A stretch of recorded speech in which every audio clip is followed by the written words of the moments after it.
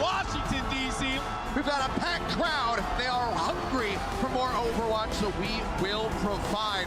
It is looking like a really good day of Overwatch. This is Watchpoint, presented by State Farm. Hello Overwatch League fans and welcome back for another exciting day of action in the United States capital, Washington D.C.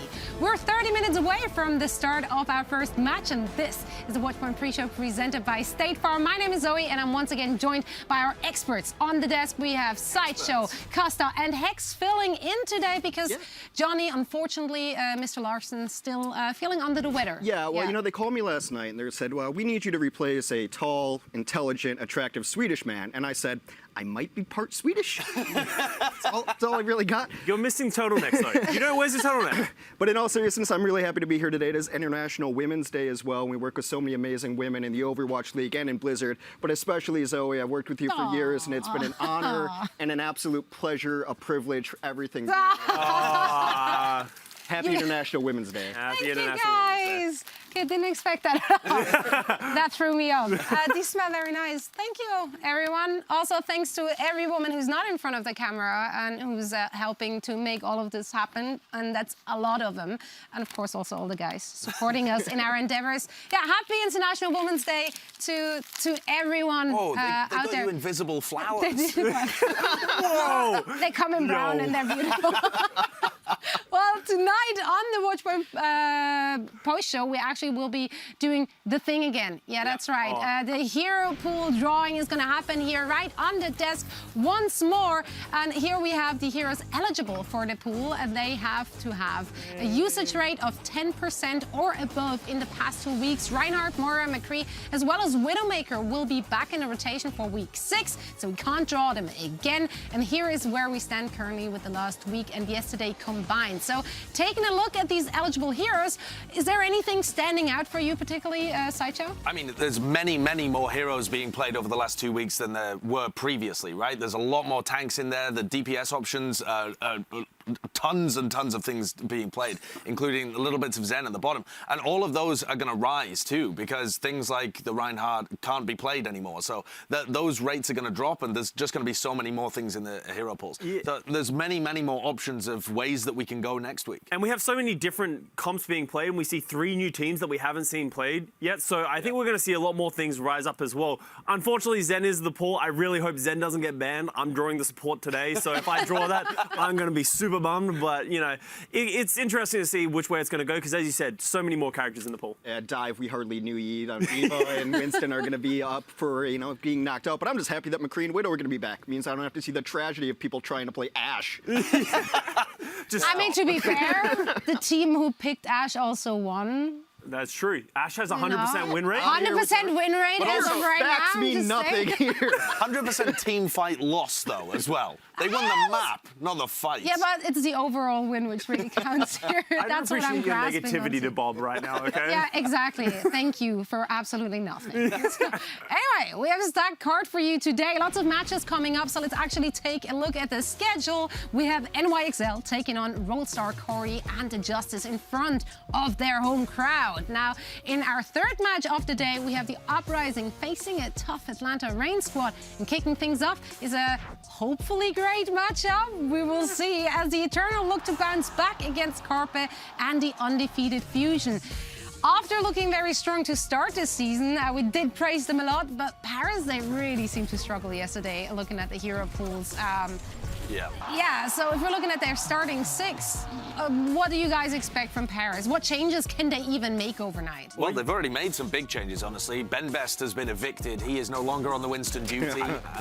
French fans everywhere rejoice. Yeah, I think you got to like look at Ben Best, right? And his Winston wasn't really up to par, so they're going to sub in No Smite. The thing that I'm most excited about, though, is XZ and Soon coming in. We talked about this a little bit yesterday in the post-show. they need to do something different. If we could see XE play the Sombra and then we put Soon on the Tracer, that's a really scary roster if they're going to play Dive. Yeah, this one bumps me out a lot because even last week, I mean, don't check my Twitter history, but I said, this Paris team is legit. Just call myself out. I was really excited. I thought this was going to be the best match we had this week. You know, Paris was looking good. Philadelphia can easily make the argument they're the best team in the league right now, but Paris went 0-3 against the Outlaws. So, like, what the hell is this team? FD God is really fun to watch. Soon coming in, yeah, he's an annoying Tracer, but does he get it done enough? You know, like, back caps are cool, harassing the backline's cool, but he didn't have carry performances. Yeah. So it's going to be interesting to see how this Paris team stacks up. I don't think anyone has him winning today. Yeah, and what I'm more worried about as well is that big changes like this, they clearly haven't practiced for. It's not like they sub Ben Best in just as a punt on Saturday, always knowing that they were going to run No Smite, No Semity, as I love to call him, on Sunday. But this Paris... Oh, yeah, no, it's a fantastic name, isn't it? It also fits his character, because sometimes explosive. Sometimes it's just a dribble, so... I think, as well, you need to look at the support line for the Paris Eternal. You know, there were some people coming out and talking about sort of FD God's Brig. He's looked incredibly good on the Lucio, but on Brig, a lot to be desired. And they had Hip as well, sort of flexing. So I really want to see the backline step up and deal, you know, with the dive better, because yesterday Dante pretty much ran rampant. Yeah, and you're not up against the Houston Outlaws anymore. You're up against the Philadelphia. Exactly. Well, good, but they went 0-3 against Houston. Like. Philly have won everything so far. They are looking absolutely unstoppable so far in this season, at least. I mean, we thought the same thing about Paris earlier. So I've got to be careful here. But yeah, this is their first crack at hero pools, and with McCree and Widowmaker, will we see chips? You said you wouldn't tempt me like this, so... Well, and here it is, the temptation right in front of you. Are you taking it? Can I play spoiler? No, you're not going to see chips, though. See it. Knock it off. Knock it off. I don't know what this Philly Fusion coaching staff is doing, okay? Really, they need to do what the people want, put in Chipsa, but instead they put in a good lineup.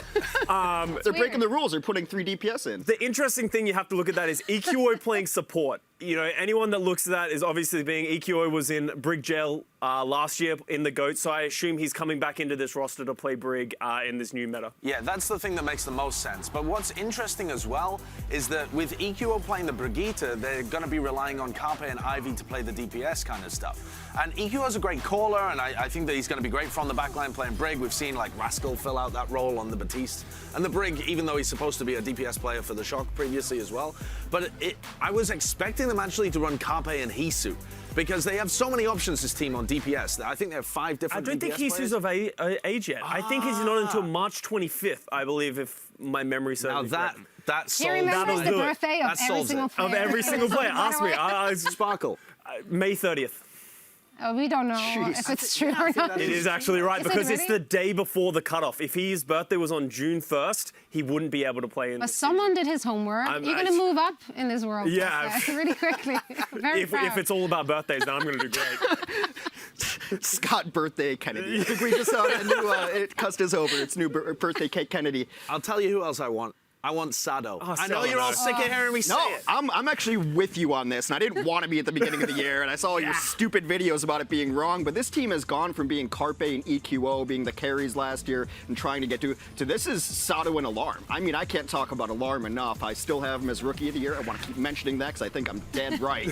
And it's the reason that Sado gets to play this aggressive style. Last year, he didn't have the support of his team, would go in and die too often, and we were like, hey, that's Sado's fault. And now you put him with a support line that's just been crushing, and you see like, oh, they're playing to his strengths. He trusts his team. That's what tank play and support line should look like together. And he's definitely made improvements on the Reinhardt, right? Like, it's not just the team improving around him, though that's a big part. He's also made individual improvements on the Reinhardt. But he's always been good at Winston. His Winston has always just been fantastic. So you give that guy an opportunity to play his default hero that he was just obliterating Korean ranked with on many, many different ways.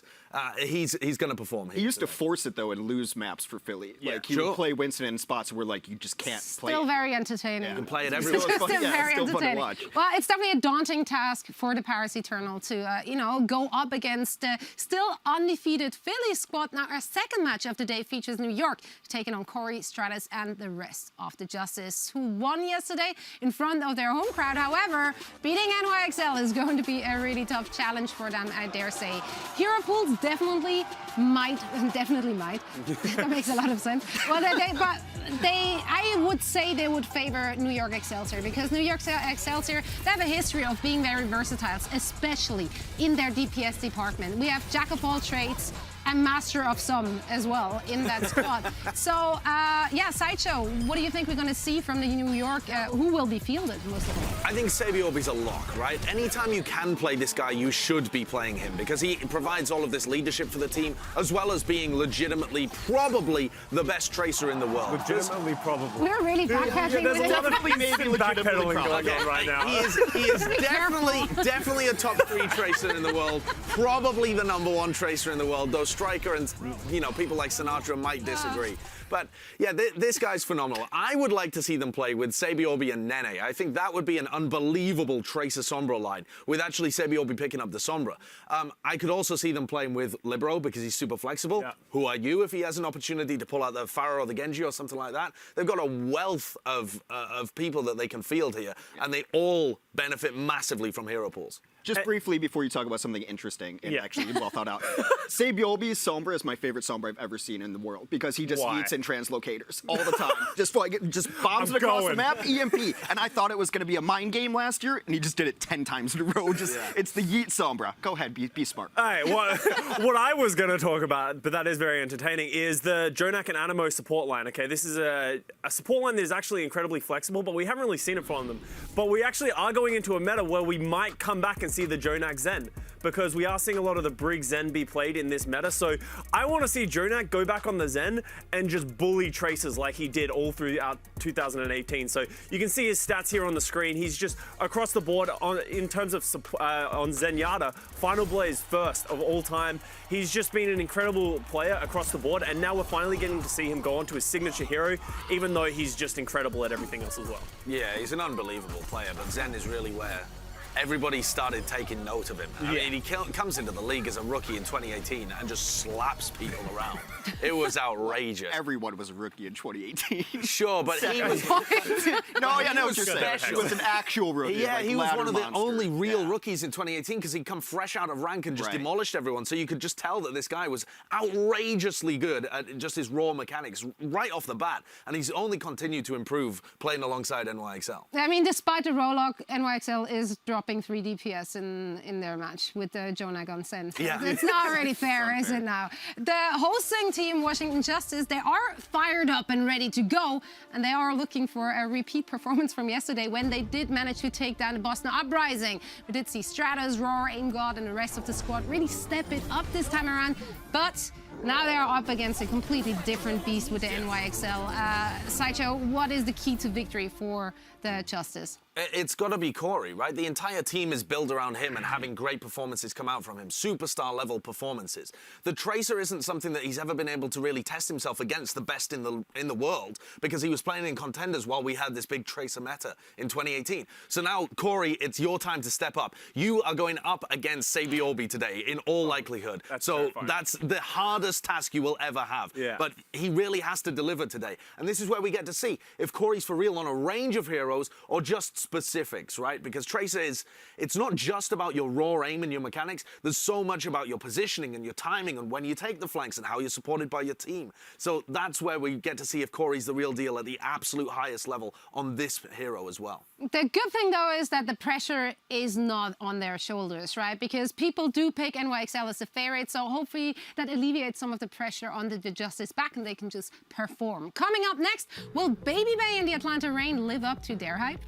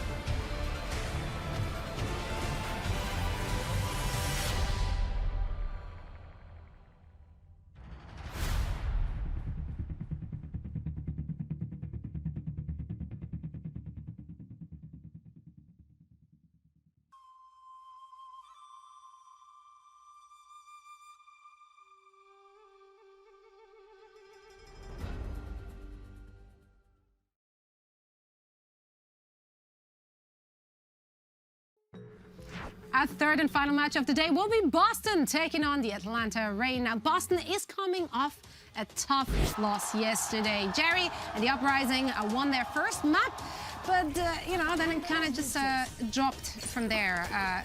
Pretty steep, I dare say, as well, as they lost all 3 consecutive matches, or maps rather. And today, it really won't be easy, as they are trying to take down the Reign, who are also on a mission, recapturing their 2019 run. Hex, what do you think of the Boston's performing yesterday? I mean, the tragedy. Are you having any thoughts? Well, no, I mean, that's the problem. When we're looking at the run of show, which says like, hey, this is what you're going to talk about, I'm like, I don't even remember Boston playing yesterday. And I think that's kind of endemic of like how this organization is built, right? They don't really have star power. They don't really have superstars. They kind of try to do scouting and get a scrappy bunch of people. Maybe that's kind of the Boston way. But right now, they kind of lack an identity for me. Maybe they found a little bit in Jerry. There's kind of a meme. Maybe it isn't. But then he comes out on Torb, and then they were just kind of odd. It seems like I only remember Boston for like their in-camera like game moments. I just remember looking at their faces when they're losing games, but they don't necessarily have the identity that I think a team needs. And I was actually kind of higher on them than a lot of people were. I'm like, I don't know, like they've scouted before and they found diamonds in the rough before. Maybe they just one need some time. Yeah, okay. Maybe we're only 5 weeks in, though, all right? And it was Hero Pool, so it was new for everyone. So let's see what they bring to the table today. However, Atlanta is definitely trying to make an example out of Boston in their game. After a great performance last year, which actually led them to being part of the playoffs, the Reign started the 2020 season strong, taking out the Defiant with ease. I want to add here, but quickly they started losing against the Eternal the following day, and there are high expectations for this team this season, I would say, with their first chance at Hero Pools today. Baby Bay at least seems to be very confident, but he always is. Any idea what he's referring to in his tweet here? Well, unless he's talking about his biceps when he's saying unleash the beast. Nice. I hope not. Yeah, I think he's referring to somebody that we haven't seen yet, but was talked about as, I think he was my pick for Rookie of the Year, actually, really early mine as on. well, yeah. Yeah, and I think it was yours too. A bunch of us on the talent desk were very high on this guy. Edison, he's so fantastic, and we haven't seen an opportunity for Atlanta Reign to field him yet. He's probably going to be playing alongside Erster as this really powerful duo that can play Sombra and Tracer. We've seen Erster, he can play everything. He's fantastic at everything. He's a god. An unbelievable level player. Like, he could be the MVP this season quite easily. And Edison alongside him, here's some footage of him playing in Contenders Korea, where he was playing the Sombra at an unbelievably high level for GC Busan Wave. What he was doing as well was playing with Brigitte inside this Goats, the Goats kind of style with the triple tank, triple support, but with him playing Sombra. And he would play very close to the front line because he has the armor packs to be able to stay really aggressive. And that's kind of what we've been seeing this meta develop. The Sombras are not anymore flanking in the back. They're playing at the front, charging their EMPs really quickly by taking armor packs. So this Erster Edison DPS line just should crush today. I'm actually so excited to see these guys play. There's been so much hype around them, and this is actually a meta that I think heavily helps them as well. You got Tracer and Sombra. We've all seen Erster play Tracer. He's going to absolutely dominate. But on top of that, you have Gator and Hawk coming in, the Winston Diva combo that a lot of people have hyped up. So I think there's a lot of positive signs for Atlanta heading to this match, and they are trying to redeem themselves after their loss to the Paris as well. Yeah. I'm definitely super excited to see them back in action, and yeah, Edison being out there, that will be fantastic for all the fans watching. But enough chit-chat from us here on the desk. Let's hear it from the players themselves. It's time for comms check. 마이크 체크. 뭐야? 마이크 체크 everyone. Ready? Yeah. Ready? Ready? Hello. What? Mic check. Kelsey, speak for me. I think you are one of the most handsome individuals in the entire league. I mean, I wouldn't disagree with you. Mic checking for Brady Agility's Ferrari driving on the Boulevard. Right here? Where was that at? Where'd you see that at? Gator! What's up? Hey, man! He can hear us, man. Hey, Gator! Hey, man! You are looking very handsome today, might I add. Oh, you too, Kelsey. God, I love the fact that I sit next to you. It's for the comp check stuff, dude. They're watching Look for the outlet. They're watching those comp checks going. I would love you. Yeah, You're bad. left in the window, the outlet flag. Footage.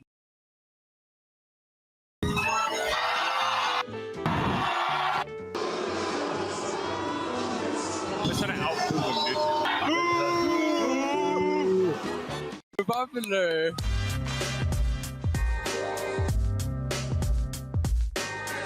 Oh my god, look at that muscles on spree. Oh, look what's popular. Oh, who is it? Oh, Linger. Oh, Linger, popular.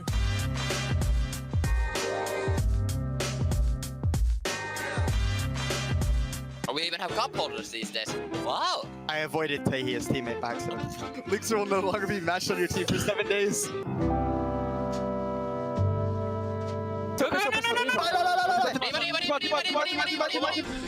Logic's already got it. Pogpo gets 4 with a fire strike. I'm done. Ellie. Oh, shit. Oh, what was that? Okay, I want a mic check. Brady. Yeah, mic check. Beast. What's up, buddy?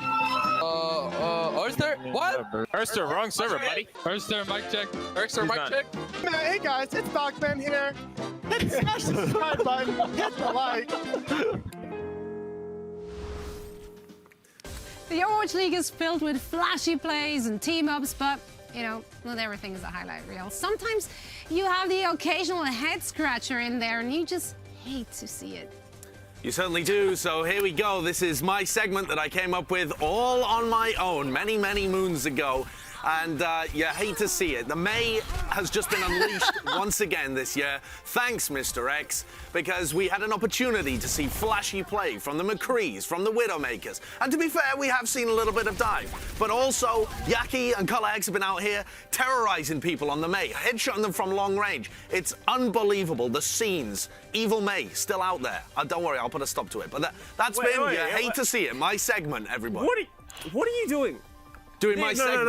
No. This is my segment, okay? I had this on CNN. I've had this for years. CNN, Cuss News Network. It's the greatest show ever on the internet of all of YouTube, okay? I have a segment. It is not. And then you stole it on the league desk last year. Completely useless. Come on, run it back. Let's get the real graphic and the real show going. You hate to see it. Look at that face. Yeah, this is Even in color, it's gotta be better. Yeah, see, it's better than yours. Yours was some grayscale, ugly piece of nut. The first you hate to see it is Josh, because he thinks he can come into my desk and do my segment.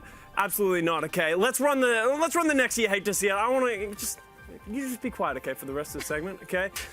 So the next you hate to see it, we actually had something interesting coming out from Color Hex. This is Stratus with the EMP, but Color Hex actually threw the May ult at the exact same time. This is something that Stratus couldn't have predicted, planned for, anything like that, and Color Hex loses his May ult.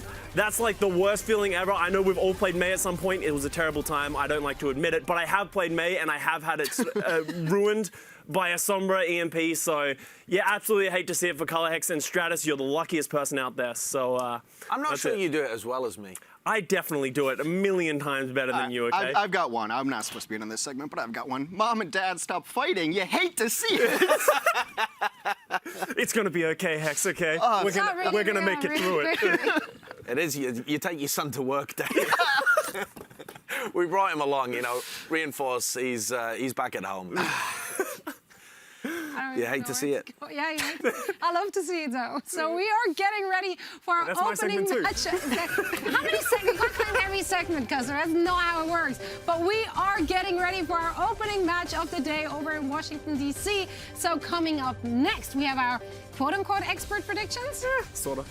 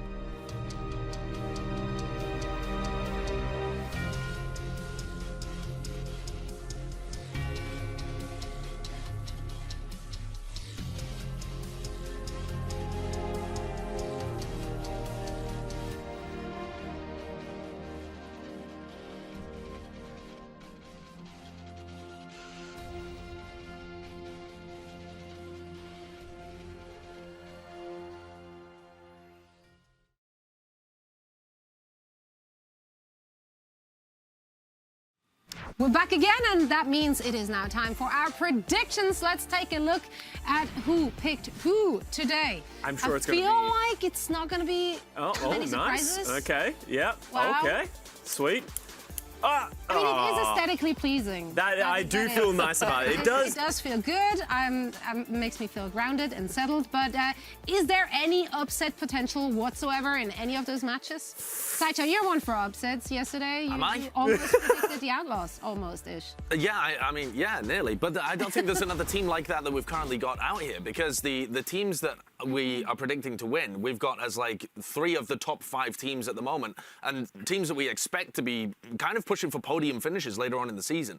And now that Hero Pulse is here, that's one of the reasons that we predicted them to be so good, is that they have just all of that flexibility to be able to crush.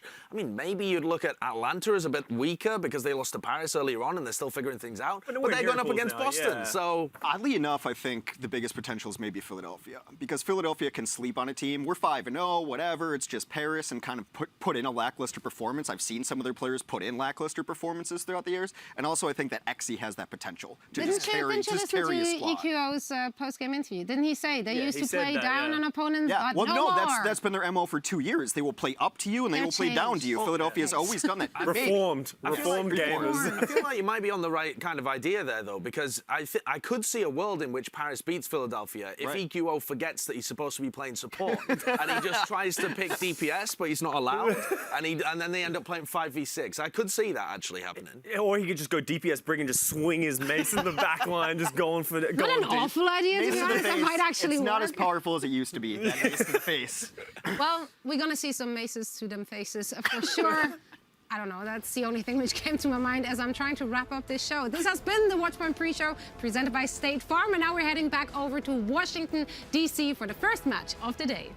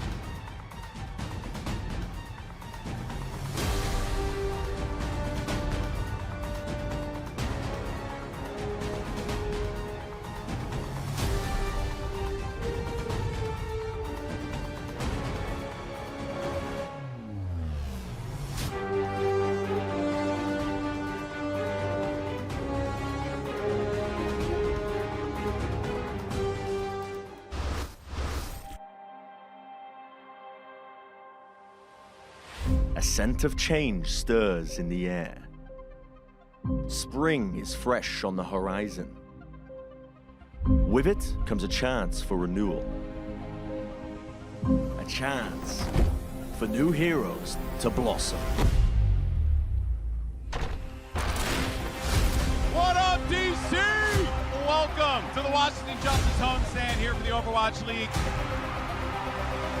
Toronto Defiant face off against the Mayhem, with both teams desperately seeking a win after a tough weekend in Houston. NYXL continues to take the league by storm, but the Outlaws experience their first taste of victory and are hungry for more. Dante strikes first, he hacks Sherfor, and they glide forward into victory! Houston Outlaws find their first win of the season! And hometown Washington faces opposition from the north. But with Corey and Stratus clicking, who can stand in their way? In a new era, with new heroes, the district takes center stage.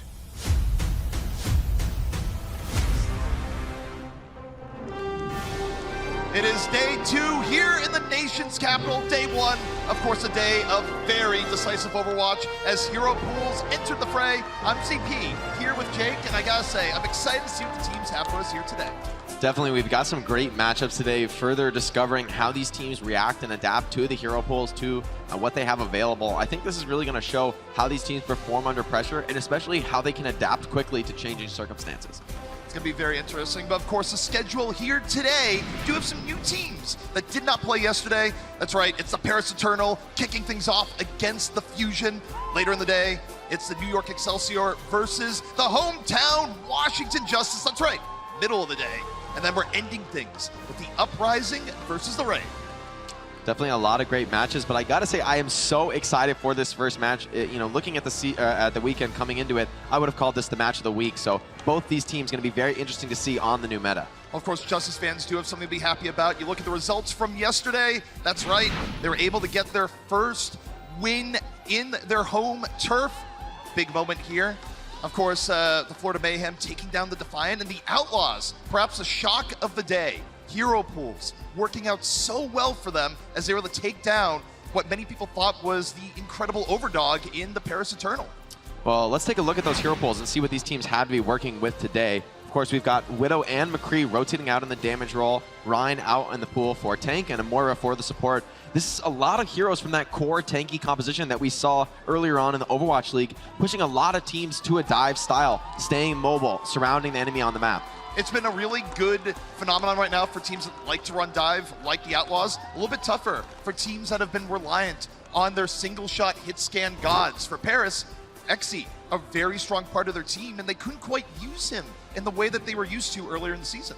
I can't help but feel that Hero Pools has really put the pressure on teams that were relying on specific set game plans, you know, that will be unchanging throughout the match. Paris tried running that Orisa Zarya comp with the May Reaper, and it just fell flat against the mobility of dive. They could never really engage that May and Reaper at the close range that they want to be fighting at. And it just didn't work out at all for them, but they kept slamming their head against it. So I hope that they've taken this day or the night to reflect, decide, you know, maybe come at things from a different approach, and their roster certainly signals that to me. So I'm excited. I think Paris is going to put up much more of a fight today. Of course, we're going to dive a little bit more into our Paris versus Philly matchup that's coming right up. And, you know, interesting stats between both of these teams right now, especially when you consider how they're going to have to be adapting. But you take a look here at the team fight statistics, it's looking pretty good for the Fusion. Paris also looking good, but you have to wonder how much of that is going to translate here, where Paris did look a little bit weaker yesterday. I mean, if I'm looking at these stats, I'm really not seeing too much significant difference. Of course, Eternal with 2 losses. It's pretty remarkable that they're even close to the Philly Fusion, so this just signals a close match to me, especially with Paris making some adjustments in their roster. I think that's the most important thing to be looking at as we come into hero pools. Also a pretty stark difference between the teams when you look at map win percentage between the two, and, you know, particularly look at control of Philly, just not losing on control or especially assault. Well, everything looking good for Philly with the exception, obviously, of that escort map type, whereas Paris a little more split evenly across the board, although both teams strong on control could make for a very interesting series, especially if we go to map 5 or beyond. So for Paris here today, the question is can they learn from the mistakes of yesterday where they didn't look super comfortable without being able to rely on the McCree Widow? But on the same note, Philly, they've looked to Carpe to really bring the pain on those heroes. So Philly, also a team that might have to do a bit of adjusting. I mean, I think both teams have the depth of skill. When you actually just look at the rosters, you consider what can these players play? Are they able to play dive? I think the answer is clearly yes for both teams. I just think Paris just came in with bad game plans, frankly, yesterday. You know, when they were mirroring Houston on the dive, a lot of those fights looked close, even though Houston came out on top in the end pretty consistently. Still, Paris, they weren't slouches in that regard. It just felt like they were switching at the end of rounds. They already put themselves in such a significant hole. Well, speculation's about to be over. Let's give it up for the Paris Eternal. I couldn't be more excited for the roster this team is fielding today. Bringing out Soon and XZ on the DPS role. That's going to give a lot of versatility to this team on the dive comp. You can leave Soon on the Tracer, Soon on the Sombra. XZ can rotate through those dive heroes as well. These seem like kind of the strongest 2 DPS to me, especially Nico, I think, being a player who isn't as comfortable on the Sombra. I felt like he was one of the weak points yesterday, so I'd love to see XZ and Soon. And for Paris, you also just hit the point, right, where you got to swap something up. It didn't work yesterday. You got kind of destroyed by the Outlaws. Change things up, see if you have a better formula here today. And both of these players did seem like strong points for the Paris Eternal. I felt bad when Soon came out of the lineup after map 2 in exchange for XZ, when both of them were really the bright spots for the team. So props to the coaching staff, making that quick, sharp turn adjustment, coming back in the next day with a new lineup and hopefully a new strategy to combo with it. And I mean, for Paris, you think about the opposition that they are up against here. The Fusion, the #1 team in the Overwatch League so far, yet to drop a series, looking renewed between play from Sado and Carpe, looking far better than it did last year. An upgraded support line that's right there with them. And let's hear it for the Philadelphia Fusion.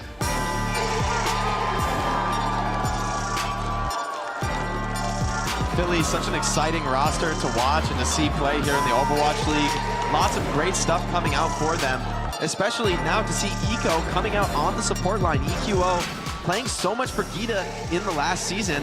Now, it's a chance for him to actually consistently lock that hero on the support line. Looks like the meta keeping Brig in is almost a constant, so put in your most experienced Brig player. Doesn't matter if they're traditional support or not. EQO is exactly the type of player, I think, who can flex those roles, known for his intelligence and skill under pressure. Let me ask you this. We see Ivy in the lineup right now, and there's a lot of debates between pro players right now. Do you run May when you can't run a Reinhardt? Do you think we're going to be seeing Ivy on the May here today? You know, to be honest, I actually think it's more of a map question than a dominant meta. I think on those maps where the choke points are close together and a death ball can really easily rotate from choke to choke without relying on a Lucio, then the Mei can really be so dominant. It can be so difficult to get past those choke points. But by the same token, on a more open map with flank routes that just can't be protected by one group of players, then these highly mobile characters are just going to get through and inevitably start backcapping you, start surrounding you, and make dive work. So the key question for these teams is, can they actually make both styles work? And I think to look to the DPS line, Carpe and Ivy are 2 of the most flexible players out there. Ivy looking really great on the Mei, but he's got other heroes in his pool, and I'm really excited to see them come out today. I think Fusion definitely is going to be one of the more flexible teams in the league, and flexibility, something just paramount right now. As we saw yesterday, with hero pools coming in, you're going to have to swap up your strategy every week. No week is really going to be alike, and for the Fusion, we'll see if they have the depth to deal with it here. And of course, the Eternal still smarting over their loss yesterday. Perhaps they learned a lesson or two. Yeah, definitely both teams making interesting adjustments here coming into the hero pools, but as we get into Ilios, we'll see which team is able to get ahead in the series. Of course, Ilios is going to be our first map. It's a control map. Then we move on, and the maps with South Asterisks, those are only if needed. So should we need it in our first of 3, that is where we're going to be heading. But now, going to be kicking it off here on Ilios. And already, Jake, anything speaking out to you as you look at the heroes that the teams are on? Well, this makes total sense to me. The Brig Zen seems like the dominant dive support grouping. Maybe swapping that Zen for an Ana later into the round if that Transcendence isn't going to come online in time. But both teams preferring the Soldier. Carpe, interestingly, preferencing the Sim here. Wants to get his team out. No, actually, both teams going to like a very similar composition, although FD God, we'll see if he switches over to the Brig. And there is a swap to the Brigida, so we do have a mirror match in play between both teams. And Soldier continuing to be a dominant pick. Paris putting a little bit more pressure on this Lighthouse side, so Carpe is just going to scout that out, try and keep the attackers at bay. But if this flank can come in from Paris, they should be able to keep Philly very pressured in the corner. Ivy was put under a lot of pressure early on from Soon. Was able to shake it. Carpe, meanwhile, a little bit more back to steam. Philly looking for a way on in. Paris a little bit more dominant on the point here so far. Already 3/4. Philly almost getting up the captain free. Now, I'm going to move back over onto the point. A little bit of pressure back and forth. Paris getting put down. NYXL's down. Alarm assassinates from afar. Dive comes in from Paris, though. They're striking back. Point control as well for Paris, but no, the dive is working out. They're able to snowball through even without their healers. Paris able to turn things around soon, being the big difference maker in this one. And now we'll see if Paris can hold on. They've gotten control of the point. They're pushing the Fusion back, and for the Fusion, they just need the reset. And the D-Mech from Poco is going to signal an even longer stagger, although with 50% on his mech suit, he might elect to stay on the map and try and recharge with the pistol. A bit of a risky play, though, could allow Paris to come in with a fast dive. Paris right now holding onto their positioning, staying further back, not giving Fusion any obvious dive targets. Second dive of their own. Pulse Bomb in from Soon does not connect. Poco hanging on back here, the Fusion going more towards the right-hand side. Carpe working the flank. Exi, though, able to find Ivy. Now Carpe trying to make up for it. No smite out of the fight. 5-on-5. Pulse Bomb over. Does not connect. The Eternal hanging in there. Hobbin throwing out the self-destruct. What's he going to get? Just gives him a little bit of space as Alarm fires back. A very fight thus far. That's a huge pick. Zen, one of the slowest rollouts, and Sato will be back to the fight very, very quickly, so there's going to be a momentary advantage here for Philly Fusion. Hiko with the pick, that's going to enable them to capitalize. Still got to respect the Brigida, even if you are on Tracer. And now the Fusion have better spots, starting to put up progress. Exi taken down. Carpe, more room to work with. Carpe, though, a little bit deep there, ends up falling the Hanbin. Fusion, though, still looking to flip. The Eternal, though, Jake, are still in control. Eternal's doing a great job cycling bodies onto the point, and the rally is going to make it almost impossible to close this fight out. So Paris, they're charging forward to 99 capture. Who will win this fight, though? Trans committed from Paris. Transcendence and Tac Visor out from Paris. Sato's been hanging on the prowl for a long time, but now lets it fly. Sato trying to disrupt a bit in the back. Exi very, very low. Same soon. Exi can't get away from Sato. Just gets slammed into the wall. Paris suppressing Ivy, but now he's going to be able to push out. Exi falling in the backline. Sato, though, gets turned on, taken out. The stick from Soon, but it's traded. Soon goes back over with the Pulse Bomb, keeps Paris in the fight. This is a slugfest. Philly, though, Carpe with 2 on the other end, make it 3. And that's the type of carry play Fusion needs out of Carpe as they maintain control. And it's so important that the Philadelphia Fusion there are able to take control of the point midway through the fight, getting that control starting to tick up so they're not so far behind in this round. No ults really to speak of for the Paris Eternal. Fully committing to that team fight victory might cost them, especially if Carpe can find a stick pick off, then that could really slow them down. See what Carpe does this time. Pulse Bomb up. Doesn't even want to have a full team fight here. Just if he can get the early pick off, and does. No smite. Just looks the Pulse Bomb in the eye. Doesn't blink, but probably should have. Not much you can do there about the Pulse Bomb. This is going to signal another potential reset, but Paris trying to keep fighting for control, even without their Winston. This is very confident play from them. We'll see if it goes unpunished. Carpe, meanwhile, again, working on the outskirts. Ivy, well protected by EQO here, where makes it difficult for Soon to harass the soldier. Diving in now onto Ivy, but he's got great support from his team in this corner. Throws down the health station at the same time. No smite, though! A Primal on the other side! And Paris able to break things wide open. This is real dangerous for Philly. They don't have much room to give. Although that early cap now is going to be so important because it's going to buy them a little bit of extra time to potentially get a point contest working. Although the support ults are charged for the Paris Eternal ahead of Philly Fusion. It's going to be a really tough fight for Philly to win. Philly needs to buy a little bit of time for Alarm to get the Transcendence. Overtime in play. Pulse Bomb in from Soon, looking for the pickoff. Sato, super, super low, but he was able to stay alive for now. No one touches point. That's pretty rough there. All the pressure coming in. A little bit of miscommunication there from the Philly Fusion. There were definitely players close enough to touch, so nobody able to put themselves on the line there. Although if you do drop a player early, it might end up costing you the team fight anyway. So probably was Paris' fight to win, but a little bit quicker than it needed to be.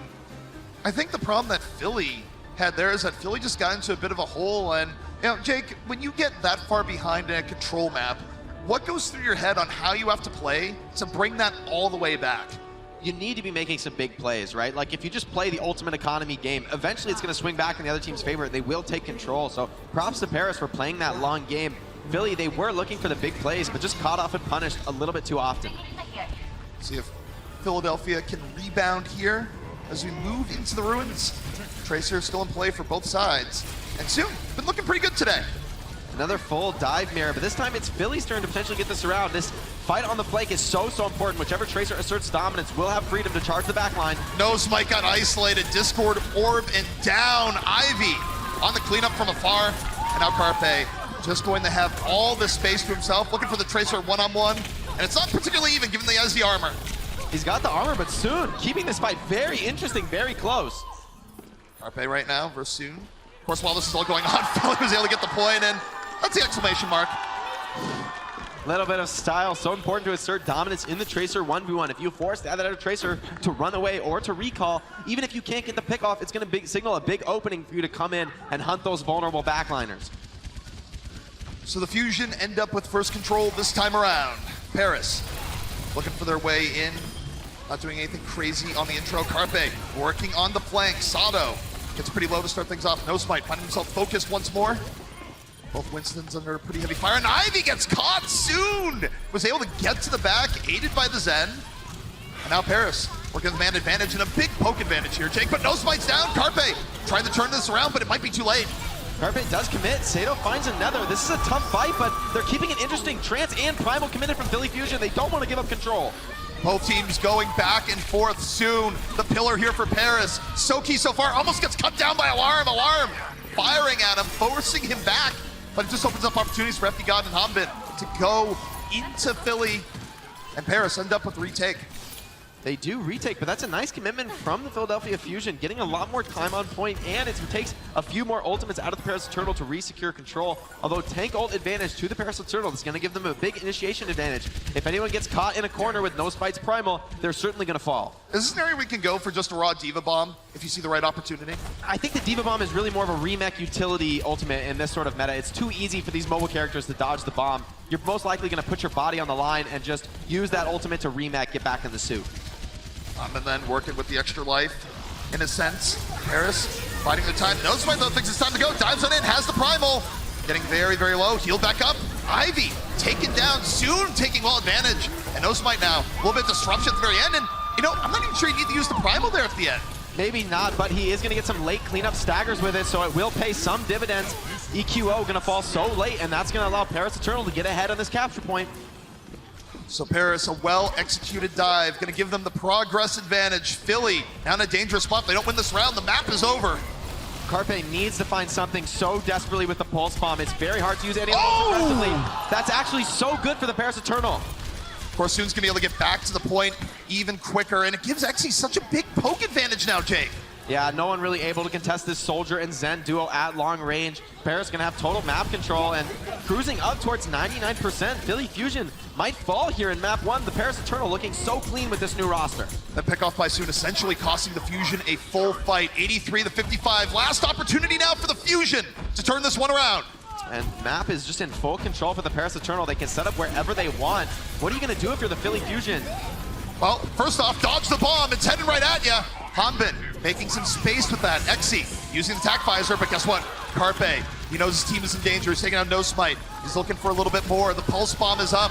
Carpe on the hunt, on the prowl, goes for the stick, and it's not quite enough. Sato, meanwhile, down. Carpe, it's not the Pulse Bomb, but he's still got to do more. The rally just providing such a huge advantage. First Transcendence comes out from Philly Fusion and a much better response from Hip. They're going to have so much dominance in the healing on point. EQO, though, with the rally trying to fight back, but he's got no DPS. Soon right now cleaning up the last little bit of the Fusion. His Pulse Bomb a bit better. Looking for Alarm on the other side, and that's it! Paris taking map 1. Impressive stuff from the Paris Eternal. I talked about yesterday how it seemed like the strategy was what was letting them down there with those strange Orisa May Reaper cons trying to make that work, but when they play the meta, they bring out this dive roster. They look so strong and taking down the most dominant team in the Overwatch League. The Paris Eternal, they lost to the Outlaws yesterday, but now they're taking it. It's the #1 team in the league. Can they keep it up? Find out soon.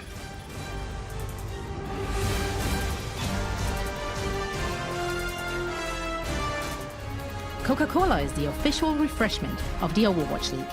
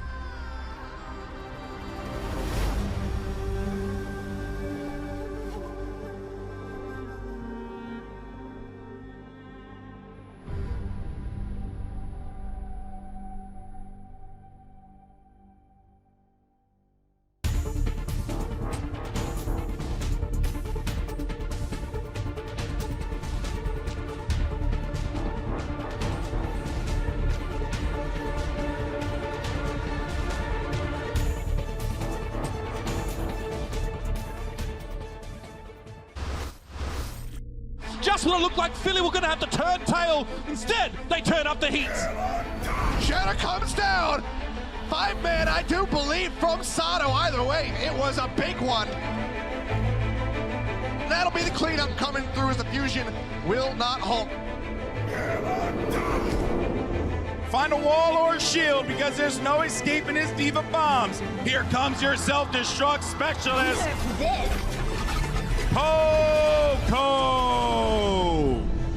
Philadelphia, he will be your shield. Huge round of applause for your main tank, Sato! High risk, but an even higher reward for the Fusion. Oh, Sato! Carnage in the tunnel! Goodbye! Do not run into Sato in the subway. If Sato keeps playing like this, it is going to be a very, very bright season for the Fusion.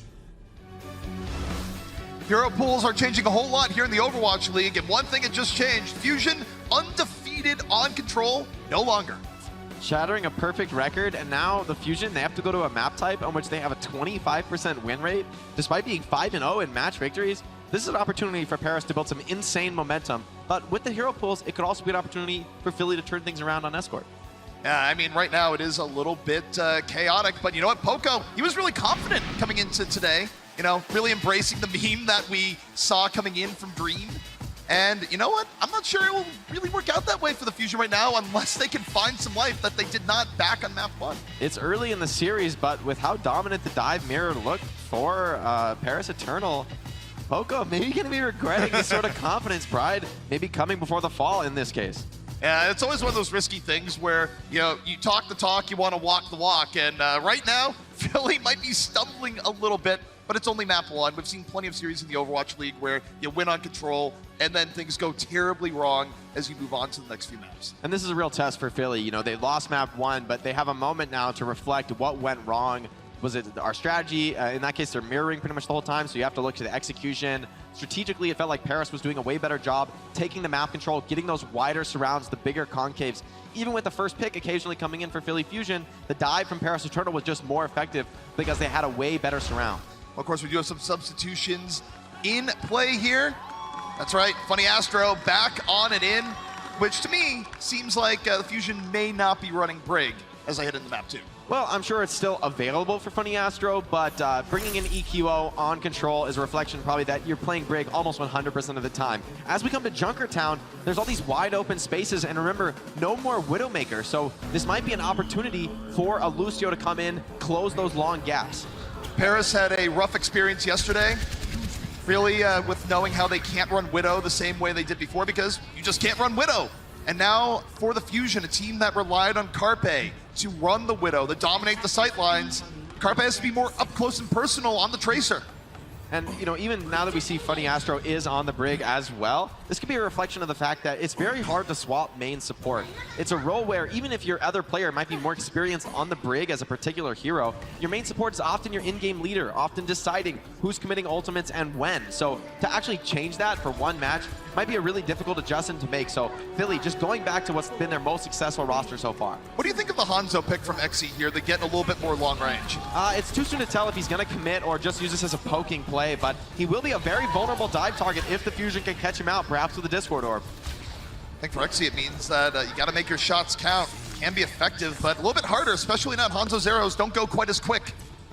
And Fusion with no map control to speak of, they're going to have to make a concerted dive here because Paris Eternal, even with a much less mobile comp, they're the ones taking control. They're the ones getting this around right now. Paris taking their time on setup. What do you think of the Hanzo v Soldier matchup? It's really rough for Soldier. The potential to get one shot, you know, XE's just going to poke all day long, and eventually he might just find something. Soldier not going to be able to get that pick off in the same way. So we'll see if Ivy ends up respecting XE here. Right now, both teams will that casual poke. XE, though, under pressure. They go for the dive. Oh, what a turn! Takes down Carpe. Excellent by XE. And Ivy not really able to find anything. He's going to wrap around the flank, try to turn things around onto XE. Does catch him, but the heals are onto XE, and now he's turning the fight around again. Paris starting off strong here on Junkertown. This should be a quick point A. Alarm, though, a parting shot. potential to recontest here, but I wouldn't recommend this for the Philadelphia Fusion. I like this. They're switching to the May, bringing out a comp that is a little more dominant in these enclosed spaces. There's less opportunity for the mobility of the dive comp to pay dividends. XE right now feeling himself a little bit far forward. Just looking for that one arrow, Jake, to get an extra stagger. And look at this, Poco onto the Sigma. So much poke now available for the Philly Fusion on this comp. They have a lot more range damage than the Paris Eternal, even in the face of the Hanzo. But a stick like that changes it all around. Just a sweet little stick. And now it's 6 on 5. It's those little plays that help put Paris ahead, that give them so much extra room here, Jake. And this is about the most impactful pulse bomb you could ever get. I mean, that's essentially a free team fight of card push now for the Paris Eternal. So Soon getting so much value. Carpe not even really able to enter the fight. So props to Hanbin and Soon, keeping the pressure, keeping the map control, even when they're playing a more stable Arisicon. Soon has been playing incredibly hungry here today. You love to see it. Really flashbacks to what he used to be known for going back. And XE finds Astro. No immortality field down, and Fusion, they can't get a clean fight. They're just getting rolled. Before the commitment even comes in from Soon, we talked about him setting up this flank, but in fact, it's XE and Hip finding the pickoffs. That's a free fight, and Soon, I mean, you can't even question this. They're absolutely dominating the game so far. 5 minutes and 30 seconds to get third point. Philadelphia Fusion are absolutely crumbling. Fusion look lost right now. Carpe gonna try and fight Hanzo v Hanzo, saying, you've changed my mind. I think Hanzo might be pretty good right now, but they're playing into what was originally Paris's game plan. Yeah, but Soon on the Tracer now might struggle a lot. There's so much range poke coming his way, and he will be caught and taken down. Soon perhaps a little bit deep, but Paris is working with an incredible time bank right now, Jake. 5 whole minutes just for point C. I like this from Paris. They're refusing to give up the fight, still contesting the high ground. They know that Soon will be back very, very quickly on that Tracer. Hip able to take down Alarm. This time it's Alarm on the receiving end of some Zen damage. Soon, meanwhile, Pulse Bomb. He's ready. He's on the prowl. Looking for it under pressure from Sato. Just drops on the Sato. Does Falter get V there? The immortality field's there, and Sato should get healed right back up. Although Supercharger from No Smite, there's no flankers available for the Philadelphia Fusion to take this down, so it's free damage boost for everyone on the Paris Eternal as they look to close out the map. It's free real estate. FD God able to take down Ivy, and Paris once again on a 6 on 5, Soon into Carpe, and Paris continues to put the Fusion into the ground. Paris, you could tell they were angry yesterday falling to the Houston Outlaws, and now this anger is paying dividends, absolutely deleting the Philadelphia Fusion. 4 minutes and 10 seconds on Junkertown. This has to be close to a record. Right now, Carpe could be at his PC furiously going, it won't let me play Widow. I need to play Widow. Because right now, Fusion, they need some form of change, because this was a very different showing where I know transitive property isn't a thing in video gaming. Matchups are a big deal. But I just want to remind everyone, the Eternal just got completely destroyed by the Outlaws yesterday. And now they are destroying the undefeated top team in the league. This is madness. And I just want to give huge props to the Paris Eternal. Yesterday, I was, I have to admit it, I was ragging on them. I was saying, you guys, they're playing these bad strats. It's not working out at all. But they completely turned it around today. They looked at what other teams were doing, what other teams were using to find success, and they've replicated it while still focusing on their style. XE on the Hanzo, he's been so sharp. And Soon on the Tracer, this is a very non-traditional composition. It's not a full dive strat, but Soon still on the Tracer, still making it work. So we do have a stat update. That is the quickest Junkertown attack time in Overwatch League history. Woo! What a turnaround for the Paris Eternal. I'm proud I called that one out, but I guess it was a little bit obvious. I mean, they didn't lose a single team fight on the offense. So Philadelphia Fusion, it's going to be almost impossible to recreate that success, but they just need to cap the map, get an OT round, and try and make something out of this map. Well, we could have the record for the quickest broken record if Fusion is able to break this record here and now. I think it'll be so difficult, but the Hanzo Make comes out again soon. Gonna have to watch out for those one-shots, but he's been so evasive and elusive so far. So we'll see if the Fusion can capture some lightning in a bottle here. Because right now, Paris has had their number and then some. Interestingly though, FD God on the Mercy is probably going to be pocketing XZ most of the time. Going to give him a lot of damage pressure onto the shields of the Philadelphia Fusion. Carpe, right now looking at the shield, staying with this team. Not really going for any pickoffs on the side. Not a flanking Carpe thus far. Trying to take advantage from the halt, and meanwhile Sato just got out. Soon is just dancing around the Philadelphia Fusion. They come to the flank to clear him out, and he's right back in the main tank space, taking down Sato. I feel like you compare the two, Soon is applying way more pressure on Tracer than what Ivy is able to dish out right now in the main. Definitely. I mean, it feels like the group up play from the Philadelphia Fusion, they're stronger in the moment, but as soon as they split up to take control of one of these flanks, oh no! Soon is immediately striking to punish.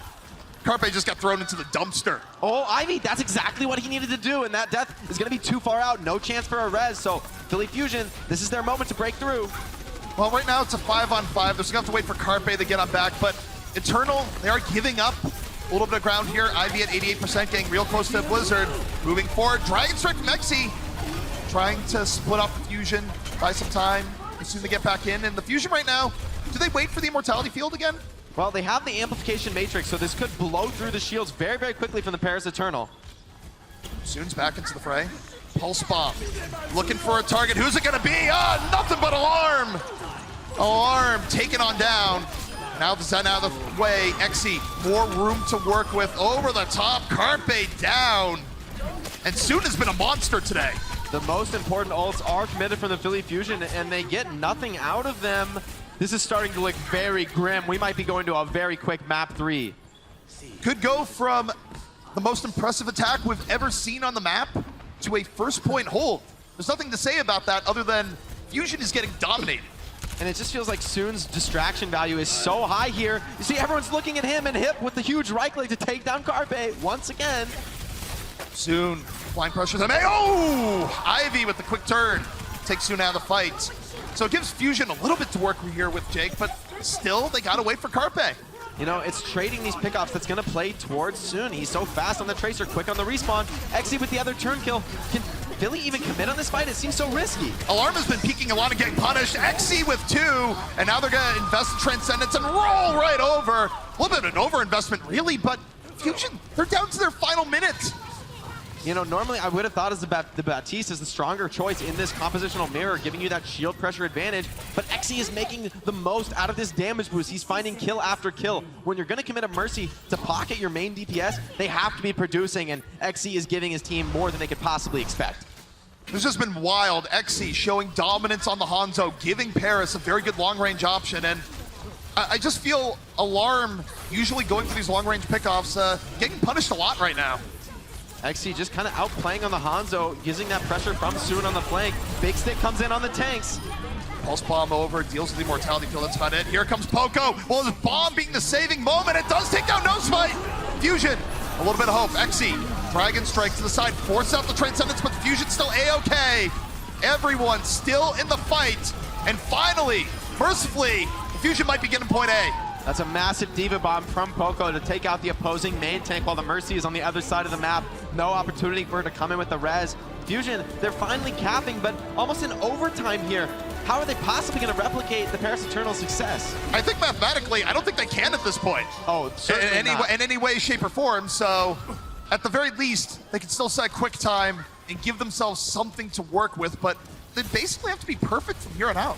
I mean, with Paris Eternal Soon doing so much on the flank, delaying these fights, keeping them very, very difficult to actually get the engagement. Soon always pressuring. I don't think there's any way that Philly is capping with extra time. They're going to have a very difficult OT round ahead at best. Well, the upside, it is Escort. You can do things even with no time. Have the Amp Matrix out right now. Ivy just poking on through. Blizzard ready. Doesn't want to throw it into the Matrix, and Astro got picked off. Hip being dangerous here in the back. Uses the Transcendence a little bit early. Keeps most of his team alive. Wasn't enough to save No Smite. But Soon's in the back line right now. Now rotating around. Both teams understanding the importance of this high ground position, but Sato overcommits and taken down, although Soon traded back. Philly might have a moment. Their spawn, remember, is so close, but Soon's rezzed. Oh, FD got on the Mercy. Brings the Soon threat back in. The Pulse Bomb still ready for the Eternal. And that's been such a key ultimate for Paris here. Usually able to get something out of it. No Smite as well, switching over to the Winston, so Paris Eternal going to be on a full dive composition with a very dangerous backline. I like this sort of dive variant. It's going to give Exi all the space in the world. Exi opens with the Dragon, forces moving out of the Fusion. The Pulse Bomb from Soon, not quite connecting. No Smite, left on over. They invest the Valkyrie. Paris still in the fight, but down a lot of presence here, down the main tank early, and now Exi still the major threat around.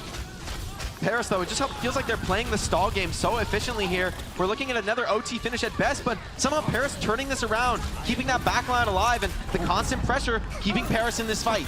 Hanbin's been doing a lot to stall things out, even as Fusion has been a little bit more dominant in this fight. You nailed it. It's all been about the stall where, yeah, Paris, you're falling, the Dragon Strike's doing some work, but look at the time, it's just draining. Paris, they just need to charge ults and win one team fight in overtime. Philly, they need to win this clean. If they commit too many ults here, they're going to kill their chance of snowballing third point. So this is a tough fight for them. Fusion need things to start going well consistently. Alarm now on the Ana, in the back. A little bit of pressure, looking for No Smite. No Smite eating a lot, Poke's down! No Smite looking a little bit lost. And the Fusion, well on their way to getting point B, but the time, once more, it's an overtime, Jake. They are not really doing well with the clock. Yeah, I mean, once again, 130, there's almost no way you're capping this with extra time, but you need to cap it at all. Just give yourself some chance, some sliver of hope. You're going to have to make an absolutely massive OT push, even if you get this done, but still, keep fighting. You're not over yet. And again, the upside for the Fusion, it is Escort, where no matter what, you do get another attempt if you finish things out. So that's something they have to be banking on here. You gotta look to Ivy though, next fight. Blizzard, ready. This Hanzo duel is so critical, so important soon. Fighting in the backline, but Poco's keeping the pressure on him.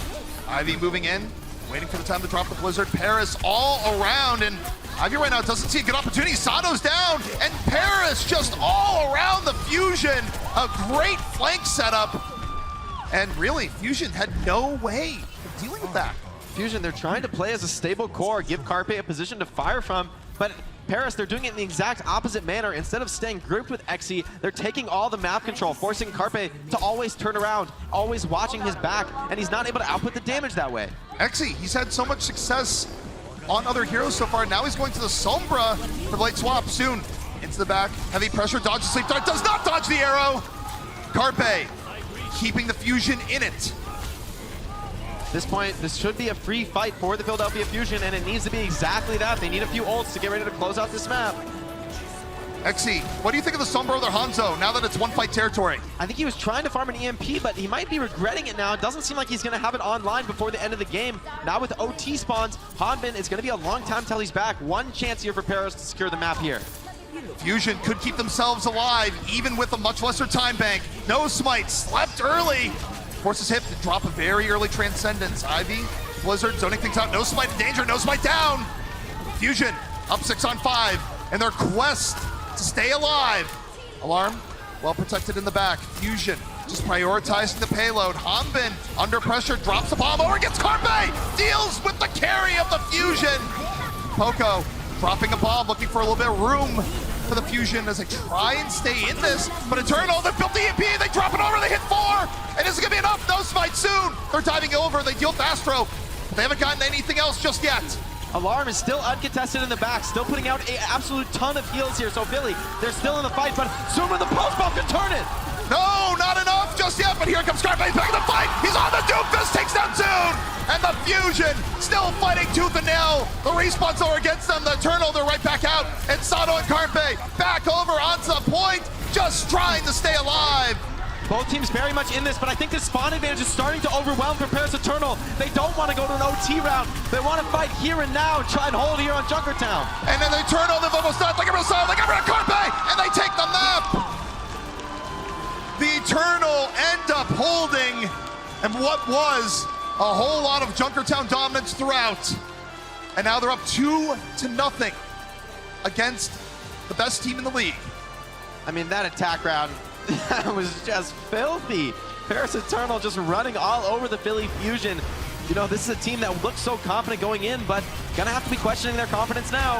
The Fusion, can they go for the reverse sweep? That's the situation they find themselves in. Join us after the break.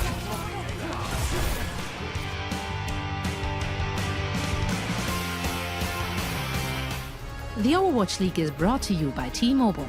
Rank up with America's first and only nationwide 5G network. And by State Farm. For auto, home, or renters insurance, like a good neighbor, State Farm is there.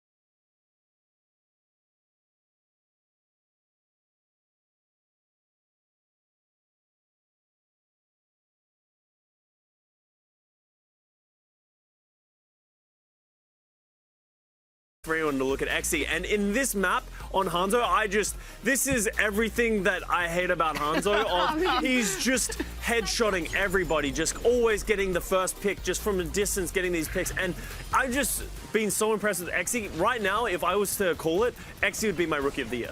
It's very close, and I've mentioned Alarm as well, but Exy's definitely getting the better. But like, since his debut in New York in week 1, Exy has been just burst onto the scene here. And you're right, the style in which they play is really cool, because it's this hammer and anvil. You got to turn around, and the Gassoon's coming behind you. Now here come the tanks, and the moment you turn your head, Exy's just hitting a 180 flick on Hanzo. It's like, it's kind of filthy, isn't it? And as you can see, like, we have a new record here on attack. Oh, that's right, yeah. Crazy. Yeah, that is crazy. It didn't feel that way, but the cart never stopped. They just kept going. It didn't feel that dominant. It was just like constant movement, constant motion. And 347 doesn't seem like that fast because, you know, we do see other maps that are shorter, but Junkertown is such a long map. All the doors take so long to open. So the fact that they did that with 347 was just ridiculous. And you really got to give praise to the entire Paris team because they've blown our expectations out of the water, especially from what we saw yesterday. Yeah, they looked, as Brendan would say, absolute cracked. And speaking of cracked, it is crunch time now as well, presented by Pringles Wavy. I killed that segment. I'm actually really proud of that one. Costa, take it away. Honestly, I'm just going back to Exi. We were trying to think of like these big plays, all these kind of things that happen in crunch time. This is what you need. This is the crunch moments. That is 2 of the picks. He literally opened up the second point and the first point with just a headshot that's starting. He's just getting consistent kills and just applying so much pressure. And look, how much pressure has he had on him every single shot where you just show him shoot? Yeah, it's because the team's busy looking for Soon and trying to deal with that. But what's really interesting about Exy is he's taking these angles that allow him to get shots onto supports. He's not just pumping Storm Arrow into tanks and hoping for dragons, but he's taking these weird off angles. Almost every kill you saw there was on a support, and that wins you fights. Yeah, and I want to quickly apologize to everyone watching. We very shortly went off air. It was because I was just a slaughterfest there for me. We just couldn't really... Just cut the VOD. Yeah, we had to cut it. We just didn't want all of you to see. There are kids watching too, you know. But yeah, let's talk about the upcoming maps. We have, I think, Blizzard World should be the next one. What do we want to see from the Philadelphia Fusion? What can they do to get themselves back into the game? Because right now they look lost. I think it has to be on the tanks. You know, Josh is back in there, in the back, selling his stonks. That's why he's not on the desk right now because, you know, they're playing. Yeah, you know, you gotta sell when you gotta sell. But I think it needs to be on Poco and Sato to apply more pressure. Just go aggressive because it feels like they're kind of playing slow and playing the defensive game in this dive. Right. Look, it's tough, and I don't think Philadelphia's going to make this change, I think, but maybe you put EQO in and let him play Pharah. You can open it up. I'm about it. I don't think they will. EQO does not look happy right now, but let's just some hope for Philadelphia, though. They've come back from deficits like this. They're clutch as hell. They've come back from series that look over before, so maybe the halftime they get some coaching up, but... yeah, I don't know. I would like to see Pharah in Blizzard World. I think you can open it up. There's not a great hit scan option, although Hanzo's kind of hit scan-ish nowadays. All I'm saying is there is a character called Doomfist that could throw a wrench in the mix. I think they have a good Doomfist player, so maybe just anything. Do you throw anything at the wall at this point and just hope it sticks? I don't think Philadelphia's not really that style. I think they change week to week. They don't really make these mid-game adjustments. Like, this is our style. It's what we play. Just play better, guys. Just play better. And honestly, Carpe... That's always my favorite advice. It's not the coach's fault. Have you thought about going to coaching? Because that could have helped with a lot I of think things. that is about 50% of all Overwatch League coaches anyway.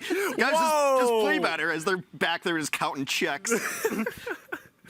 Sorry, guys. Okay, well, one last thing. Paris, do you want them to do any changes? I mean, I'm personally never a fan of, like, why change it work? It ain't broke. Right. Yeah. Don't fix it. Yeah, like, I think you just keep doing it. Keep letting Soon play the Tracer. Let Exy play whatever he wants. Just sort of everyone else keep creating space for them because they're getting it done.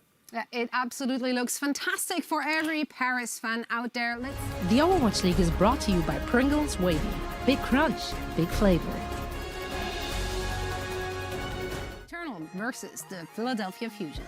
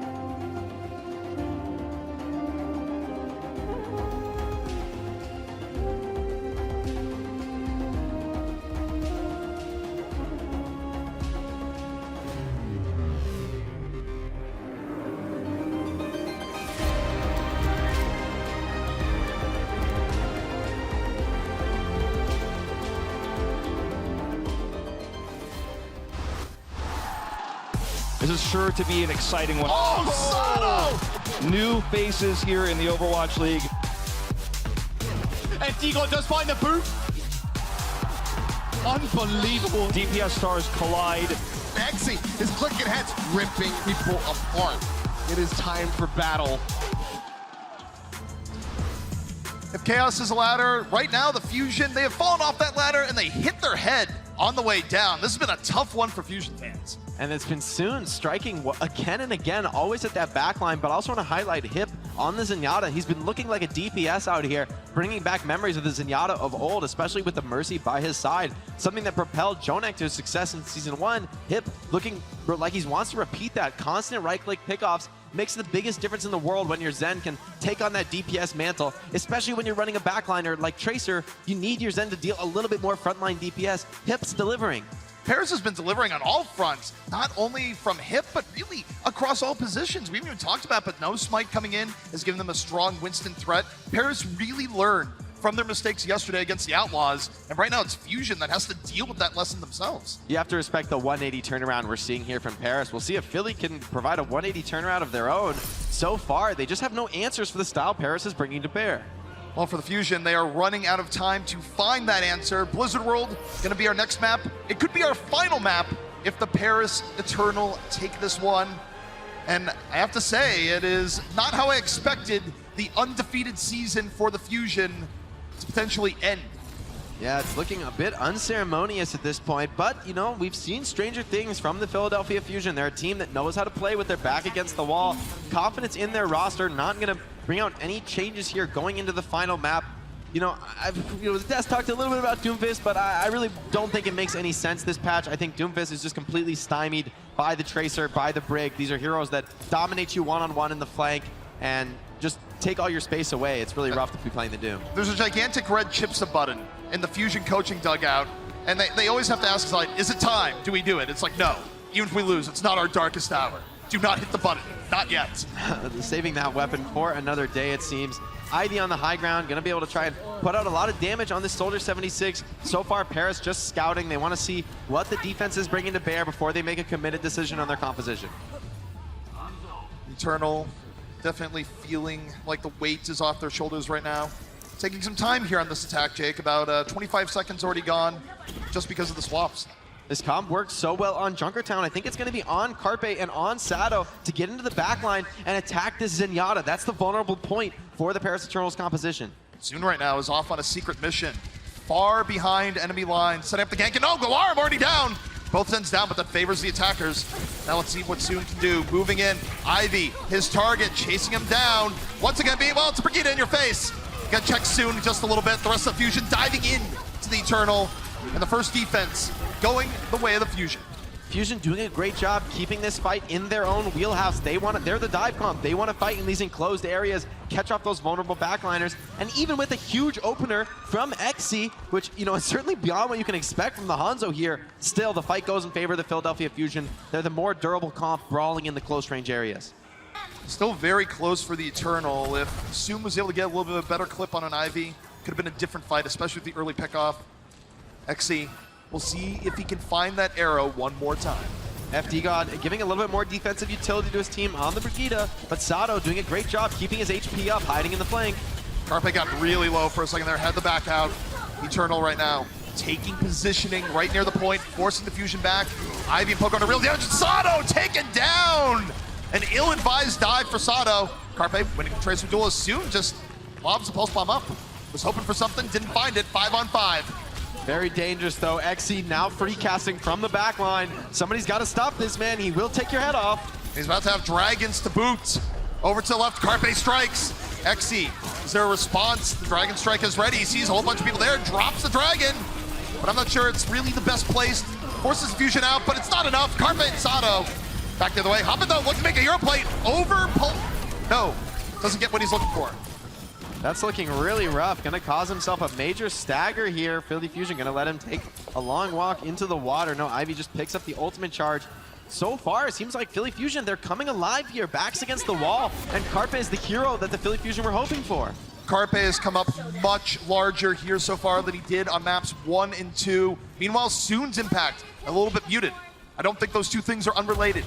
Definitely not. Carpe getting the better of the Tracer duel now, and a huge ultimate bank ready for the Philadelphia Fusion. Paris, Exy's going to have to provide some next level heroics to win this one. Yeah, I mean, if you don't get an early Hanzo pick off here, it's going to be very difficult to win the fight. Sato, looking to flex, early Primal Rage, the Fusion moving on in, making it look easy, but also efficient, Jake. They only had to use the Primal. Exactly. Oh, Exy! Exy kills both DPS. This guy's a freak of nature. Fusion go a little bit deep. Now this is going to give the Eternal an opportunity, but it's going to be without Hanbin, so I'm not sure if it's quite as good as it would have been. Yeah, I mean, I don't think there's going to be much of a window here. Tracer, Soldier, some of the fastest respawners in the game. They just get right back into the fight. So Exy's going to need to produce more than that to get this fight win. He has a dragon up, but where do you place this dragon here? It's just not an effective ult against a dive composition. They don't mind running around. So we'll see where it goes. The Fusion, meanwhile, Poco, early bomb takes out Exy. They deal with the threats. There will be no Hanzo pickoff this time. Fusion still full 6. The stick! No spites out of there. And the Fusion rally back here on Blizzard World. This is looking like a point A hold. Carpe looking so dangerous with his back against the wall, refusing to let the Philadelphia Fusion fall in 3. And it looks like the full hold here. Hanbin just trying to delay, just trying to keep this fight going. Emergency Doom Fist. We've seen Dooms pull fights like this before. Exy, though, will have to go full beast mode, and no, he's dead. He's gone. Yeah, not happening. Alarms disagrees with you there. He's like, no. We're not living in that universe. This is our hold. Please, get off our point. Wow. You've got to give it to Sato and Carpe there, assaulting the back line. Exy, confident in his Hanzo, having a great performance in the last 2 maps, but just completely shut down on the close corridors of Blizzard World first point. This is what you need if you're going to be a championship team. You have to have the fortitude, Jake, to bounce back from otherwise difficult situations. Philadelphia Fusion, you got to hand it to them. The emotions have, for a lesser team would have been out of control. They could have gotten snowballed out of this game, but they're fighting back. Well, will the Fusion be able to get the brooms out of the closet and go for the reverse sweep? Right now, it's looking okay. We'll find out next round. The Overwatch League is brought to you by Cheez-It Grooves. Deep flavor, deep crunch. It's a mind crunch.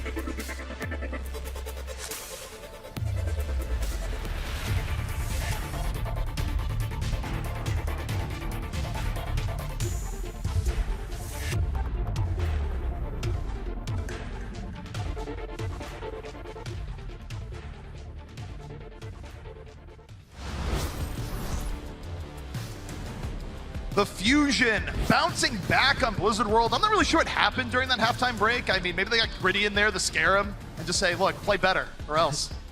Putting the fear of Gritty into the Fusion. Something's working out for them. I gotta say, it looks like it's Carpe and Sato finding that coordination, showing why these players have so much confidence in one another. They want to play together, and this is why. When their dives are clean and focused, they're just completely wiping the floor with the backline. Even when FD gone switches over to the Brigida, Sato, he's not afraid to go in there and put his life on the line. Sometimes he falls first, but he knows his team is coming to capitalize. Just a very different look for the Fusion, and we talked about it in the middle of it, but I just look back to the Tracer on Tracer setup where the biggest difference is the first 2 maps, Soon was rolling. This time around, it was Carpe that was rolling. Yeah, it's Carpe winning those Tracer duels. It shows how impactful it can be. Soon's flanking was what really set up the Paris Eternal for success in the last 2 maps. So if he's shut down by Carpe, the strategy has to change for the Paris Eternal. No, this could be a very, very short round. All the Fusion have to do here, Jake, just get 33% on the point, and the map is over. We will not be seeing point B or point C under any circumstances. So the Fusion, they have a lot of time and not far to go. Yeah, the key here for the Philly Fusion is take it slow. Push out all those flanks. Do not let Soon get in your backline. He is so devastating when he's allowed to flank like that. So they clear him out, and they're taking the map control away as Paris Eternal, they're falling back to the high ground of point. Paris Eternal have to be perfect. And all they get rewarded for in that perfection here, Jake, is a draw. But that's the world they find themselves in. You've got to fight even when it looks dark. Sato jumping in, gets immediately booped. He might die quickly here soon. Keeps the pressure on. There's a little bit of an ill-advised dive. Sato immediately taken down. And the Fusion, they don't have to go for a long fight here, Jake. They still know that they're working with a big advantage. They can't lose the map at this point, so they're just gonna back out. Still though, if you get drawn at this point, then Paris, they keep the momentum of the series. They buy themselves more time to finish it off. It still looks good for them, although I like this approach from Philly Fusion. They're gonna wrap around all the way behind into that second point, try and push XZ off the high ground that he wants to hold on to here, but I expect, you know, Paris Eternal, they can't yield this high ground. It's so critical to their strategy. The Eternal right now trying to size up their next opening. Sato moving in, and there's Carpe following up on the opening. XZ out of the fight. Now it falls to Soon. Soon v Carpe. Paris with a little bit of a meteor presence. Fusion still with both DPS. Carpe right now on a long run, looking for hip. Soon though's already struck in the back. Alarm gone out of the fight. Carpe doesn't get much done. And now the Fusion starting to run out of momentum. Carpe staying in the back line, but there's no openings here. Paris keeping the phalanx. Sato's back though, and he's still fighting. Sato again with the trade, gives over and in, but the Eternal just counter-engage, and soon the Nano Tracer making some room. Stabilization so important here for the Paris Eternal, and XZ onto the Soldier. I think this is an even better pick against the strategy that Philly Fusion is bringing to bear. That Hanzo can be very vulnerable to the dive, so Soldier's increased mobility and that heal station keeping his teammates up could be crucial. The Eternal thus far, they're over halfway to their goal. They've burned 2 minutes, 15 seconds off the clock. The Fusion, who once had a ton of time, not so much anymore. Bunny Astro's rally might be a crucial moment here. It gives you a little bit more flexibility in staying on top of that Orisa, even if a biotic grenade comes down. Fusion slowly going up to the high ground, going over to the right, gets stuck by the halt. Heavy pressure in from the Eternal, and the Eternal are doing a great job of just burning the clock. Yeah, no team's really taking an action here, but that's going to favor the defenders. Philly Fusion, they need to break this open soon, or they could be looking at a draw. Not what you want for your morale after having such a good hold. Soon though, looking, just going directly to the front line, gets the stick, but it's onto a D.Va back. It doesn't matter at all. And now, Eternal holding back a little bit. They use the supercharger. Fusion have to respect it. The bomb from Hanbin up and over, does not connect. Meanwhile, Hanbin's down. Hanbin couldn't get back in. Carpe was able to chase it down, 6 on 5. The Fusion looking to put this one away. Sato though, down for a nap. But Soon's out of the fight. The Fusion's still working with a huge advantage. XZ now in enemy lines, taking on down the Fusion. They've just about done it. You make one mistake as the Paris Eternal and it all falls apart. That's what happens when you fail your attack so brutally. Philly Fusion, they're cleaning it up off the back of a huge pickoff by Carpe, and they get their map in the series. The Fusion will not be swept for a loss here in the series. They might not even lose it all. Nice comeback for the Fusion. Definitely looking good. But now, of course, the test is going to be, can they get another 2 maps? Paris has looked very good. Is Blizzard World the start of a comeback or merely an aberration? We'll find out soon.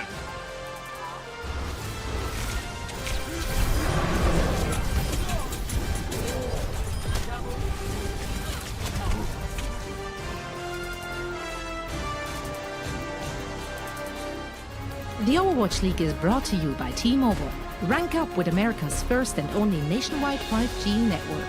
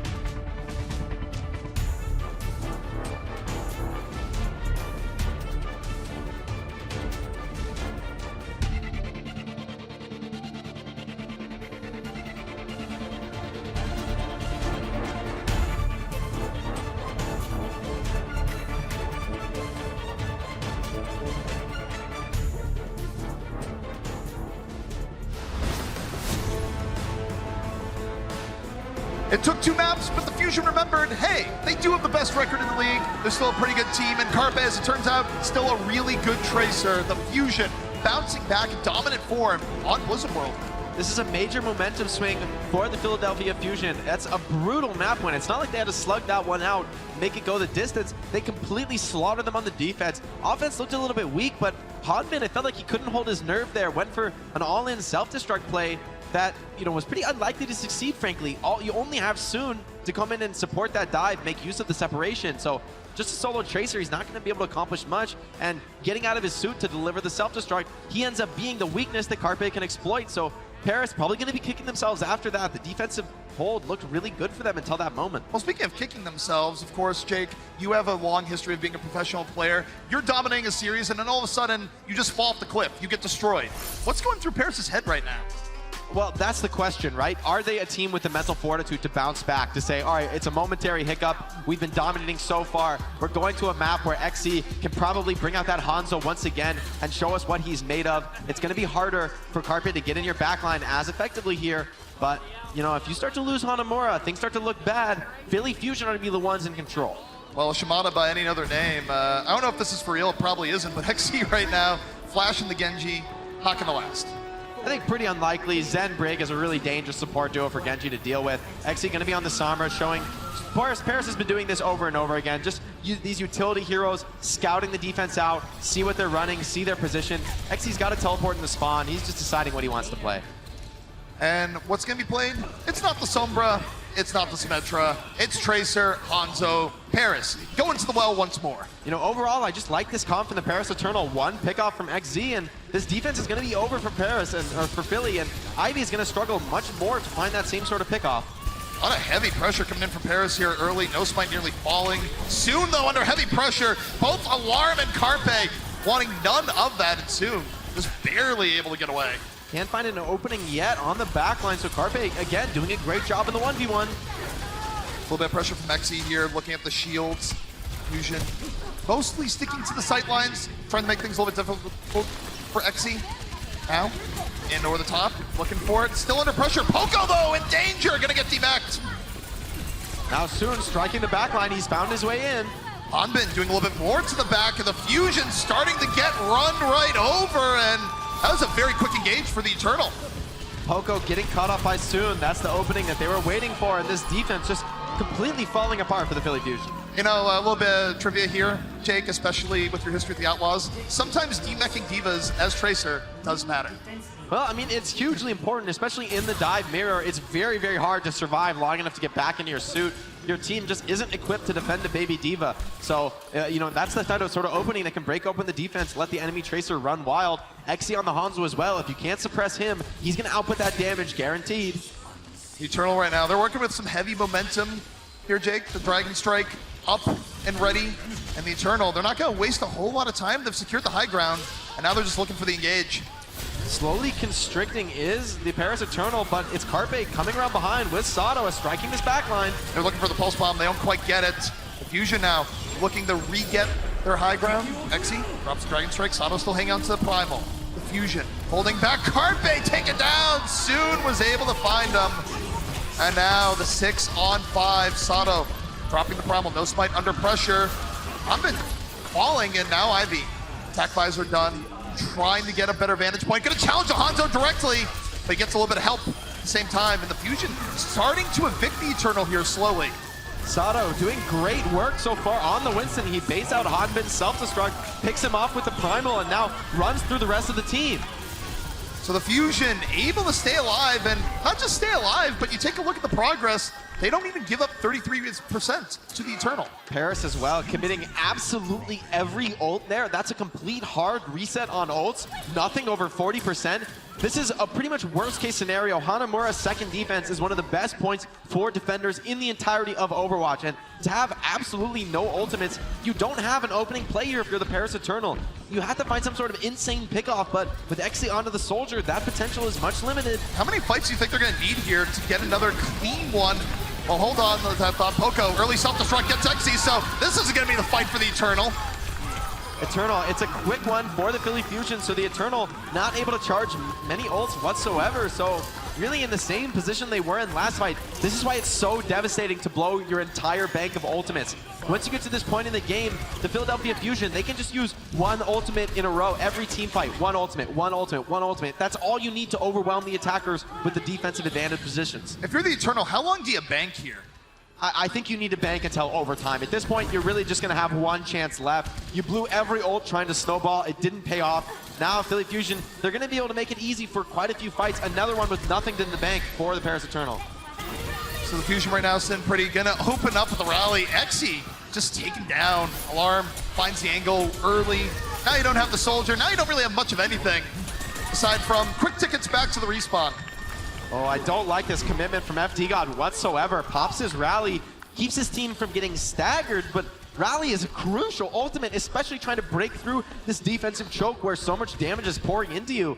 They're going to be regretting that one very, very deeply then, and again, it just resets their bank. Yeah, No Smite has a Primal, but so many ults available for the Philly Fusion to counter it. This is dangerous for the Eternal. I think you were absolutely dead on when you said it might go to overtime.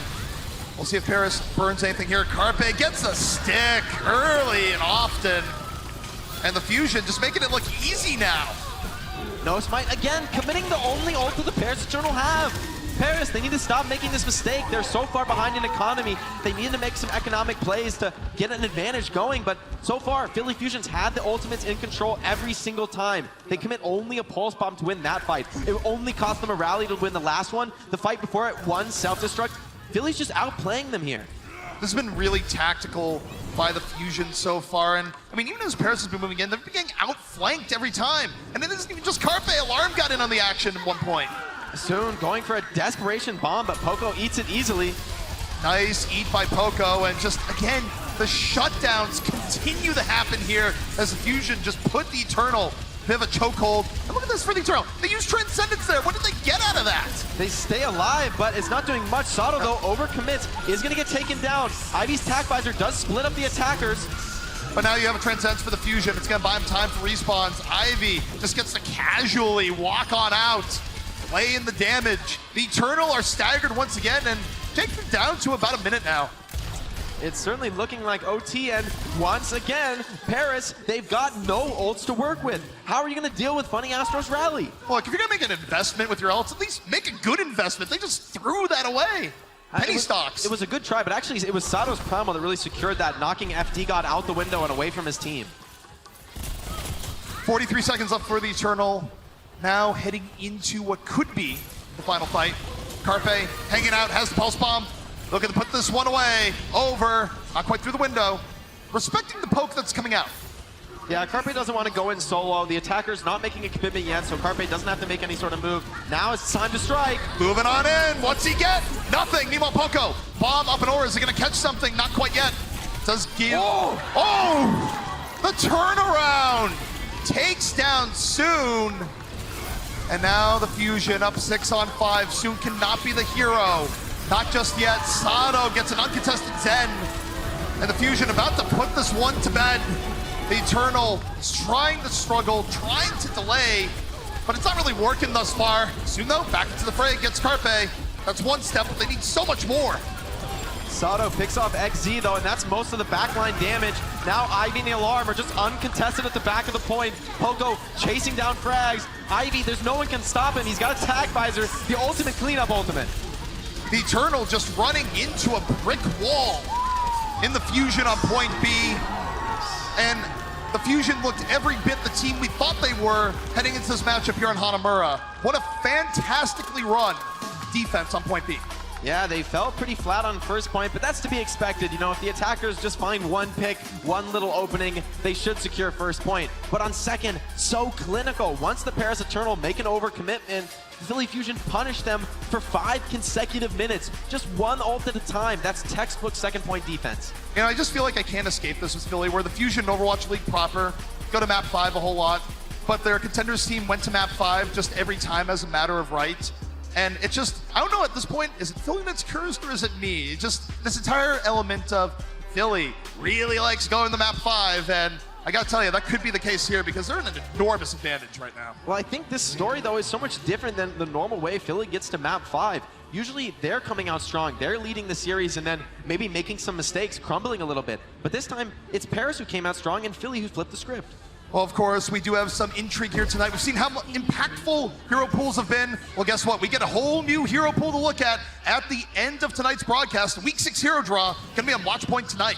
I'm so excited to see what comes up next. This week has been a ton of fun for me, analyzing these new compositions, new strategies, new ways to play. Now we're gonna see a full mirror match come out. We'll see if Paris can somehow secure a first hold here. Otherwise, Philly Fusion, they might be able to even up the series. Eternal in a really tough spot. Of course, their only way of winning the series now in this map is getting the full hold on point A. Otherwise, they're looking for a draw. Yeah, that's a rough feeling, but it's certainly achievable, and you would just, even if that's the best you can do, a draw is a lot better than a loss here. It buys you more time to close out the series. Carpe already putting pressure into the point. Soon going for the battle. Tracer v Tracer. Carpe just rotating out. Meanwhile, Sato under a whole lot of pressure. The Discord orb on him. Forced on back in the Fusion. Gonna take a breather. Carpe, though, he has secured his place in the backline, and he's keeping Soon busy. And Soon's down. Alarm on the double team. And now they have the 6-on-5. Carpe doesn't have to worry about Soon following him. It's gonna open up Carpe for a lot of room. Empty got already down. And the Fusion just about there for point A. So any hope of the Eternal winning Hanamura, it's about to go bye-bye. You know, like I said, attackers get just one pick, and that's going to be an easy first point, especially when it's the Tracer. You're relying on your Tracer to contest the enemy Tracer on point. Carpe's here on second point. A little bit early, buddy, but he wants to pick up these backlines. I know where they're spawning. I'm going to get him out of spawn. Carpe just possessed by an incredible bloodlust right now. And why not? The Fusion have completely flipped the script. Just when you thought Paris was going to run away with it, the Fusion now on the verge of bringing this to a map 5. Philly, they do have an advantage in their ultimate charge here, so this could be a quick win on second point, but will they make the same mistakes that lost the Paris Eternal last round? If they blow these ultimates and they can't find anything out of them, Paris could stabilize. So this first attack on second point is arguably the most crucial. It is a little bit different, though, given that the Fusion know they only have to get 33%. The Eternal, they have to protect the point a little bit more here, Jake. Yeah, I do want to see somebody forcing point, and it's probably going to be Carpe with the armor kit. He's had so much success with his strategy. And already putting the focus on the point, it demands an immediate response. No Smite, dropping a primal early for Paris on the other side, and no, Carpe taken down. So they deal with the threat, but Ivy fires back.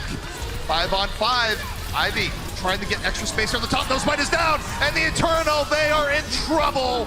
The Fusion moving right back on in. The Transcendence from Alarm keeping them alive. Traded out on both sides, but the Fusion still working with a full 6. Alarm, another one! Takes down Soon. And this is looking so good for the Fusion right now. It's so clinical from the Fusion. They're not overextending past the high ground. They're keeping their damage dealers and their Brig in, and only now with a huge advantage do they dive forward. Carpe will not be stopped. Carpe with another 2. The Eternal backs against the wall now. An emergency delay, Jake. How long can they keep it up? Carpe just putting his foot on the ground. Gas pedal on for the Fusion, but the spawns are very close for Paris. They're still in this fight. One pick could turn things around. Carpe right now working around the outskirts. The rest of the Fusion playing safe, but soon back into it. Deals with Alarm, gets his revenge. And the Eternal, perhaps not out of it yet. The Fusion had such a big advantage, but right now the Eternal, they're fighting it back tooth and nail. They are not out of it yet, and Ivy forces to the corner, but Carpe wins the Tracer battle. The Fusion roaring on back. Ivy trying desperately to stay alive, but the Primal, he has to contest point, and now it's Sato in the backline, hunting those supports. Ivy dancing around, shoots out No Smite. Not wanting any part of that, but they're so close. The Fusion almost capped the point. The Eternal, they can't leave it even for a second, but they don't have to. They're pushing the Fusion back somehow. They flip it back around. Incredible stuff from Paris Eternal. It looked so good for Philadelphia. They were playing so tactically, just getting pick after pick as they inch their way towards the point. But maybe just letting the Paris team regroup a little bit too much there. I think the Fusion played a little bit more scared than they need to. You had so many early pickups. Just flood the point. You only need 33%. Although Rally, such a crucial ultimate in this matchup, Funny Astro has a major lead, so this could secure his team that same aggressive forward position. Rally, of course, being so difficult to contest, it gets you through the choke point. Fusion still have 3 minutes. Early pulse bomb goodbye. Ivy taken on down, and even with the trade, it's not good for the offense. They're going to try and make it work, though. No Discord orbits. Very difficult to focus down this Rally. They're looking for it, but okay, you've lost Sato. Now's truly the time to retreat. You're down a little bit too much, and the Fusion know it. Not sure if Funny Astro knows it. Probably should, though. So it seems that Philly is making some of the same mistakes that Paris made, even with some better looking offensive pushes. Ooh. They haven't worked out. Now soon at spawn, hunts down Exy, should pay with his life, but he's such a nuisance. He takes so long to pick off, and he's going to be easily back in the fight before Ivy's able to contest second point. That's the classic right there. It's been since the very beginning of Overwatch, where you never expect it. Sometimes a Tracer could just be saying hiya right at spawn. Hanamura, it's a tough map to take on this offense, and Paris showing why. Great tactical holds from them, and now it's FD-God's turn to have an advantage on the rally. Paris potentially about to hold on here. 2 minutes left for Fusion. Stalling out a bit. Trying to take the high ground once more. Alarm hanging on to the Transcendence. Poco clearing things out, going to the top. But Poco goes a little bit deep, ends up losing the mech, has to use the self-destruct just to remech. So not as high impact as we would have liked. Meanwhile, No Smite and Exy, Primal plus Tack, and No Smite just bouncing the Fusion around. This is a big ultimate commitment from Paris Eternal, so next fight they won't have so much to work with.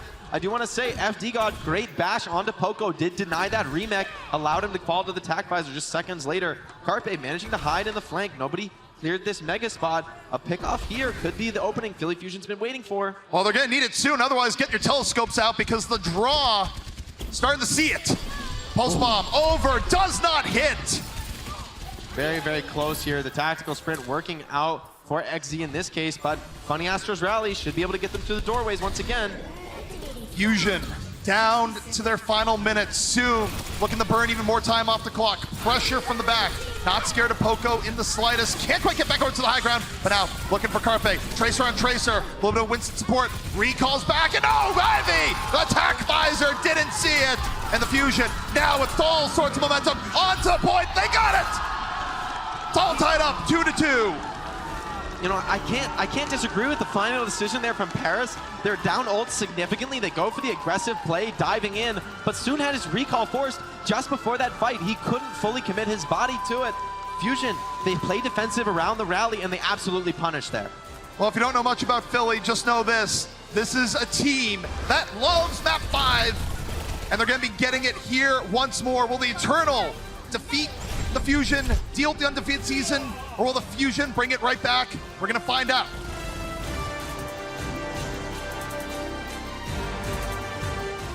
The Overwatch League is brought to you by ZipChair Gaming, the official chair supplier of the Overwatch League.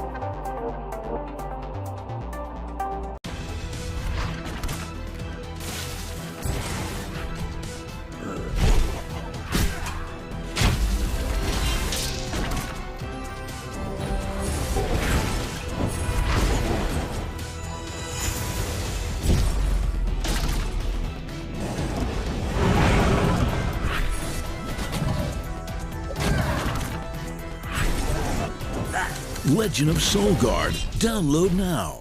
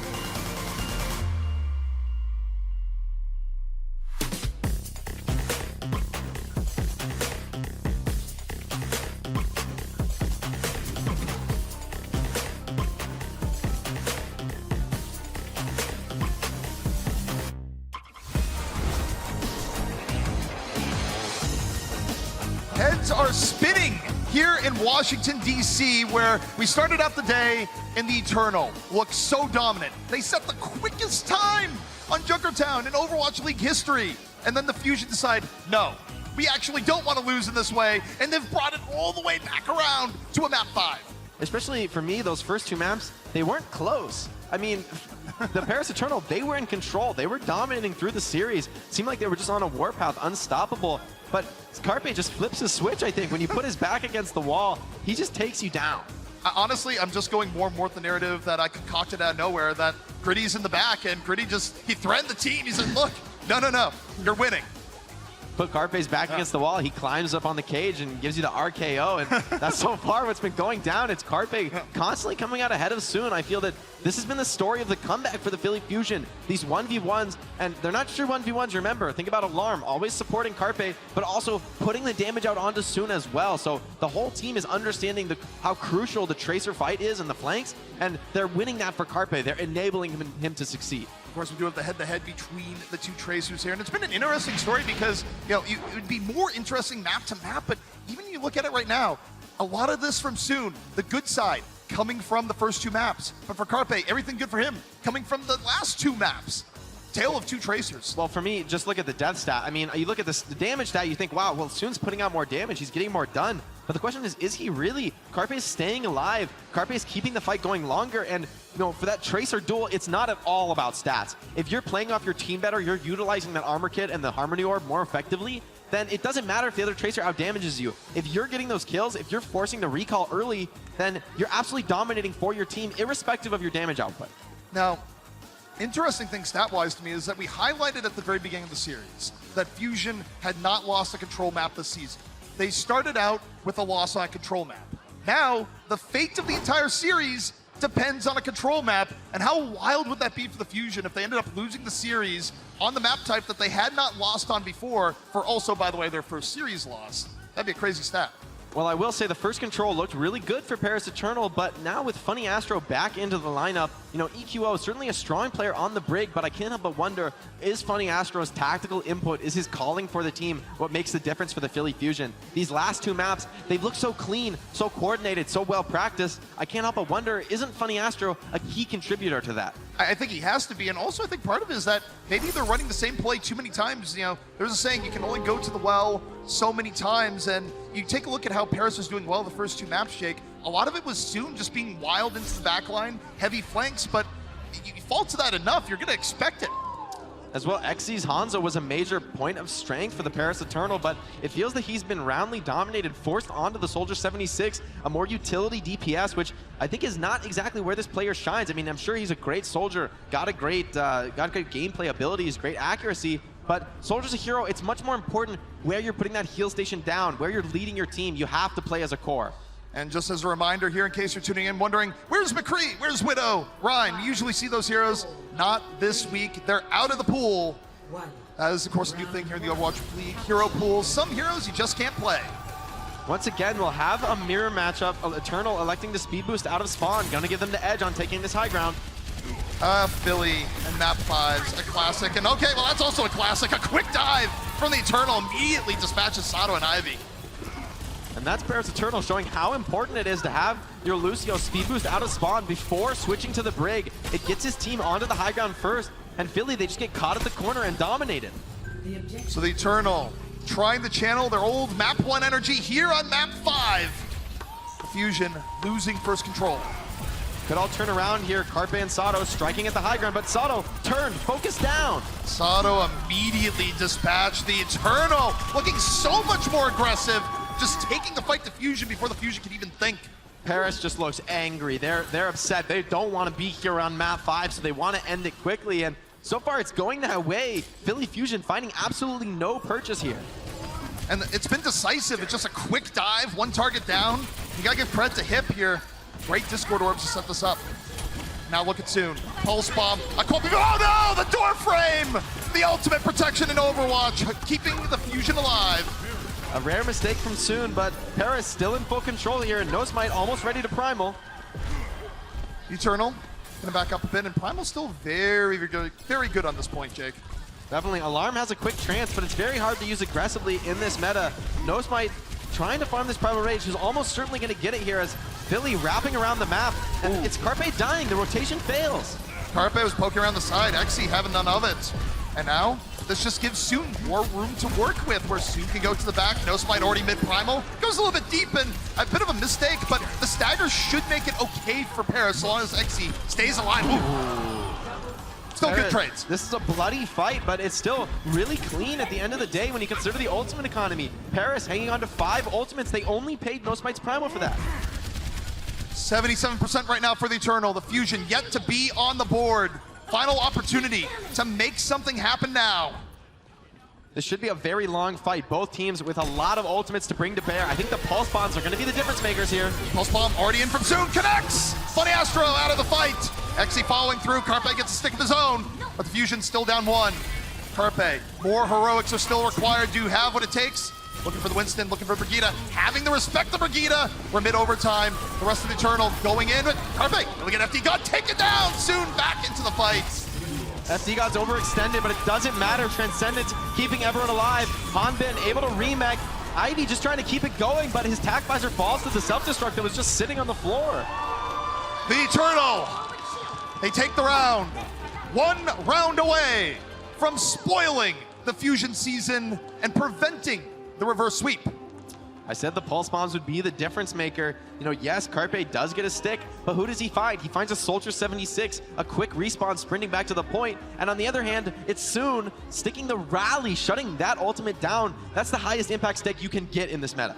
Just very scrappy between both of these teams right now. And I think the Eternal kicked it up a notch there, where as soon as they saw the Fusion, they went in. There wasn't a whole lot of discussion between them of, okay, how do we go in? It's like, no, use abilities, go, go, go. And for me, that mid-fight was really decided by FD God's decision-making there. He starts on Lucio, gives the speed amp to his team, staying in spawn, switches to the Brig. Yeah, he personally is late to the fight, but that's fine. Brig wants to be in the backline this meta, and because his tanks are already forward on the corner, Ivy has no chance to take the high ground, no chance to get in position. Very tense right now, both for Eternal fans looking for a rebound, where I would say that the Eternal fandom was a little bit dark spirits yesterday, losing to the Outlaws, a team that really the season didn't look so good, though they did look much better with the event at Hero Pools. But now you go, well, we went to the depths of hell yesterday, but now we're about to go to heaven. We're about to beat the Fusion. Especially if they can do it in this fashion, the Heartbreaker, potentially second only to the reverse sweep in terms of ways to win. Love to do that to the other team's fans. Give them hope and then dash it against the rocks. Well, it's been intense here today, and that means we have some fun comms to go to. See what the teams have been saying. 마이크 체크. 뭐야? 마이크 체크 everyone. Ready? Ready? Ready? Hello? What? Mic check. Kelsey, speak for me. Cameron, I think you are one of the most handsome individuals in the entire league. I mean, I wouldn't disagree with you. Mic checking for Brady and Agility's Girardi, Ferrari, driving on the Boulevardi. Right here? Where was that at? Where'd you see that at? Gator! What's up? Hey, man! You can hear us, man. Hey, Gator! Hey, man! You are looking very handsome today, might I add. Oh, you too, Kelsey. God, I love the fact that I sit next to you. This is for the comp check stuff, dude. They're watching. Look for the outlet. They're watching this comp checks going. I would love it. You're bad. Left in the window, the outlet flag. Footage.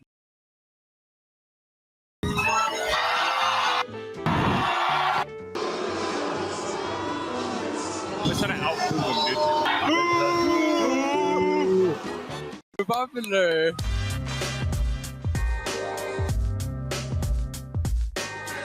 Oh my god, look at that muscles on spree. Oh, look what's popular. Oh, who is it? Oh, Linger, popular.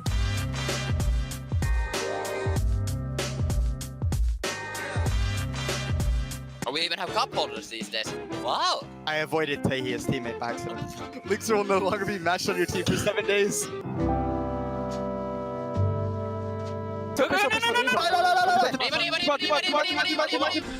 Logic's already got it. Pugpo gets 4 with a fire strike. I'm done. Ellie. Oh, shit. Oh, no. What was that? Okay, I want a mic check. Brady. Yeah, mic check. Biz. What's up, buddy? Oyster? What? Erster, wrong server, buddy. First there, mic check. Oyster, mic not. check? Hey guys, it's Dogman here. Smash the subscribe button, hit the like. Well, as always, when things get a little bit intense, sometimes there's need for a pause, but the break in the action about to be over. We're about to get back into the game where the Eternal are on the verge of spoiling the Fusion season, giving them their first loss here in the 2020 season. Will we see a microcosm of the series so far? Will Philly turn it around here? Well, it has to start on this map, and I think it really needs to be off the back of a good mid-fight. This is such an important map to win that first control. Carpe with the TP, valuing his team's decision to get quickly to point, and they're going to be the first ones to the jump pad this time. So the Fusion learning from their mistakes, perhaps. A little bit of a quicker jump, heavy pressure onto No Smite. No Smite in danger, getting hit from all ends. The Eternal right now, trying to heal him back up. Easier said than done when running a Zen in a break. Carpe putting out a lot of damage with the armor pack. Paris, they're all grouped up and they're taking so much pressure. No Smite could never get healthy again. So much pressure coming in from the Fusion. Really nice maintained focus. And that is very likely to give them the first point. D.Va as well, getting delayed, only picked off there at the end of the fight. Paris not really charging anything out of that, and you can just look at the Tracer's ultimate charge there. That tells the story of the fight. Carpe doubling the damage that Soon was able to put out.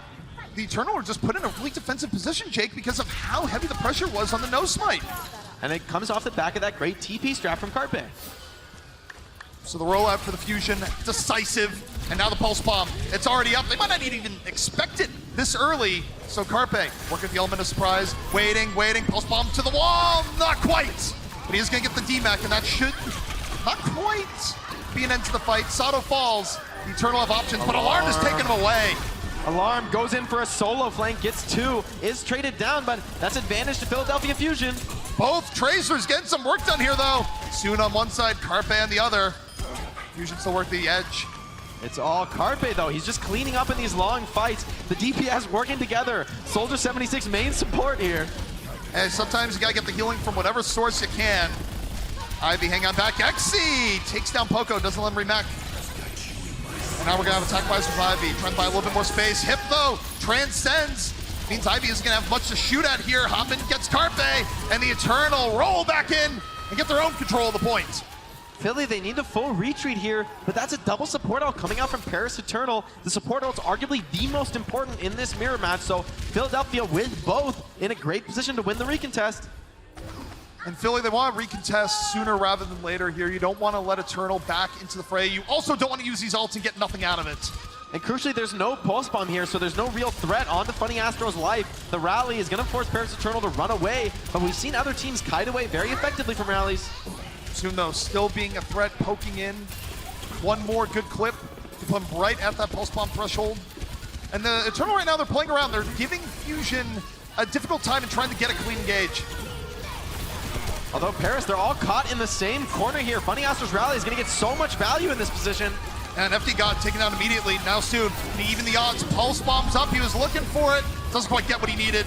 Meanwhile, Sato focused on down the other side. No! Healed back up! Excellent healing coming in from the Fusion. Great engage.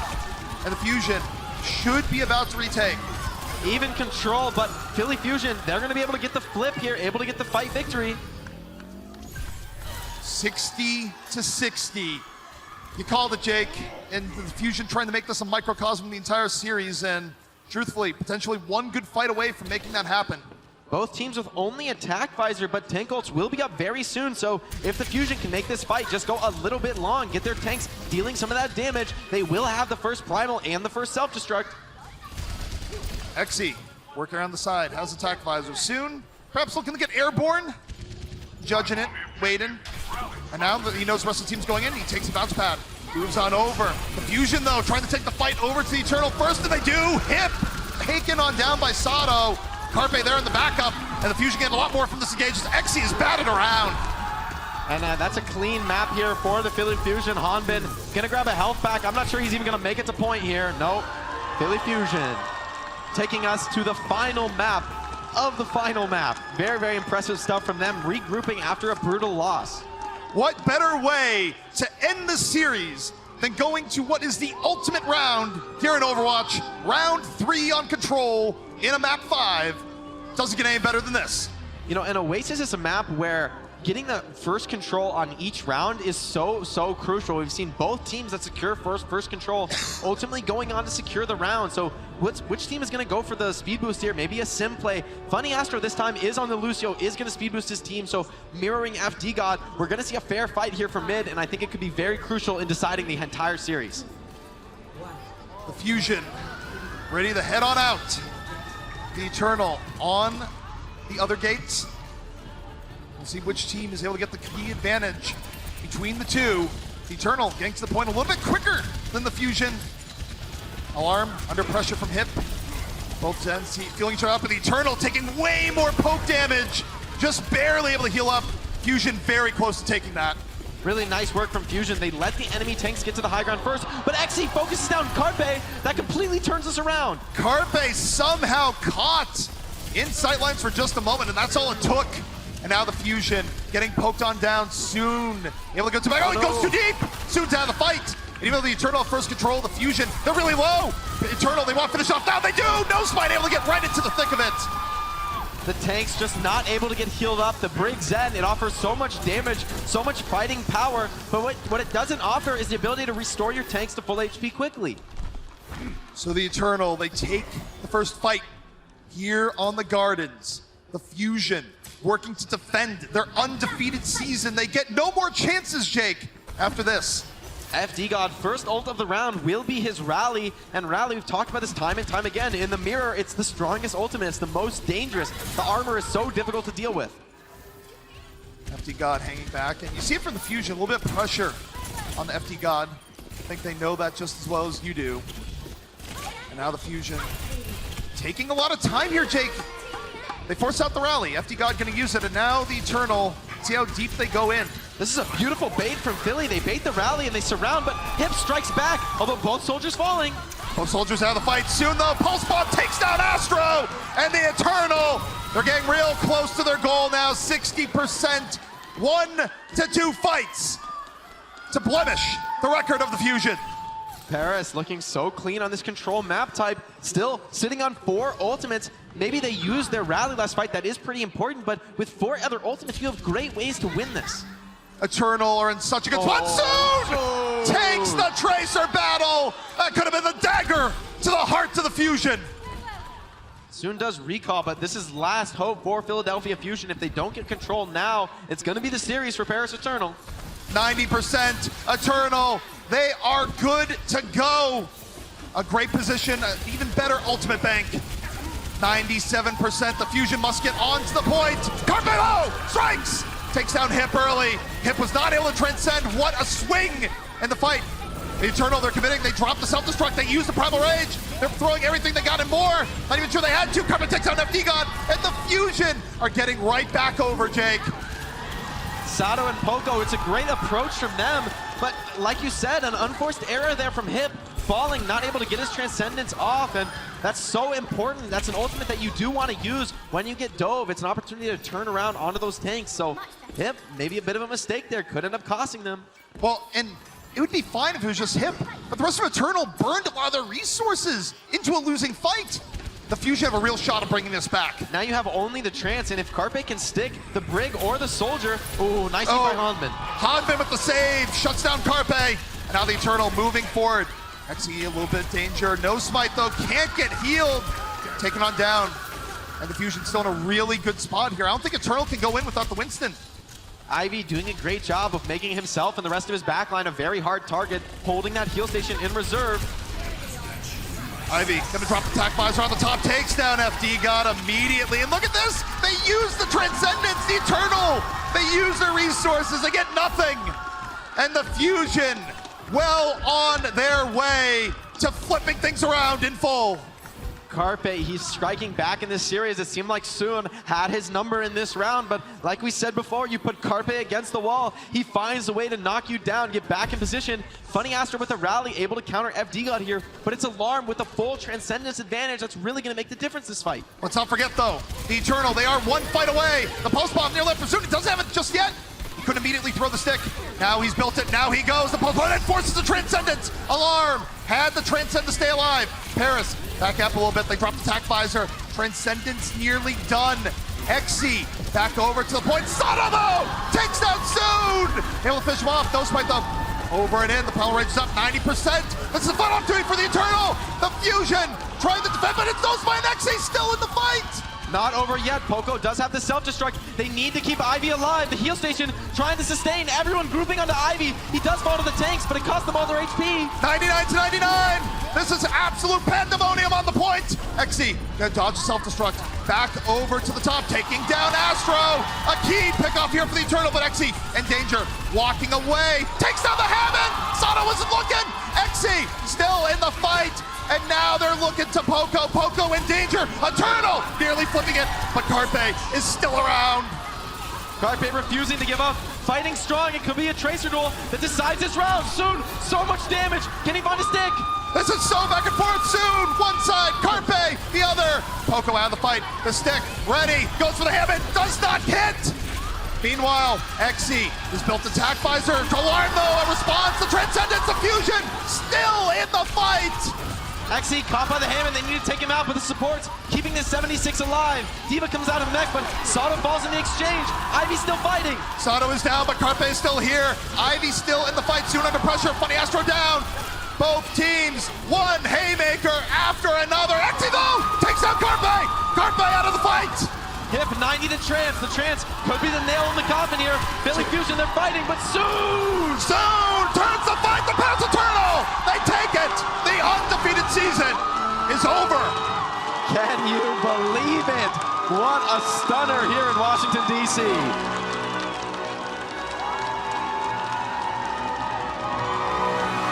The crowd loving what they have just seen. It's not even the hometown team, but everyone can appreciate a good series of Overwatch, and that was definitely one of them.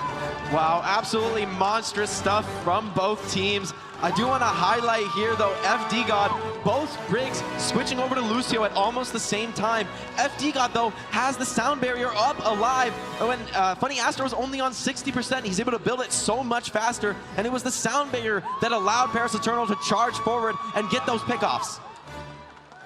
What a wild ride we just witnessed. And the Fusion just unable to defend their control advantage. But now, of course, we are going to get a little bit more insight to all of this in just a moment. But we've got more to hear, though, about these teams. I mean, both teams having a lot of success on different strategies. That's what I think is most interesting here about the hero pools coming in, Philly and Paris. You know, it looked like different maps, different situations. Each team found their footing. Each team had success in those different strategies. So it's interesting to see how these teams adapt to the hero pool, finding their wheelhouse. You have to decide between your comfort zone and what's the most dominant new strategies coming up each week. Of course, we do have something to give a little bit of extra insight to everything that just happened. We got Mitch down on the floor with an interview. Thank you very much, guys. I am here with the man of the moment. How about that? Soon, you've been an FPS champion for many years, even before Overwatch. You know, I'm sure you've been in a lot of those high-pressure situations. In that overtime on Oasis, everyone's running around. You're on that Tracer just trying to get your job done. Are you able to communicate much with your team, or is it really just down to you as an individual just trying to play out of your mind? In this kind of situation, like the last fight, most of the time you have to decide who is the best target to dive first. Because, for example, we should dive Zen because he has the trance and they are close to win because of this. So, as a Tracer, I have to call which one is the best target to dive. There's a lot of talking, a lot of frantic communication happening there. Now, you know what Philly are like. We've seen Philadelphia, they kind of always go to map 5. A lot of their wins come, you know, from very close series. Do you ever think about that, playing up against the Fusion, going, oh no, we're going to map 5? Does that affect you guys, or do you just ignore it? I don't know Philly. Like I never played Philly for a long time, so we don't know what they're gonna run. And when we won the first 2 maps, we are pretty confident, and then we're starting losing. But I said to my teammates, win 3-0, win 3-2, it doesn't matter. We have just to win the game. Do you have a rivalry with the French players in the league? You know, do you message Poco after this and say, I got you this time? Yeah, just told me when I say GG, it's like, you have to wear the mustache now. Soon, finally, hero pools definitely change the way the game is played in the league. Do you think it benefits specialists like yourself? You come in, we've seen your Widowmaker, we've seen your Tracer, we know you're world class. Does it benefit you as a player and Paris to have this change? Yeah, definitely. Like for me, I feel with the Urban, more you have the players, more is better for you, so you can run different comps with hero specialists. And we have like really good DPS player, like Ezzy is insane, Nico is really good, and Sparkle is coming soon, so we're all stacked, and I'm really happy with the team. You heard it, they are stacked. Thank you very much, Soon, for joining me here on the stage, and go and celebrate with your team. We're gonna head now back over to the casters to break down an absolute ripper of a game. Of course, that is a Coca-Cola victory moment. One we've seen a lot in Overwatch over time. If you've watched Overwatch going back to the beginning, you've seen a lot of Soon talking about his wins. It's just something he does. Well, when you win a lot, people are going to want to know, how do you get it done time after time, especially in those extreme high-pressure situations. That's where a player's mental fortitude really shows. Like he said, that frantic communication, deciding, team, this is the target. And it's so important as a team that they have the confidence in Soon. He's getting those final blows, but it's off great teamwork by the whole squad, trusting in his dive target and following up. It's been crazy to watch the turnaround this weekend so far, where who would have thought that Paris would be taking down the Fusion in such a thriller of a matchup, given what we saw yesterday. People thought, oh no, the Eternal, they're just one tricks, there's only one thing they can play, and then they adjust and come out so much stronger here today. Definitely bringing out a strategy that works so much better for them. I love seeing Soon and Exy together. Exy, I mean, we think about like the comeback Soon, yeah, he was producing a ton in that final map, but who got those first maps for Paris Eternal? For me, Exy was coming up so massive time after time that Hanzo just looked completely unstoppable at the start of the series. Well, you know what? That's why he's our player of the match. Exy putting on a clinic and a really big difference in his play today versus yesterday, and showing, okay, I don't have a hit scan long range option. How about arrows? How about projectile? How about Hanzo? Yeah, I mean, if anything, I think Soon and XZ both were playing great yesterday, but they were subbed out in favor of one another, so I like this look when both of these players can play together. I think in this specific hero pool, it's the best DPS they can field, and showing why they're able to break Philly's so far perfect win streak. Yep, streaks are made to be broken, and for Philly, people thought it might go a longer time, and if they thought anyone was going to break it, they thought it'd be the Shock, the Titans, but no, it was Eternal. I mean, Paris Eternal, they're a team I've been hyping. I was honestly pretty disappointed yesterday, but I feel that that was more of a strategic loss, less of an execution loss. So I think if they can get the right strategies, get the right game plan going, they're a team whose execution can't be doubted. And again, just really fun Overwatch to watch. It was back and forth. Started out a little bit stompy, the Fusion brought it back, and then we had just an absolute thriller of a final map to end it all up. But of course, guys, that was just our first match of the day. We still got so much more Overwatch left to go. And coming up next, it's gonna be New York taking on the hometown team, the Washington Justice.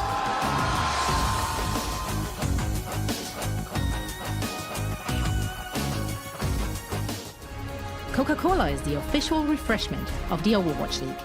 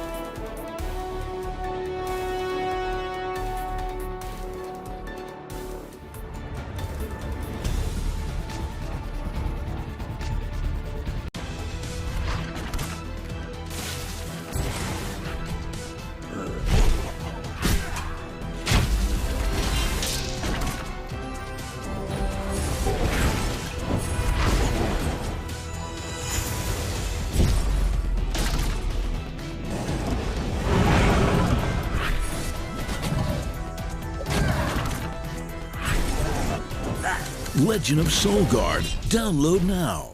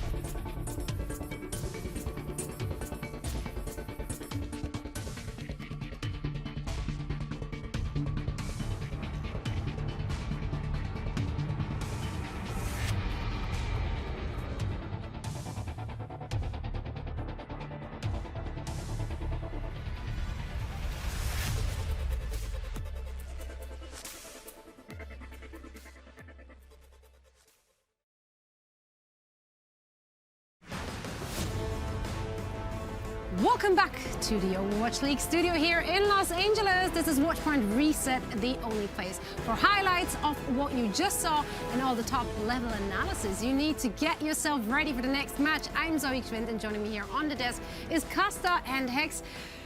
Guys, it happened. It happened. Our predictions were not coming true, to say the least. However, what a great turnaround for this Paris Eternal squad. After the disappointment from yesterday, which certainly didn't just affect fans, but the players alike, they came back rolling, aggressive, decisive, and really, really coordinated. Yeah, I was close to picking Paris, but close only counts in horseshoes and hand grenades, and we're not playing either here.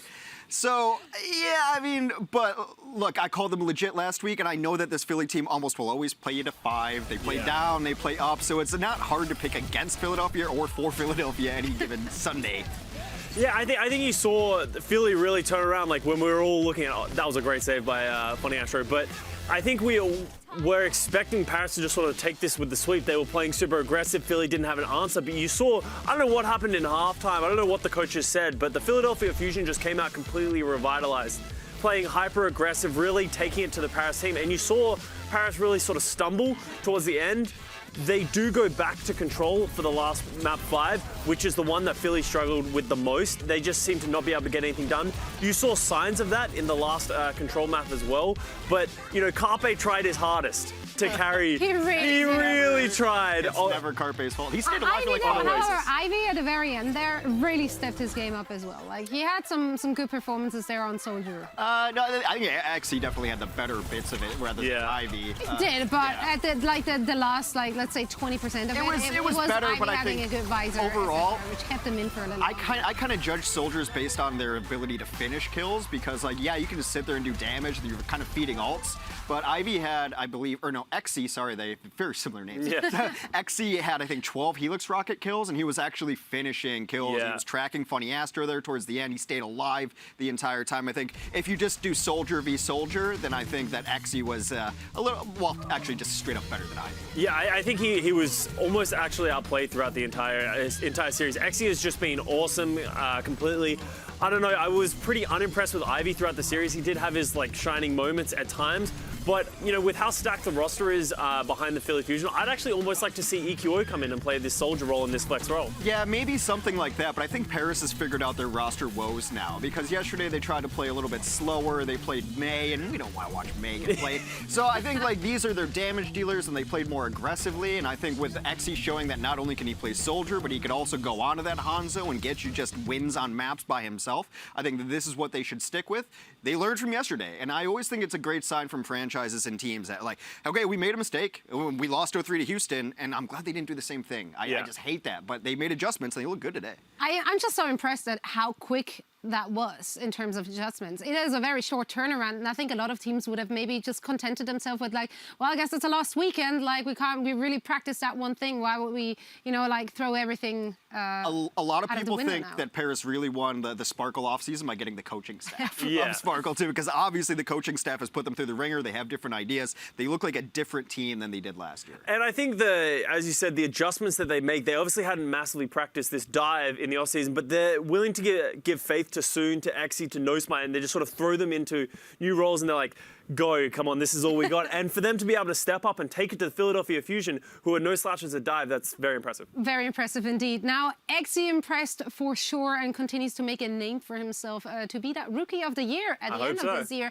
But before we move on to the next match, Poco actually threw down a big bet on the match with a major facial hair Let me read my French here. That's something Go, give it a go. I don't want to butcher it, but I know what it roughly says. He put down a challenge that whoever won would have to the losing team would have to grow out a mustache. How is that a punishment? Mustaches are great. Poco wanted a mustache. Wear a mustache for a week in their home, like during their homestand in Paris. Wow. All right. Wow. I think Poco's just trying to have a mustache. Do you think Poco, in any chance, threw for a mustache? Throw for mustache. I mean, no one's preventing him from growing a mustache. That's true. Because he wants to. But I think he looked really, really great. I think quite dapper.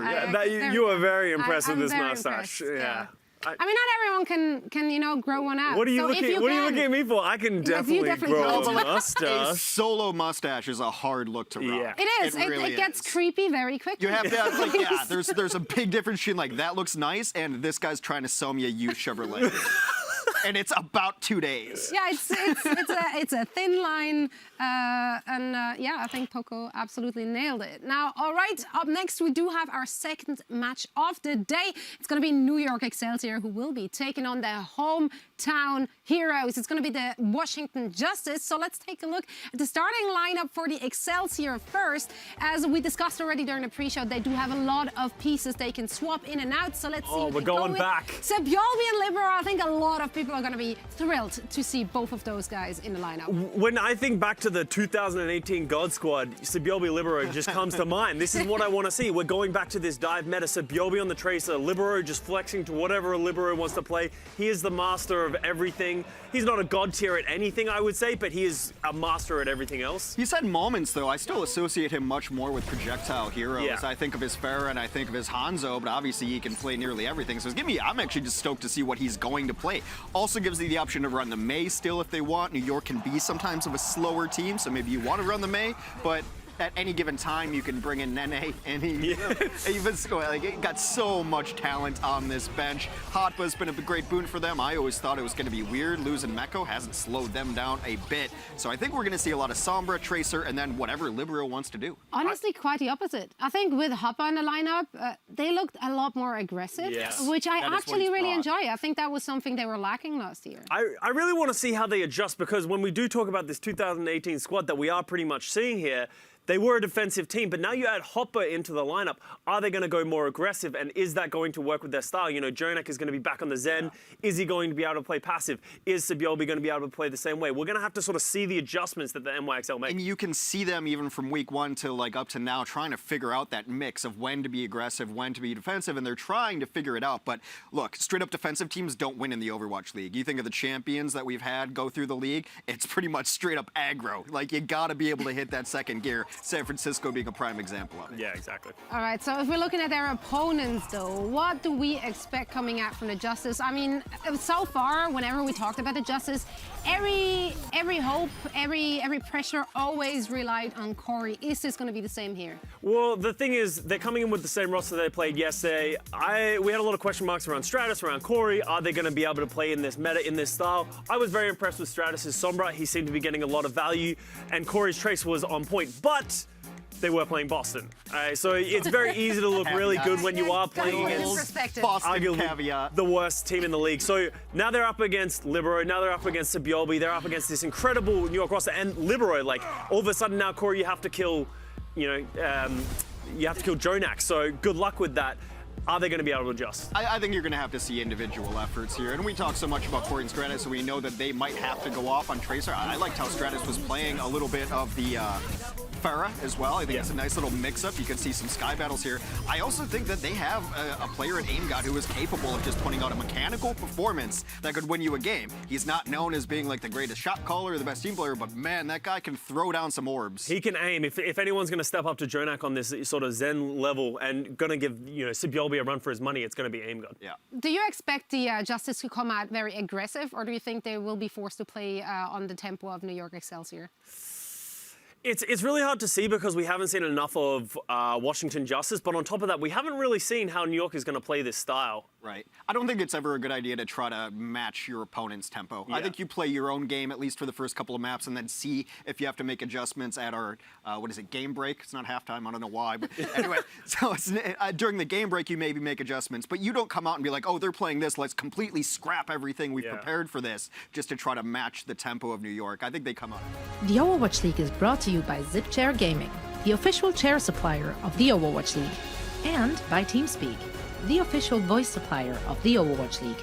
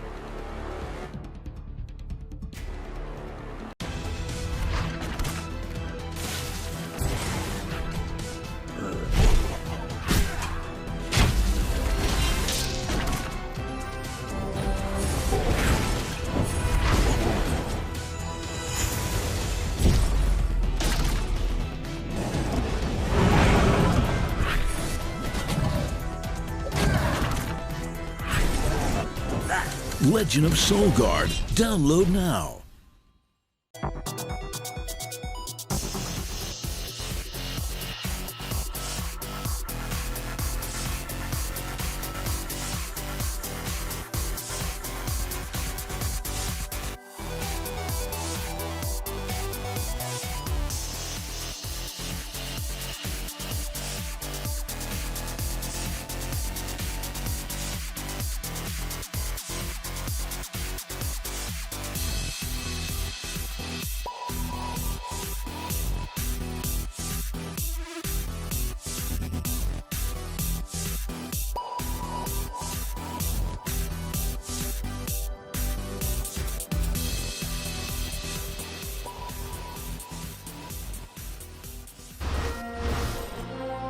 Scenes from the Supreme Court here in D.C. today, and the Empire State better have brought a darn good defense counsel because the home team are looking for another W. And the Justice take on the NYXL here in our second match of the day. Welcome back, everybody, to the Anthem. I'm Mitch Leslie, joined by Matt Morello, and we're looking for the gavel to get brought down. It's horrible. That's great. Yeah, you know, you're supposed to improve week to week, not get worse. But no one said that had to happen. What? That had to improve. No, I mean, that's what you should try and do. If the team's going to try and improve, you may as well. Are they? Well, yeah, I mean, some of them are. Speaking of teams, speaking of improvement, I mean, these two rosters now, the Justice finally get their first win at home yesterday, Matt. So they've got to be buoyed by that. Considering this is their second stopover, the fans really getting behind the team, and you see them up there being driven by the energy. It helps a lot. They're going to need it today, though. Yeah, this one's going to be much tougher. NYXL is a different beast. I think when you look at some of the heroes that we've seen being played throughout the weekend, they can put together a lot of different comps. We were talking yesterday about teams that can put together some of like the slower compositions, right? You want to play a little bit more bunker. NYXL can definitely do that with the players they have. They can also play aggressive around somebody like Sabiel B on the Tracer. What are your takeaways from seeing Washington play yesterday, Matt? Obviously, there's an improvement there with them sort of managing to take a victory, but they definitely, there were moments of shakiness still from them. Yeah, I mean, look, it was not like the smoothest of victory against Boston, and I think what they did well was they took advantage of Boston's mistakes, where Boston was out of position a lot of time trying to overextend. They were using ultimates a little bit carelessly, where you're not going to get that today. NYXL is not going to be giving away ultimates and kind of playing out of sync. They've been playing together for such a long time as a roster. So can you win those clean fights head-to-head? I think that'll be a real test for the Justice today. Spend some time speaking with players. There's a lot of teams that are trying to play a dive composition. Yeah. Some are trying to play a counter dive composition or one that uses Orisa. teams are losing to dive, they're trying to play it, then they're running up against these counter dive comps themselves, and then they're struggling. So it seems that teams haven't quite decided on what is the very best way to play right now. Well, or we haven't really seen teams like adjust their strategy like dramatically in games, right? Where a lot of teams you'll see come out and they'll run dive, the other team will run counter dive.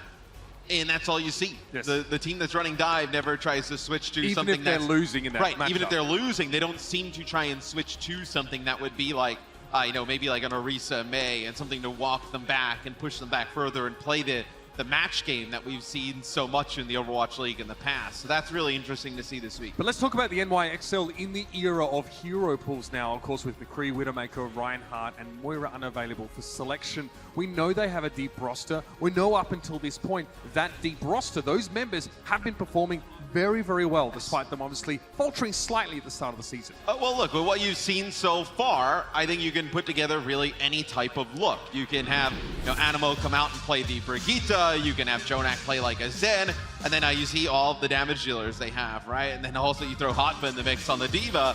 They can play so many different heroes at a high level, where you look at somebody like Nene, right, who can play a lot of the hit scans, Tracer as well. You have Savielby, kind of the same type of hero pool. Libero can play so many different heroes. Who are you? Like, it's almost built like the Shock, where you have so much depth in terms of the damage dealers. It's definitely going to pay off when we get into hero pools deeper in the season. Drake's is something we haven't seen a ton of up until this point, but we know that Savielby, someone who features on this list with a very high final blow to death ratio, is an aficionado when it comes to that pick. There are moments, clutch moments in the past 2 seasons where he comes on board, he comes onto the field and shows off on that Tracer. So that's something to definitely be keeping an eye on. But I'm hearing whispers, Matt, and it's time to get this one started, make this one happen. Ladies and gentlemen, let's make some noise now as we bring to the stage the New York Excelsior.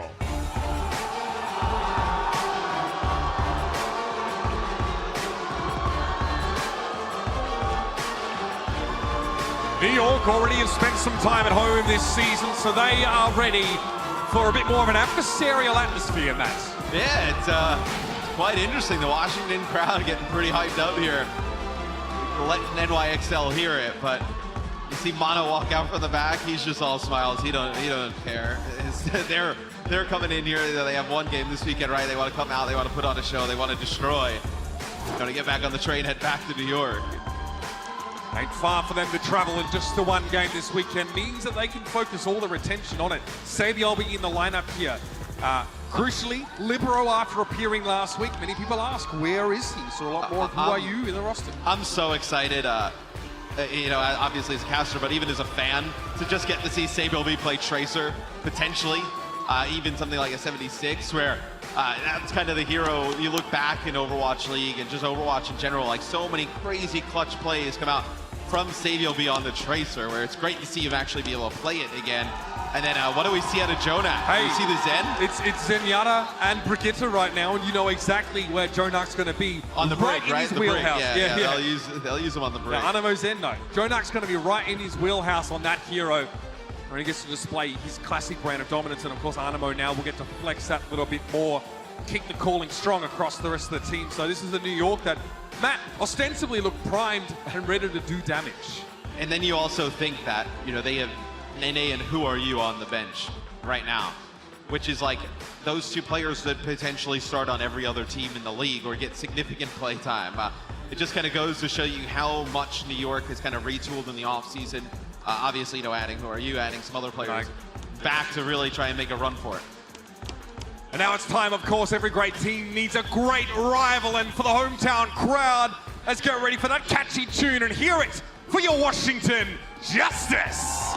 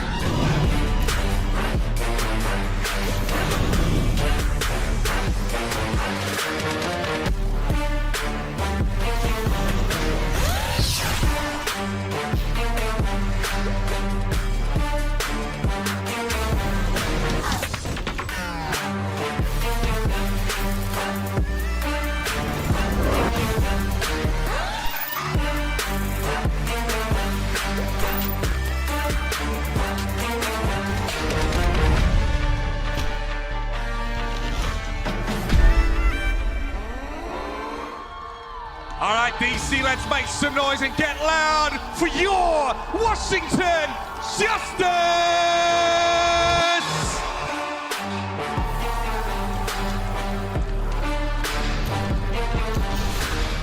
First out on damage, number 21, it's Tuba!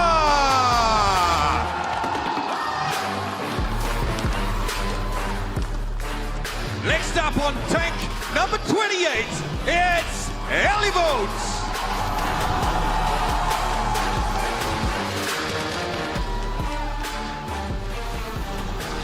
On tank, number 37, let's get loud for Raw!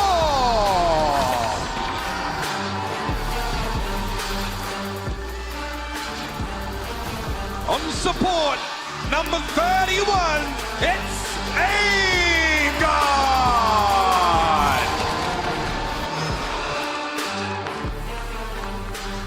Also on support, at number 0, get loud for Ark!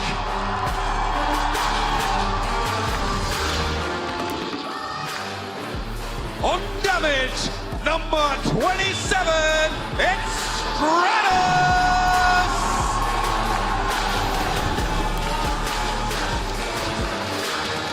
And finally, at number 11, the one, the only, Corey!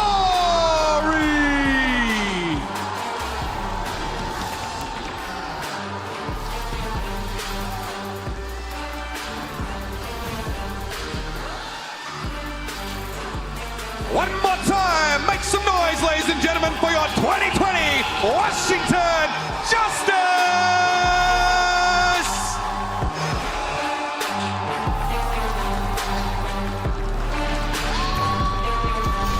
Starting lineup, take your seats.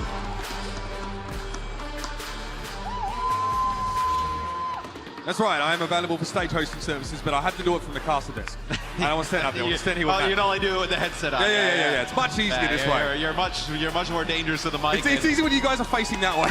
Yeah, really dangerous with the mic and mobility. As long as you're tethered by the cable, you're good. But no, the Justice haven't seen really anything much different in terms of starting lineups, right? This is their best look that they have so far. And Corey was popping off yesterday on the Tracer. I thought Stratus also showed up big. Map 1, he was not really that effective, but after that on the Sombra, he was getting a lot of good usage out of his EMPs, his hacks, and then that's where you really saw the Justice click. They started to play much better.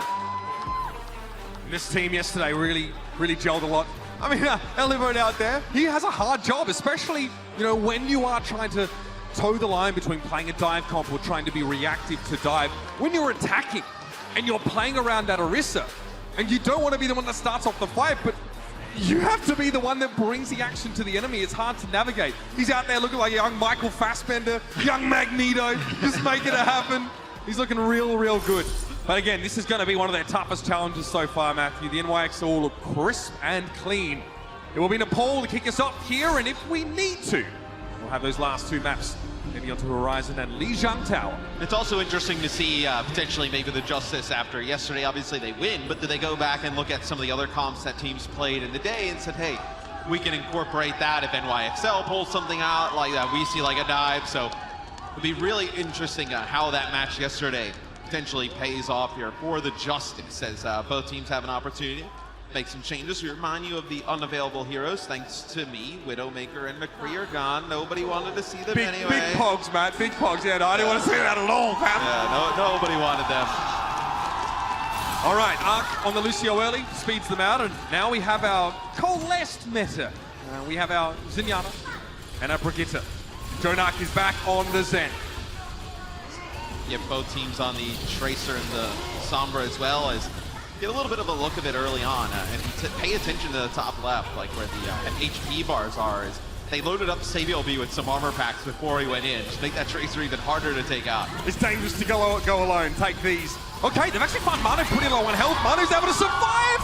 Just enough time for him to get towards that mega health pack. Jonak does fall though. Elivote after Corey, pressuring down that enemy Zenyatta. And now Raw is caught in the thick of things here. All of the Justice playing fairly close together now. It's up to Saviobi to try and pick them apart here. You'll notice that Mano is on your screen around that mid pillar, down to about half health. Hotba's here with a Discord Orb and needs to be careful. That's the D-suit on Elivote though. And I tell you what, you lose Jonak at the beginning, but the kill on a Corey is even more important that NYXL gets. That's a lot of the damage gone from the Justice. They're able to make it an interesting fight here as they do not have any tanks alive though, so this should be the point that goes to New York first. 4v5 for New York, they have that advantage. Corey managed to palm up a pulse bomb in that first fight. Where does it go? It's also, I mean, the difference in terms of the damage between the Tracers, right, is about 300. So you kind of get a sense of how much that first death is worth. Corey had recall, he didn't use it. He was down to 20 health, but Nerves of Steel holds onto it and is able to stick around to fight Animo. With Tracer, it's really about being in the right place at the right time when you can't solo kill a lot of these more durable or more slippery targets. The Justice end up using a rally to end up getting these kills, so Stratus will take out Mono towards the end. The fight already pretty much over at this point. They're just kind of getting some players lingering around. Now what do you decide to do, right? Both teams have EMP. You kind of play this dance around each other with the Zenyatas and the EMP. You want to try and connect with that Zenyatta, not have the Transcendence go off, get really good value out of that EMP. It'll be very interesting with both teams having Transcendence and both teams having EMP available here. Dronak starts on the high ground, an early pick or a Discord Orb stick could do the job. Corey, though, lost his pulse bomb. Hotbar slurps that one up. Stratus again, his EMPs yesterday were impactful, but he was walking up and just pressing Q. Is it going to be so easy for him this time around? No need to use the ult here. His team have been wiped clean off of the point. And that is such a great setup there from NYXL. So like I was talking about, you don't want to go in and get an EMP and the Zenyatta just hide, right? What they do is they launch in hot for self-destruct, and it pushes both supports, Arc and Aim God, out to about the staircase, and then Mono jumps right on top of them. Then Aim God's in a difficult situation. Do I just pop Transcendence to save myself because I'm getting Primal Rage and getting blasted back, or do I just save it? At that moment, that's when Libero gets on the point, EMPs the 4 other players there, and you get a good usage out of it. Again to the backline is Saviobi. Look how close Arc is strained to Aim God. He knows how dangerous his previous team They can don't be. get the Zen though. Transcendence for Jonak. He's able to keep his team alive, although they got EMP'd by Stratus. Discord Orb on Raw, but he's not the focus right now. It's Aim God pushing up! Gets one on Jonak and then hits Q. It's Transcendence forward, and the Justice love a bit of momentum. They roll over the top of Hotbar. And although that EMP didn't work out, Jonak had a chance to counter it. He gets picked off by Aim God. And you got to imagine, Matt, this is like an old guard and new. Aim God would love nothing more than to try and style on someone like Jonak in this matchup. You will get to 75% here for NYXL and counting. But yes, I mean, it's a great use of the Transcendence by Aim God. You use it, you push on forward, you push NYXL back. And look, you're not going to be able to win the fight if you're NYXL. It's all the Transcendence healing. You don't have like a speed boost of a Lucio to get out of the way. Really kind of just in the water at that point. Libero no closer to EMP than Stratus is right now. Raw careful, standing midair, but he still found Jonak. A lot of damage off the table for NYXL now. They're going to make do with their 2 DPSs, one of which has been able to find Corey. It's a 5v5 now on the rally. NYXL, they want to commit. The Justice are already at 84%, and it's counting. That's 2 for the captain. Saviobi down to Aim God. And although Arc is able to find one, it looks like the Justice will just stall this out as long as they can. Not really attempting to clean up the NYXL at this stage. Elivote gets a resuit to help him stick around, and that will get them to 99. Now New York had to commit, and they had to spend on this fight. That's the EMP. Manu stunned up, then hacked. He can't jump away. Libero goes down, and there's only 4 left for New York to work with. Aim God's close to a Transcendence. Corey may have a bomb. Hack on towards Hotbar, he can't fly away. Just waddles off, takes a lot of damage, and Jonak is down. Justice open the bank account here on Nepal. I know yesterday, Stratus, he was able to get an EMP off as Color Hex was throwing out his Blizzard. Love if we get a shot of this, but he actually comes from the backside. Him and Libero go for EMP at like just about the same time. But who was first? And I believe Stratus gets it off first, and Libero just wasn't able to get his off. And I mean, it's great timing yesterday, great timing today. Let's take a look at this. There it is. Libero, you know he's going to EMP this. He has to. You see the EMP goes off. Devastating! Stratus right there. Yep. negates the EMP that comes through. It's just perfect timing there from Stratus yet again. And just as everybody expected, the Mei Torbjorn combination will come out here. Stratus already using Ice Block early. Took a little bit of poke damage as he tried to get across. You see Manu jumping away from the fight. Doesn't want to be frozen. The NYXL group up here inside the small room. They do have the brick to keep them protected. And look, I mean, the Torbjorn's like a little bit of a meme, right? But against like the dive compositions, it's no joke. Very strong. It is no joke. And especially on a point like this, like look at all the close quarter area here. You set up with a Mei, the Orisa, the Torbjorn turret, a lot of denial. Could be very difficult to break. Well, it denies flanking routes, Matt. You put a turret at an off angle, face it behind you, and it's as good as a DPS hero, especially against Tracer, who can't avoid the shots and may have to force recall from a turret. There it is! Jonak couldn't escape. The turret locked onto him, and the Hulk was enough. That you and Jonak was accepting his MVP award. He didn't think 2 years later he'd be taken down by a Corey Torbjorn turret. The times have changed, Matthew. Times have most certainly changed. Justice get up to about 30% and counting. And you have Molten Core coming up for Corey, which when you have that small point, you can pretty much cover the entire point. Matt, this is a tough job for Saviolbi. He's going up against an Immortality field and, of course, the Mei. Hard for him to find individual pickups when Aim God can quite easily save a life with the drone. Pulse bomb thrown up, Raw's able to get away from it there, fortifies, but is still discorded. He's taking a ton of damage. Can the Justice respond? Oh no! It's like a pizza oven in there! Hotbar gets put in the darn smelter. I mean, they do end up investing Blizzard and Molten Core there, right? You trade 2 of those ultimates for the Transcendence, so we'll see if New York can battle back. Libero now coming with a tactical visor. Looks like Raw doesn't have a shield, but it was the sound barrier from Mark.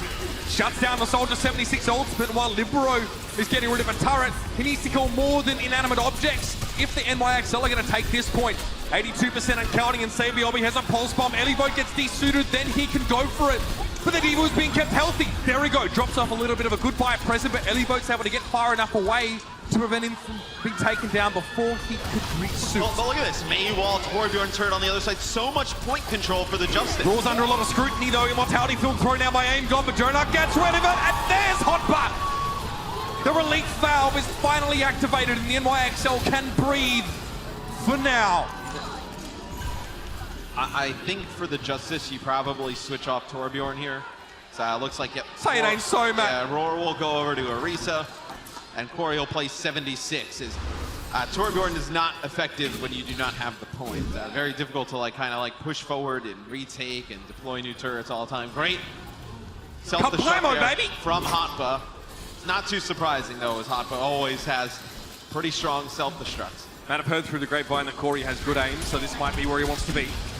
Mano, oh Mano! Has to use a shield to keep himself alive. A lot of damage from the Justice. Maybe he wasn't expecting the 76. That Helix rocket burst damage can take you by surprise, but now Corey's on the other end. He runs away, but it's a Blizzard now, defensive one. The Justice able to sit back and watch it all freeze. Raw is taken down, and Manu's just trying to stay away from the ice. He's done well to do so. Libero on the high ground with the tactical visor now dueling out with Corey, but doesn't want to face him down 1-1. You know, we never really talk about Brigittas, right? Other than the rally, the armor pack. Last year we talked about it plenty, let's be honest. Oh, that's true. I've just erased it from my memory. But when they're trying to go get the high ground and they get mono low, you had the Justice, they were pushing up. They were running the Orisa at that point, right? And it's a very dangerous situation if the Justice would have been able to get the Orisa on the high ground, the shields start to barrel down. Anima actually lands a whip shot and knocks Roar from the high ground to the low ground. That's why the Justice weren't able to set up. Again, playing outside of that jump cooldown against Winston's is crucial. Elivote, oh man, he's struggling. Corey can't even peek out properly with his tactical visor. That's called respect, baby. Mane dives in, throws his own shield down. Now Corey has a little bit of space to work. Savior will be constantly nipping at their heels, trying to flank here. The Justice turn their focus to the Tracer, and they catch him! Aim God sends an orb straight to his forehead. And times are looking tough for Mane. He is discorded. Aim God now on the point, stun on Hotbar. He has to go for the self-destruct. He needs his mech back. It's overtime, and the Justice are in the driver's seat. Animo trying to shield up. He can't hold them back. And now Jonak just skitters on through the point. Transcendent speeds him up and he gets overtime going, but he doesn't want to peek again. He's got no choice. The Justice starts strong. And Aim God is pointing across the stage, right at his nemesis.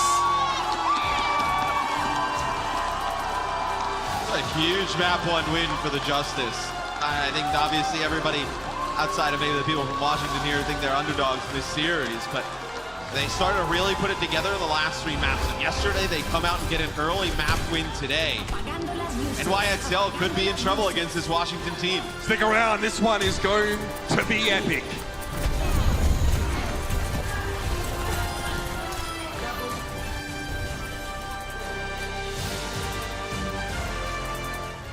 Coca-Cola is the official refreshment of the Overwatch League.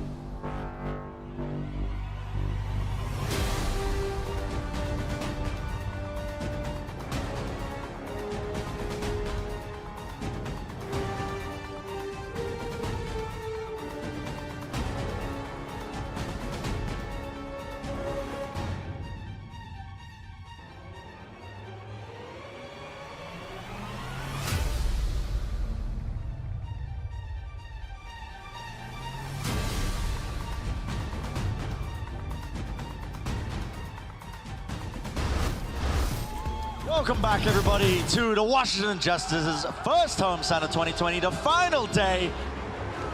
The atmosphere in here is electric.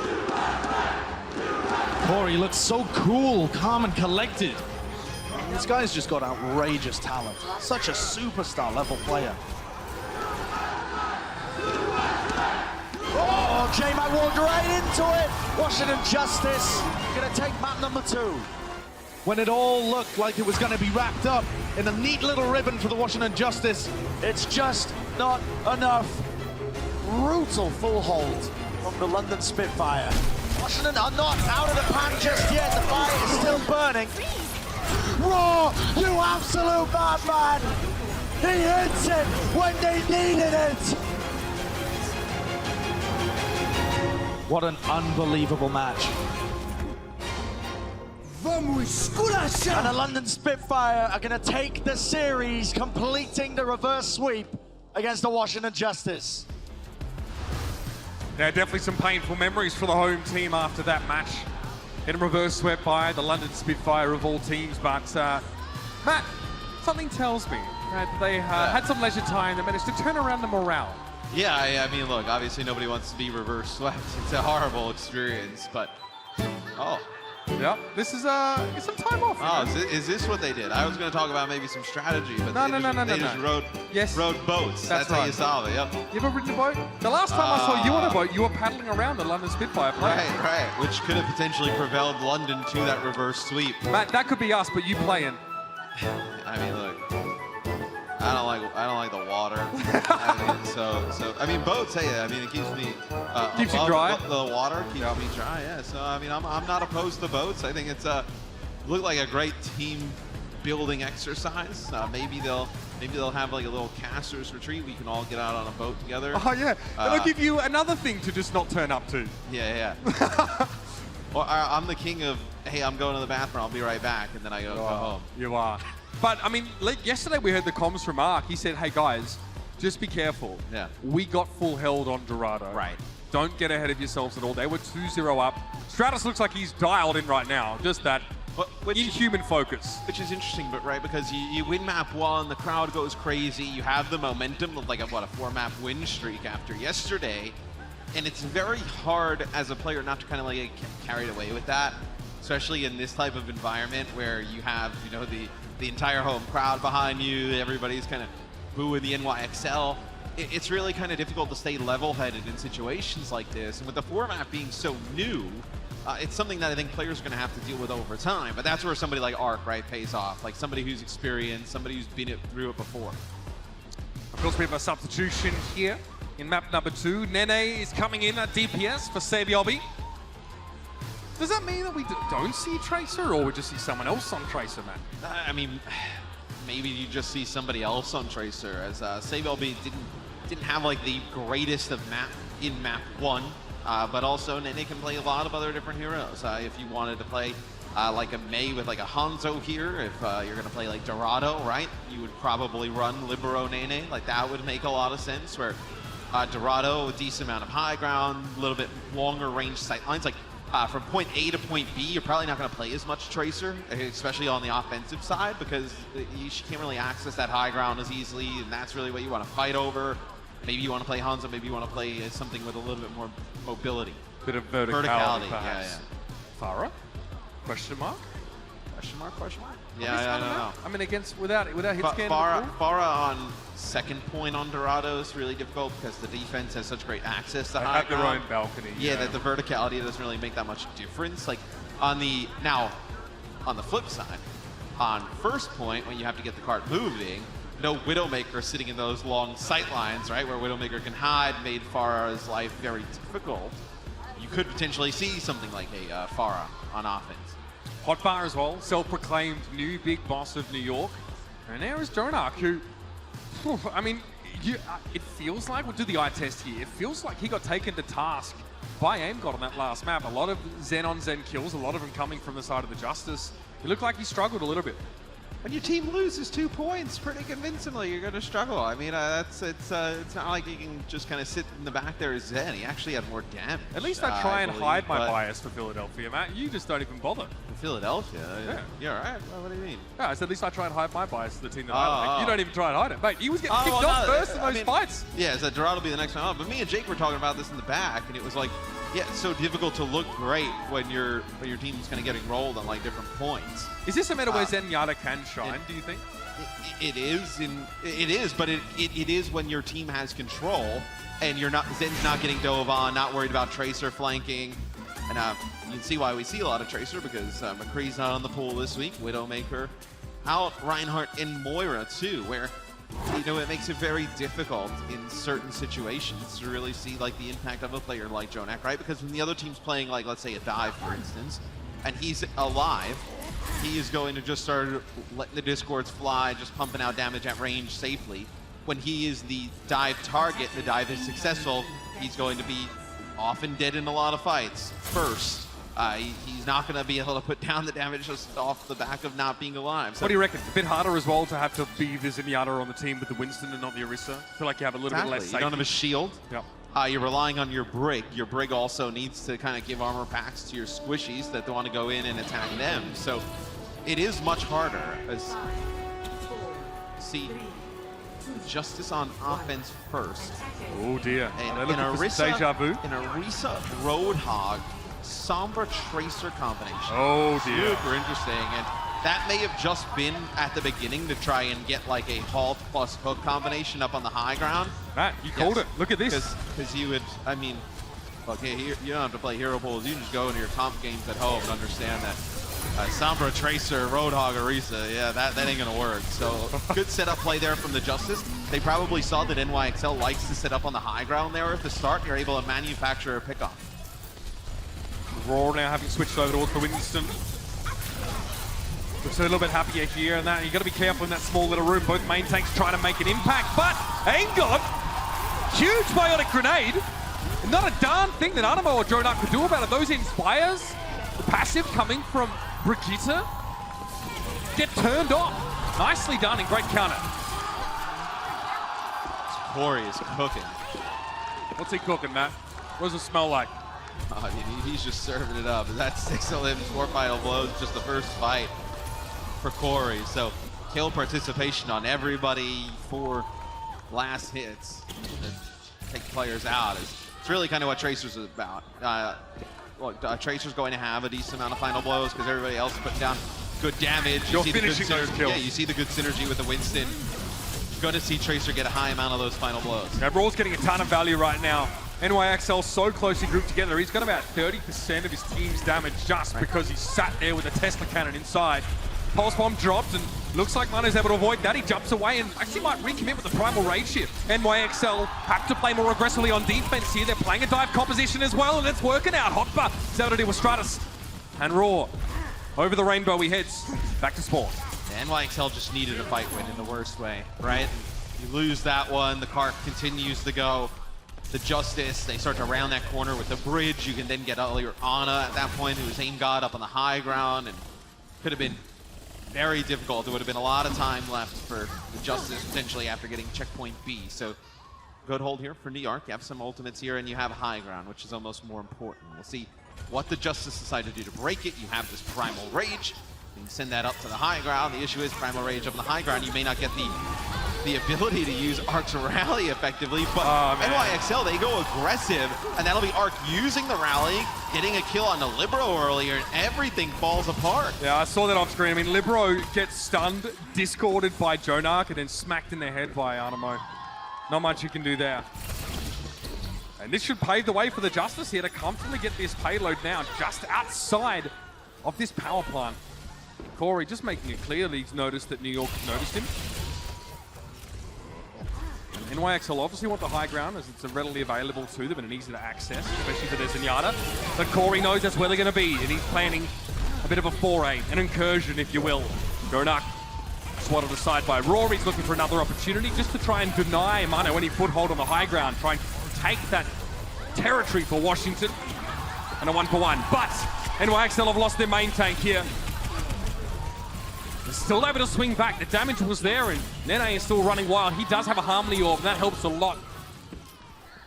Harmony Orb, and he has some armor packs as well. As the rally wears off, he holds on to some of that armor, but it's also interesting that in the last fight at the start, they loaded up the armor packs onto Jonak. A little bit of an adjustment. Make the Zenyatta a little bit stronger. Don't really worry about your Tracer. Let Nene just kind of figure that out on his own, and let Jonak weather the storm of the dive of Corey and Roar coming through.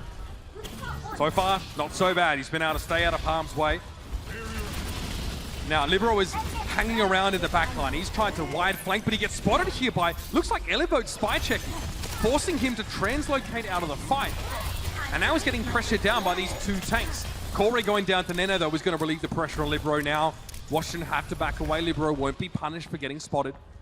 2 minutes and 10 seconds remain for Washington to get point B.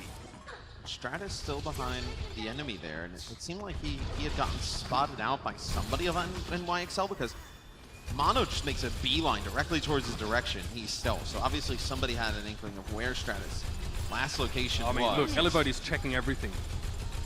I mean, there's no cost to do this as a diva. You have unlimited ammunition. There's an EMP. He just wants to catch Elibode with this and doesn't worry about Aim God, who consequently gets to EMP. This forces Libero to get out. Nene has to hope this pulse bomb makes an impact, otherwise it's one bad ultimate after another. Mono actually have to use Primal Rage. He gets hit by the pulse bomb of Corey. That's 2 ults now. 2. You've rotated around here for NYXL. NYXL's actually taken the side of the payload as they see the Justice wrap all the way around towards the backside. Look, it gives no opportunity for Stratus to get an EMP. They have to get the cart going, force the fight back down. That's right. Stratus has to be visible to contest objectives. Sombra can't do it whilst invisible. Not anymore, anyway. So Cart's moving, Aim God's taken down though. Justice are very split up right now. Their flankers are playing a long way from the core of them, and it's up to Elivote now and Raw to hold down the fort. Elivote's able to find 2 kills. Mano was out of the picture, but Hotfire is still very healthy, and that's a Discord orb on Raw. He is out of here. That's where you see the patience and the experience of NYXL pay off, though. As the cart starts to move, the Justice want the NYXL to take the fight on the cart, results in a big EMP, and the Justice keep the cart moving. What NYXL does is they know that Stratus has that EMP. They know he's moving it. What do? They dive the back line, right? They go all the way to the back of the Justice, and they just kind of juggle the cart, right? One player after another goes on a contest, so the cart actually never moves. And Stratus can't get there. He was busy trying to work the cart. That's a self-destruct. Hotfire looked defensive, but he can't get back in his smack. Corey takes him down before he can, and now that's only 5 up for NYXL. 2 of them get hit with that. Hack came onto Nene and Mano. Washington couldn't follow up, but there's only 10 seconds left in the round, and something's got to give now. Nene down, there it is. Aim God once more delivers. What's he looking for? He's solo flanking. Mano's right above him and can't spot him out. Discord orb now thrown on the enemy. Winston and Mano has to get the heck out of trouble. Hotfire's on his own on the payload, and here's your overtime. Libero is out of the picture, and he was so close to EMP and won't have a chance to go for it. Aim God now just waiting for his chance to transcendence, but it looks like it might not even be needed. He gets another one. Balls to the wall for Aim God. Finally get the cart over the line there. As the Justice, they'll still have this transcendence. Corey with the pulse bomb, been great. He's getting those first pickoffs, but like you mentioned, I mean, Aim God has played fantastic here early on. Man, he looks so sick. When he was on Boston, it was never really like an issue of like skill, right? I mean, the guy was nuts. Look, 4 final blows to Jonak's 0 currently. And there's no excuse of, oh, you have an Orisa and I don't, because both teams are playing with Winston. He's just playing better. Well, I mean, you do look at it. I mean, Jonax had 4,500 damage to Aim God's 2,700. The thing is, they're just doing a much better job of keeping Aim God alive. Aim God's doing a much better job of moving around the map. And it's got a lot to do with Corey and Stratus capitalizing on that early damage and Discord placement that the Zenyatta's able to get. Stratus has been involved in a heck of a lot of these kills. 6 final blows for a Sombra. Not too shabby. New York now have a moment to breathe at least, Matt. They pushed them out. The Justice, you're just kind of regrouping. You still have this Transcendence. You didn't have blowing it in the last fight. You could open things up with a rally, maybe force the Transcendence out of Jonak, and then pop an EMP and continue to push the cart. 12 seconds left in the round. The Justice have the ultimates to break this fight open. It really will come down to execution. You can see Jonak is on the high ground. He'll be trying to stay safe. Note that Hotfire is keeping an eye on him. Out of his periphery.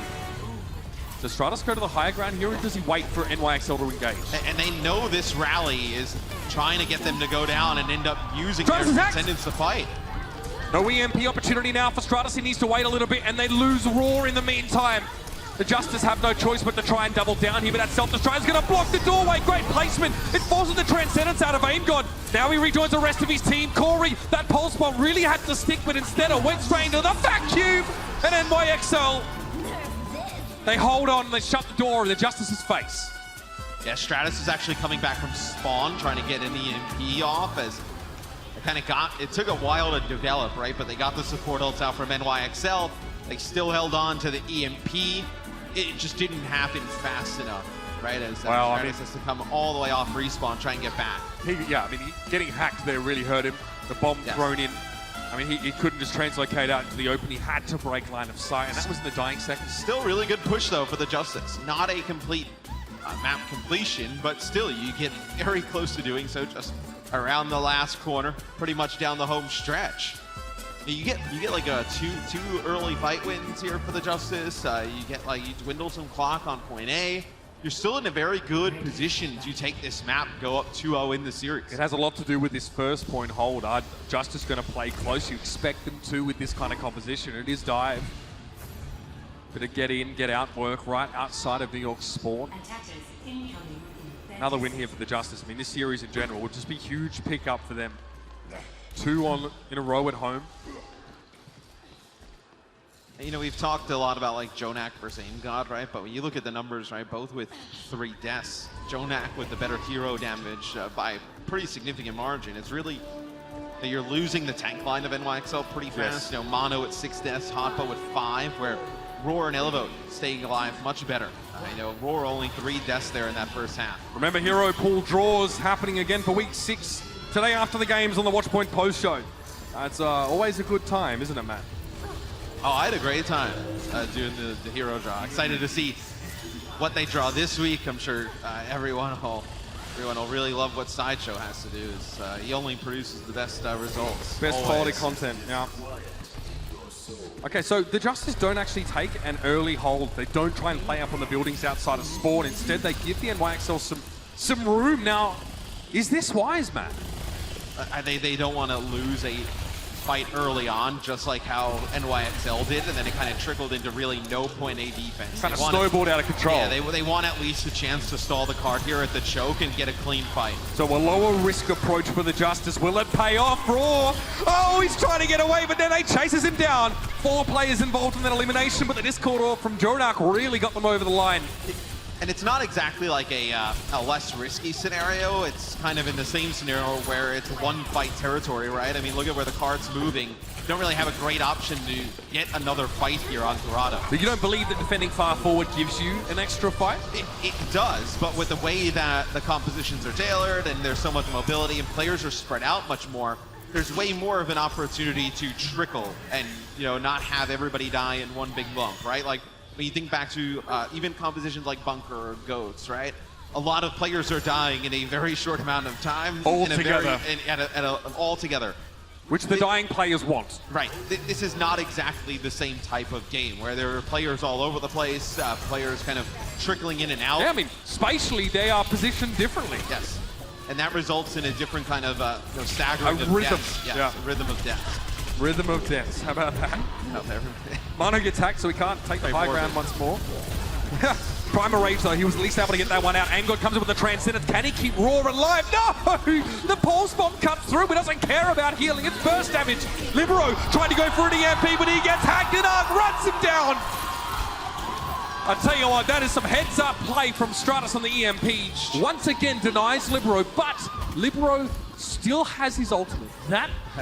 That is different from last time. I mean, dude, maybe Stratus, we kind of talked about it with luck with the Color Hex Blizzard and the map 1, he does it again. I mean, maybe it's just insane timing and just really good game sense of when those ultimates are going to come through.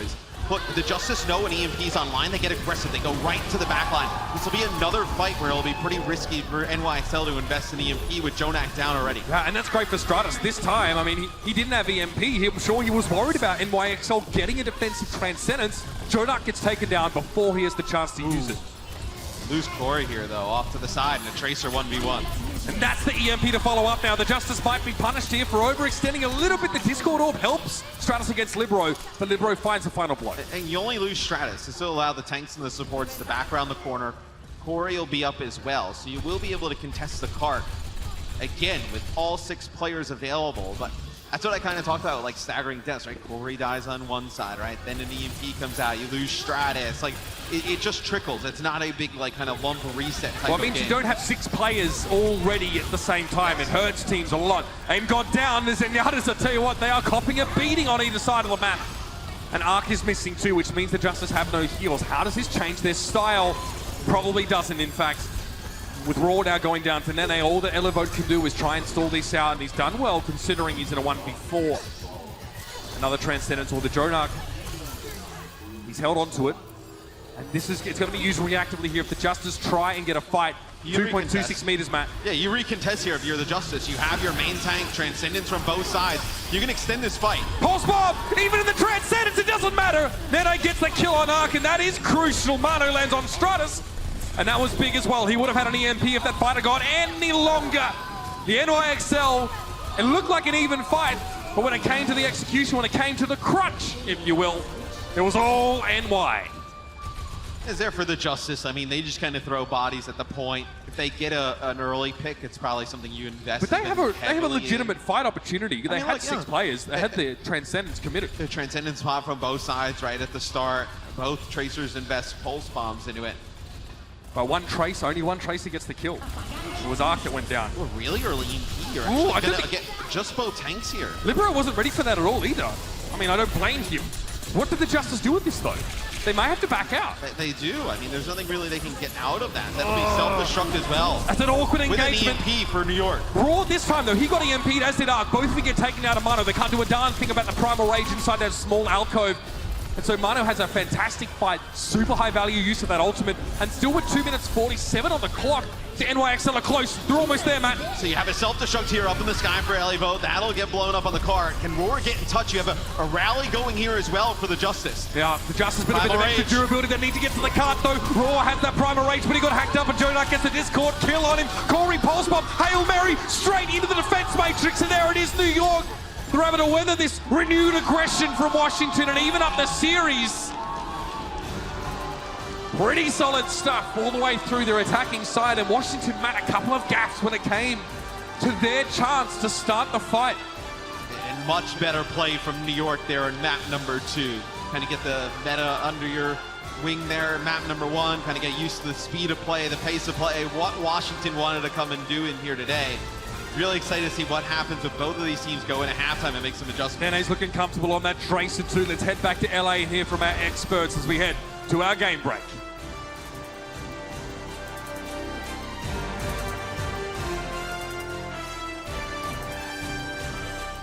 The Overwatch League is brought to you by T-Mobile. Rank up with America's first and only nationwide 5G network. And by State Farm. For auto, home, or renters insurance. Like a good neighbor, State Farm is there.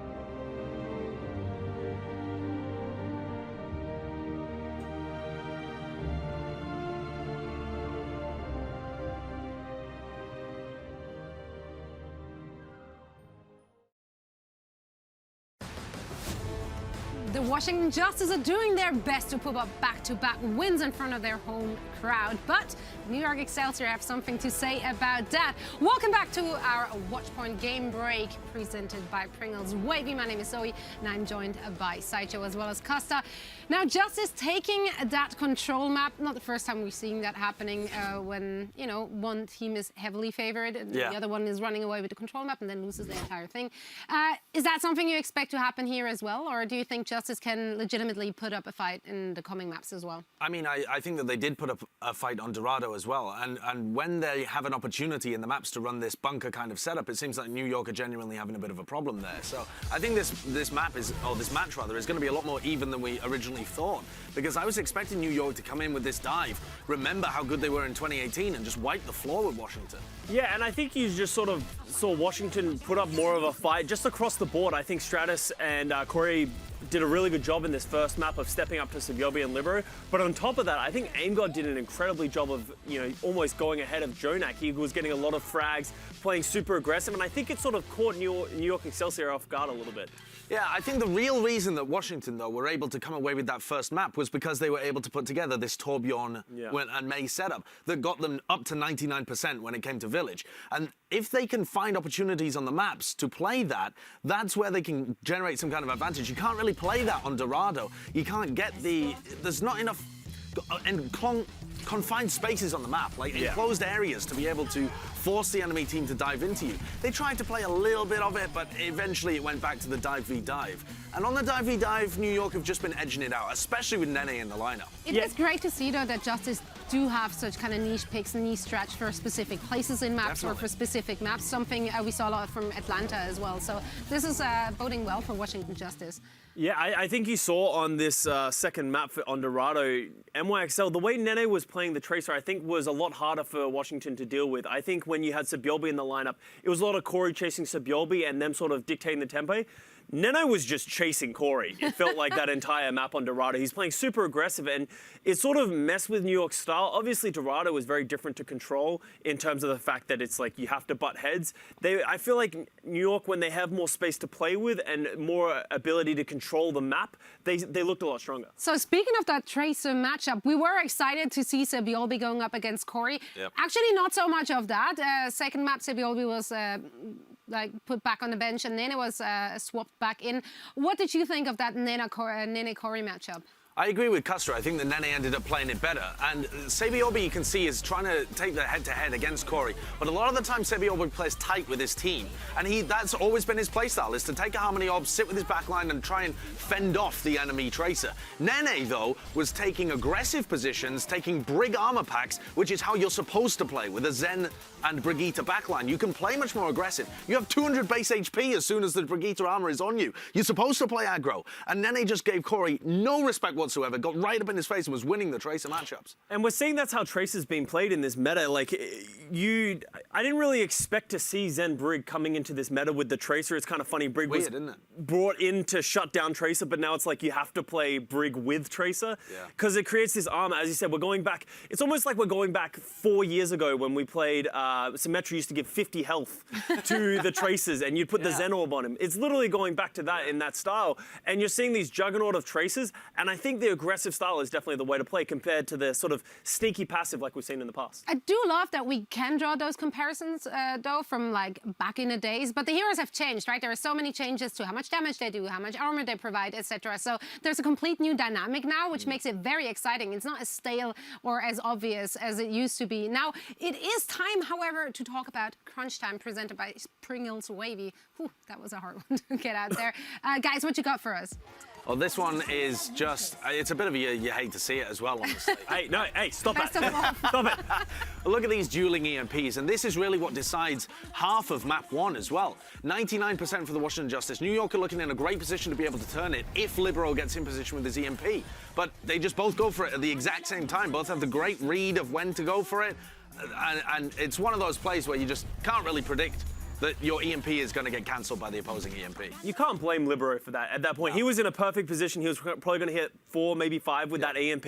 It was the right timing. It's just two great minds thinking of like going for the EMP. Unfortunately, Strat's just that fraction of a second faster. And the way the Sombra like EMPs interact, there is a short cast time with the EMP, like 0.3 of a second, so gets hit in that window, unfortunately it gets owned. And that really decided the first round, and potentially the map, because that second round as well was very close on Village. So Nepal, they were both going head-to-head, toe-to-toe with each other, and just that EMP pushes them over the edge on round one. Now, if we're looking ahead to the second half, I believe the next map should be King's Row, although the prompt does say Eichenwalde, and I'm not trusting it. King's Row, though, what do you expect? Do you think we are seeing Nene swapping back with Sebiobi again? Do you expect any changes from New York? I think you can play more bunker. If you wanted to try and do it, if you want to run the May Torb, something like that, you can try and get value out of these kind of brawly compositions with a Batiste in the lineup as well. I'm not sure whether Washington are going to go for it, but it means that they have more strategic options. And it seems like at the moment, New York are just dive, dive, dive. They're easier to read, even if their players are incredibly, incredibly good. Kings Row is a very linear map, so it's historically been very hard to play dive because you can't really get great flanks. There are corridors, but they're very narrow and very easy to be seen. So I would say I would expect more, Tor, May from the Washington Justice. It is still as I said, very narrow things. We're probably going to see May, unfortunately, to us all. Probably, unfortunately. Well, both of those teams have been showing a lot of versatility, so let's see what they will be coming up for Kings Row. So we're heading back over to DC and stick around afterwards for Watch Point Reset. The Overwatch League is brought to you by Pringles Wavy. Big crunch, big flavor.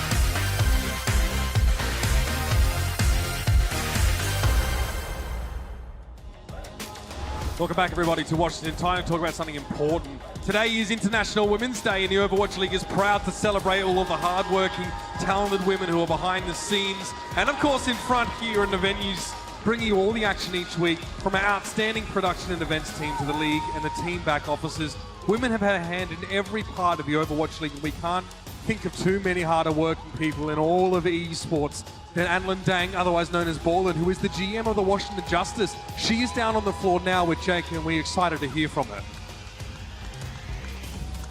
Thank you so much, Mitch. I'm down here on the floor with Annalyn Dang, General Manager of the Washington Justice. And the crowd is so supportive. I want to ask Annalyn, tell me, how'd you get your start in gaming in general? My start in gaming when I was playing with my friends and family when I was younger, and I'm extremely competitive, so seeing my growth and how I've moved up while playing games felt really, really productive to me, and it's really rewarding. I know exactly what you mean, that feeling that you're really progressing. Why though, specifically, why did you gravitate to Overwatch in the Overwatch League? I really love Overwatch because it's actually such a team-based game, and I value the communication so much. But more than that, I think that, especially with the character design, I really love the representation. And because of the representation, I think it created such an inclusive community. You see all of these amazing fans behind me here. They're so incredible. And you see people of all ages, and I love it. I couldn't agree more. Now, on a more general note, I want to ask you, do you have a message that you'd like to share on this International Women's Day to other women interested in gaming and esports? Don't let other people tell you that you don't belong here. We see so many people that work hard behind the scenes, and you all deserve to have a place here. What a lovely message here on International Women's Day. Thanks so much for joining us down on the floor here with Annalyn Dang, and I'll send it back to you, Mitch and Matt.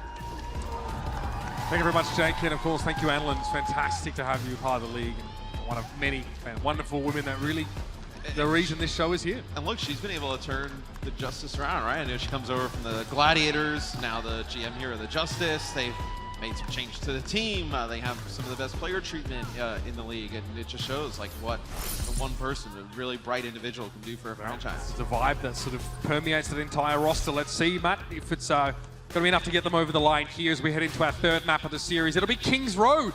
It's all tied up after half-time. The Justice came out strong early on, and yes, if we end up coming back around to a control map at the end of the series, that may serve them well, but they need to get through this one and Assault after. I think the two things that'll be interesting to look at after halftime is, does New York find that just inserting Nene is the answer here? Play just a little bit more of an aggressive Tracer player. You can then move him over to some other heroes if you would like. And then for the Justice, what adjustments to their play do they make coming out of the half? Well, in composition, obviously no adjustments here really for them. The same can be said of Washington. And they will deal with Corey. Something's got to give here on this flank. One of these players is going to push through. Notice that Corey's been given that Harmony Orb and still is struggling a bit. Jonak stuck with the Discord. I agree, though, with what Sideshow was talking about at halftime, is that putting in Nene, it puts more pressure on Corey. Corey can't just go on these flanks and kind of go just uncontested, and the fact that Sabiel will kind of just track him once he comes to his side of the map. Like, Nene's going to put pressure on Nene's going to put pressure on the Justice backline, and then he's also going to come directly at you. That also opens up the opportunity for Jonak to put down some more damage, make it even a little bit scarier. Nene extremely proactive when it comes to taking ground, and look at that. Libero's able to get rid of Corey. Just a little bit too much pressure for one player to deal with. The Discord Orb again was there from Jonak. With the Tracer down, the NYXL get to stop looking over their shoulder and they get to look forward. They bowl arc over, pulse bomb there, and look at this, NYXL. They owned this meta back in 2018. That dive was all about them, and it looks like they're starting to rediscover the essence of that. And it's obviously something that they've done in the past, but it's a much different lineup, right? You know, Hotba in play, Nene, Libero, like Libero's still in play, back then, but really just Nene and Hotba, and it's two big adjustments, right? You know, when you talk about dive, the coordination between your tanks, the Winston and the Diva, the Tracer player as well, it's some of the most important kind of consistency that you can get amongst players. That'll be AimGod who connects with a headshot on Nene and kick things off, but that's going to be an EMP in response. Yeah, just when it looked like the NYXL were going to keep rolling through, the Justice are able to stand up. AimGod getting the Transcenders there was huge. But they've had to use it, which means NYXL will have the advantage in ultimates. The EMP for Stratus. I mean, it's so nasty, Matt, getting hit with an EMP when you're ready to unload those ultimates. You never have the chance to. Let's see if Stratus can actually be the proactive one here. Well, you see, he had to play pretty far up to try and farm the last bit to get EMP, because he doesn't allow them to walk through the choke here for free. Self-destruct does force the backline of Washington to cower inside the pub. Jonak probably being very aware. Yep, he's going to go for the Transcendence now. Just in case that EMP dropped in, but Jonak was hiding at just the right time. Great intuition from Jonak. But still, Mano gets taken down. Yes, Mano kind of got stuck inside the library, and they were trying to find an angle to get him the healing. They just weren't able to do so, as the Justice, they pushed pretty far in. Jonak's going to be able to take out Corey. That's a lot of pressure off of him now. He's going to be able to push forward with the rest of the team, clean up these kills. Matt, another situation where Washington try and start the fight. They initiate with an EMP, but the NYXL, they're so well drilled in how to respond, disengage away from that damage, and then make the most of Jonak's Transcendence. He hid away from the EMP to be able to use. Yeah, and Jonak's getting a lot of work done here in the first half. 25% of the team's damage about, and being able to just pump out so much damage from the backline. It's just been a little bit of a difference, and now Corey wins the 1v1 against Nate. Let's see So what how they happens decide as a to. result? Well, let's see how they decide to play this, right? Does Corey and them try and go right into the back line? That'll be a big EMP. They wanted Water to come forward. Washington knew they had an advantage. They tried to EMP Raw, but they saved him. Aim God another Transcendence. Aim God has a huge amount of Transcendence healing right now, over 1,000 as opposed to Jonak's 400. Again, you see it works out. The NYXL lose a play. They say, I bet you Washington try and engage off these with their dive. They thought they caught Raw, but they were wrong. And they try and EMP and then follow it up with the self-destruct, as New York's been using like EMP self-destruct a lot in a lot of fights, and then also they've been using the self-destruct to split players off and then allow Mono to go in and try and get a kill onto the back line, maybe the Zenyatta. So it's worked a few times. The last like 2 or 3 though, we haven't really seen it pay off with big results. When you really want to keep an eye on how Stratus uses his EMP, again, it's just to catch the aggressors from the NYXL, but are Washington going to follow up? No. They once again use EMP to try and stave off this NYXL aggression, so New York just gets an opportunity to regroup and go again, Matt. That's so smart there from Libero. He gets a hack on the arc, so he couldn't use the rally or an armor pack, and then he immediately turns and takes out Aim God. This is going to be a close fight now. Corey has to recall. Raw has the Primal Rage. Mano's already used his. Corey can't push through with a Diva in his way. He has to go through that main entrance. And who was Raw looking for? Just to cause some chaos and return to his team. It gives enough time for Stratus to work Mano down. It all kind of falls apart there for New York, because it was looking good, right? They had the Transcendence, they were pushing on forward, they got a kill on Aim God. And Arc, though, still with that rally, right? Gives the armor to everybody. They push up, they're able to turn the tides of that fight. As minute 18, still a lot of time for NYXL, though, to get this second checkpoint. Okay, 2 pulse bombs up in this fight. Nene there, losing the armor. He was given the repair pack. It does not persist. A lot of orbs. Nene sees the discorded Winston, tries to go in on it. Burns double blink to get there. Has a pulse bomb if he needs it. The Justice are playing safe right now and trying to play out of line of sight. They're split on either side. Pulse bomb. No. Looks like Aim God can escape from that one. Good stun to stop Nene from getting rid of the Zenyatta. The Raw goes down still. That's the EMP. 6 players from NYXL get EMP'd. But again, the Justice. There's no follow-up after a big EMP. Stratus gets the initiation, but where's the extra damage? I mean, you're down your main tank and your Diva doesn't have the mech, so you lose both of those tanks on the card, and you're not able to do anything after that. Hotbar just trying to push the mech over the edge, but he didn't really need it there. The Justice again. You think they go for that fight after the EMP, but they were already lacking too many resources, and New York just squeak in here to the Foundry, the final stage of the map with 1 minute and 45 on the docket. So now with New York getting the card around first corner, potentially around the second corner as well. Justice kind of regrouping. You'll have both support ults for NYXL and a Primal Rage to potentially put it away with one more fight.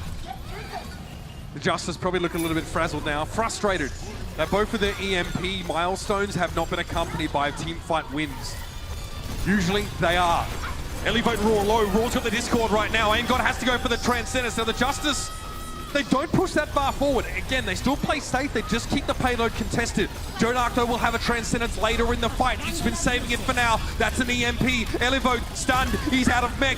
Mech destroyed now, and the pulse bomb thrown in the middle. Still just the 1 kill onto the Justice. But Mano and Hotbar are nice and healthy, and Jonak goes for the Transcendence now. And that seems to be the green light for the NYXL to kick it up a notch. They force Aim God back inside spawn. Corey stunned up there, and great finish off by Nene. Looked pretty clinical at the end of the round there for New York, Matt. As they start that last fight with Animo using Rally, that gets Jonak up to about 300 HP. And when you have the cart that close to the objective, and you can't put any pressure on him, and he has that much health, and he's sitting back, just letting those orbs fly, it's just a matter of time that you're going to crumble. Yeah, Jonak looks frightening when he's got all that extra defensive stats. We'll be back. There's still much more to be told here from Kings Row. Coca-Cola is the official refreshment of the Overwatch League.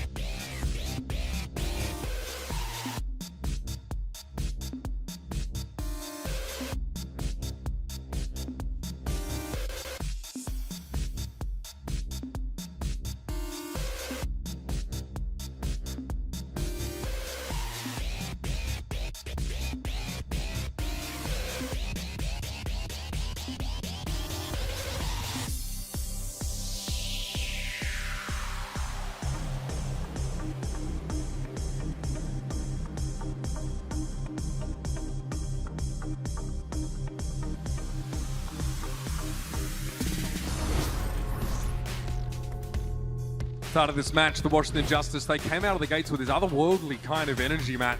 Completely stunning NYXL in map 1. That seems to have dissipated a little bit now. They look reluctant to start these fights, especially when, you know, we're seeing big EMPs from Stratus. He is setting opportunities up, but it seems as if the Justice are not ready to follow him in. And it's kind of what New York's done to teams over time. Like, New York, they've never really kind of been like an explosive kind of team that comes in, like 3-0s you, like a San Francisco or a Vancouver Titans. They weigh you down. They're almost like, I was just going to say, they're almost like a UFC fighter who kind of grapples a ton and just gets you on the ground and just wears you out, right? They're not going to get like flashy knockouts, but like you have to be perfect to beat them, right?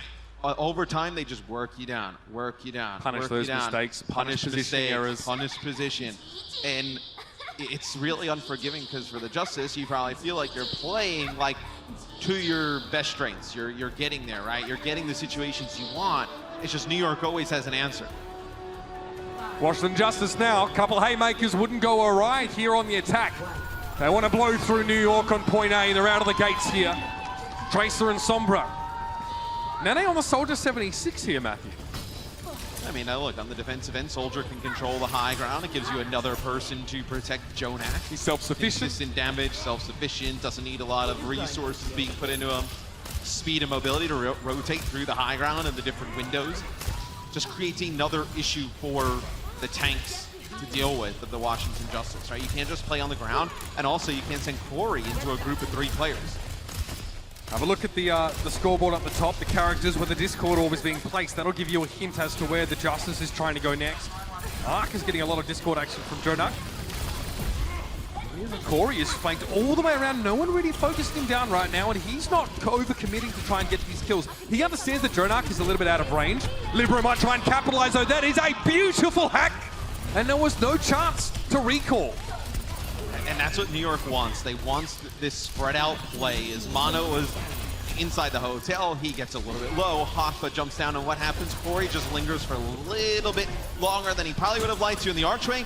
Libero gets hacked, they jump down, and they take him He tried to hit Libero and to interrupt the hack animation, obviously. Sombro's hack gets interrupted by any damage, but Tracer's spread is so considerable that at that kind of range, he couldn't even hit Libero to interrupt.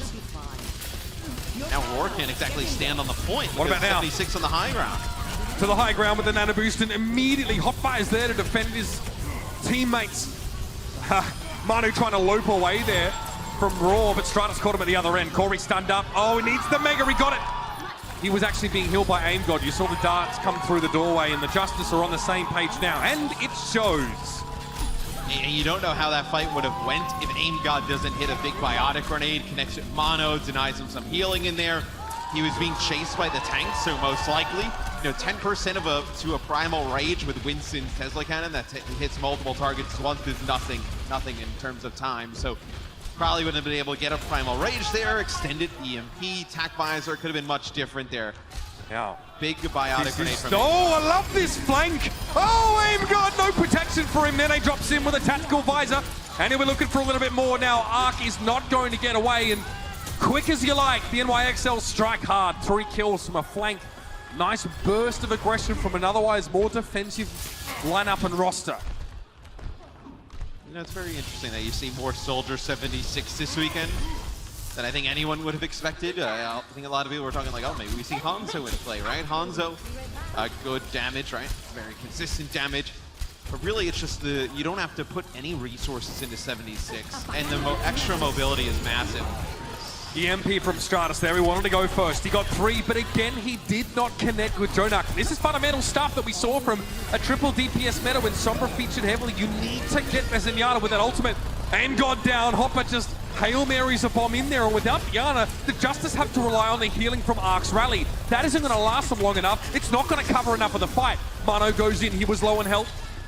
He's able to back out though. The Justice with 1 less player. Can they avoid the bomb from Elivote? Yes. Discord orb here, placed back on Raw. The NYXL once again re-emerge out onto the battlefield, and Corey is dashed aside. And that time they were able to get kills, and they were able to make progress using the self-destruct and Mono's primal rage.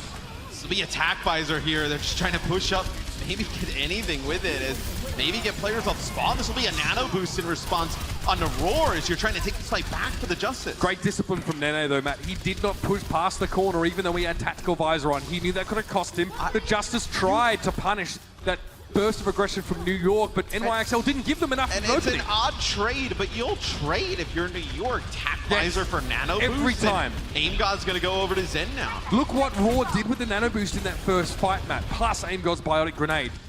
Great trade for New York. 2 minutes and 17 seconds on the clock for the Justice. Elivote wearing the Discord currently.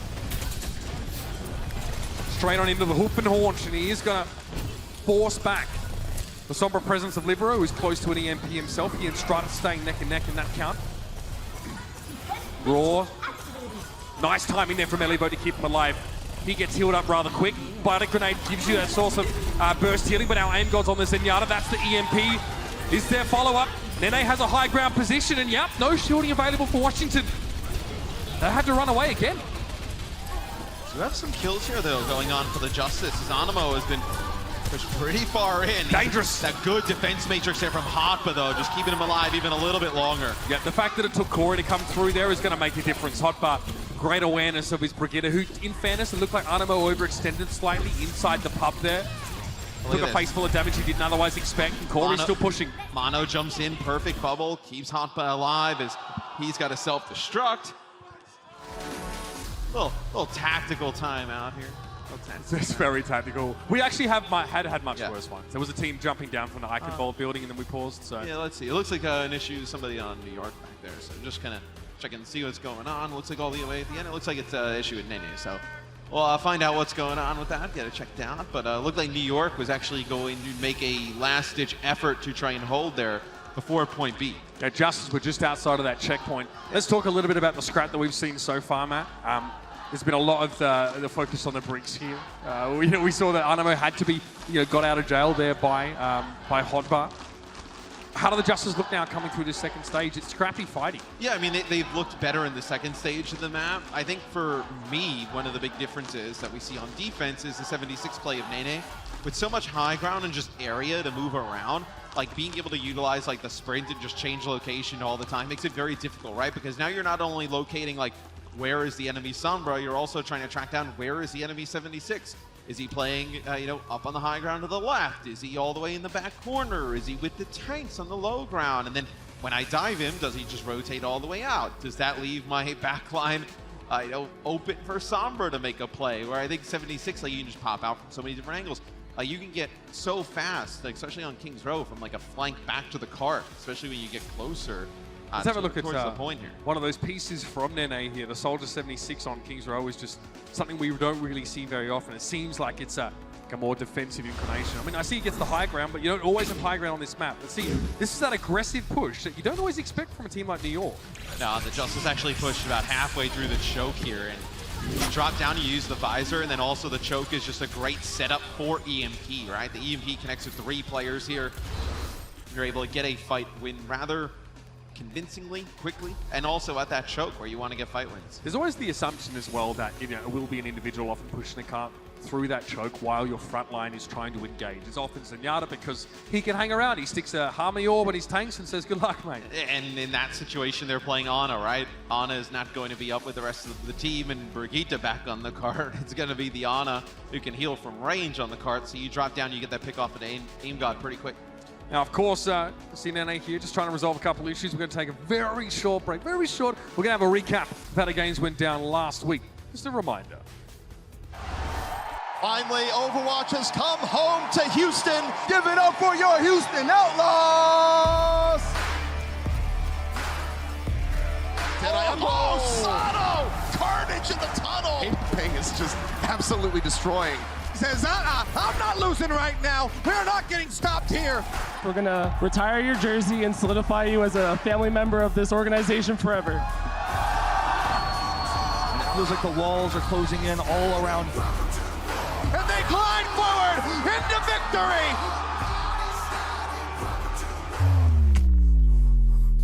Welcome to the war. That is disgusting.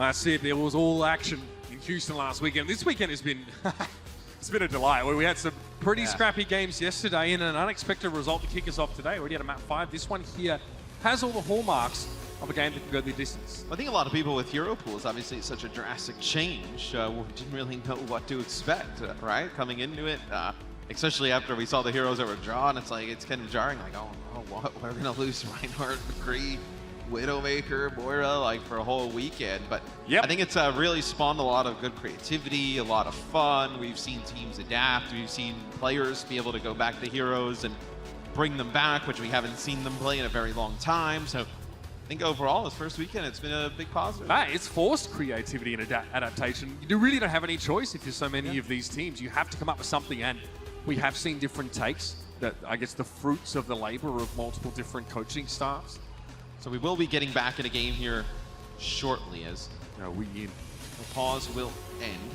And then the game will pause. They just had to repause this, so Nene's just checking something. Yep. So it seems like, look, thumbs up. Seems like everybody's good, but the Justice very close. So to remind you where we are right outside of checkpoint B. The Justice very close to being able to take this. They have 1:17 in their bank.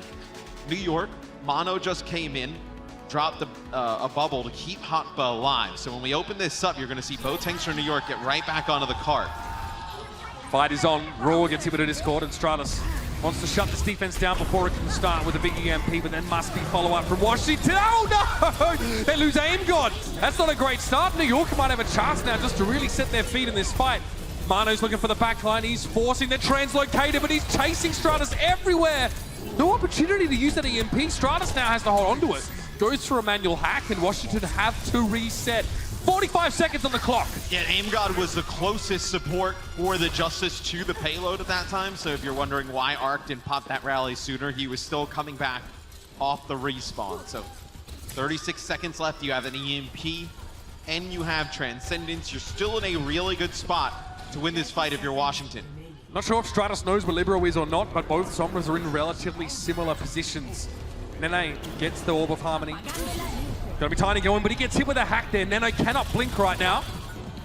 Payload getting close. Mano steps up. New York fights that perfectly. Yeah, and Mano gets protected by that defense matrix as he tries to move up. He is the Transcendence now. Jonak has one of his own, but if he waits a little while, his team will have it for longer. Arc's hit with a Discord. And there it is, he goes down. Nene's able to burn him through as soon as the Transcendence expires. New York had a second, maybe a second and a half of extra healing, and Aim God gets absolutely rolled. Jonak has to return to the payload because Raw is doing work. Hotbar is down, but again, the Zenyatta makes his mark, and New York stand tall. What a defense! And they'll be pleased now to set up a match point after the conclusion of Kings Row. And Nene has made a huge difference here. After map number 1, he comes in for Sabiel B, and just his aggressive nature of play, whether it be on the Tracer or the 76, has really changed the course of this series. It is a different look for New York, and looks solid and stable, and they're looking down the barrel of a potential 3-1. The Justice had to fire back after the break.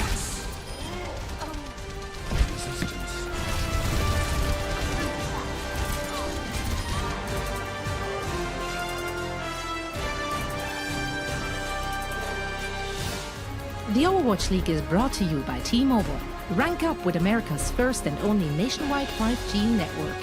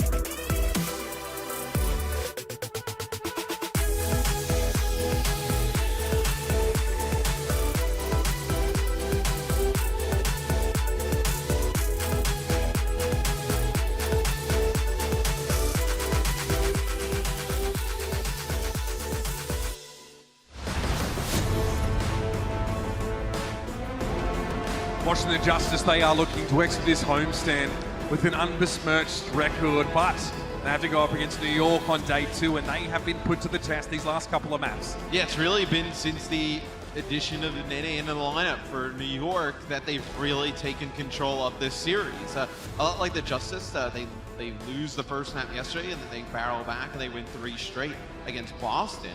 It's looking like the adjustments that New York has made is pushing them, propelling them in that space, right? That's where we could be heading. And I think as we move over to Horizon, which will be the next map, I think it definitely throws you for a little bit of the Justice, because what do you expect New York to run? Like, they've now shown you a little bit of a different look, right? More verticality on the map. We're going to play the 76 instead of the Tracer, and they had another difficult time dealing with it. And look, I mean, you see that New York are doing very well dealing with Stratus Sombra. I mean, Stratus Sombra got to do a heck of a lot yesterday. He got to walk straight up to people and just EMP. Jonak is very, very hard to connect the EMP with. He's always getting Transcendence. And don't forget, Aim God was Boston Uprising's flex support player when Boston themselves were so good at using Sombra and playing against it. So both Zenyatta players are really experienced at dealing with this kind of scrutiny, which creates an interesting game. It is Washington's ability, or lack thereof in some of these cases, to follow up on big EMPs that they're getting. They're struggling to be in position when they need to be, and it is manifesting on the scoreboard. I mean, a few times where they've used the EMP, like you mentioned, not been able to follow up. Players a little bit too far out of range, but still, they know how we talk like how, it's really tough for the Justice right now. It's looking all doom and gloom. But you're 1 map away from sending it to a Game 5 of Control, where if Corey starts to pop off again, you could easily walk away winning this series. That's the win condition, right? Get the victory here, and you've got to feel awesome about going back to a Control map. And it would be a huge win in terms of the Justice's overall season. I know it's really early, but if you can get to 500 here, 3-3, and then you're like 1 game away, like behind New York in a way, I mean, you would take that after 6 games, and right? You've been duking it out with some of the best teams in your division. Right. Coming out with wins there, sets you up for the rest of the season. Of course, in a world without McCree and Widowmaker. Well, I think that's why a lot of us, when we're asked on power rankings or doing the power rankings, looking at the power rankings on the desk, we all kind of thought the Justice should be a little bit higher. And the fact that they have played teams tough. No worries, Johnny will never underrate the Justice on his power rankings ever again. Last time it didn't go well for him. Jonak, what's he doing there? All right. Jonak's rig is... Yeah, that's a thonker. Okay, it's going to be Anna. Oh! What? Come on! Why, he just switches it? No, my God!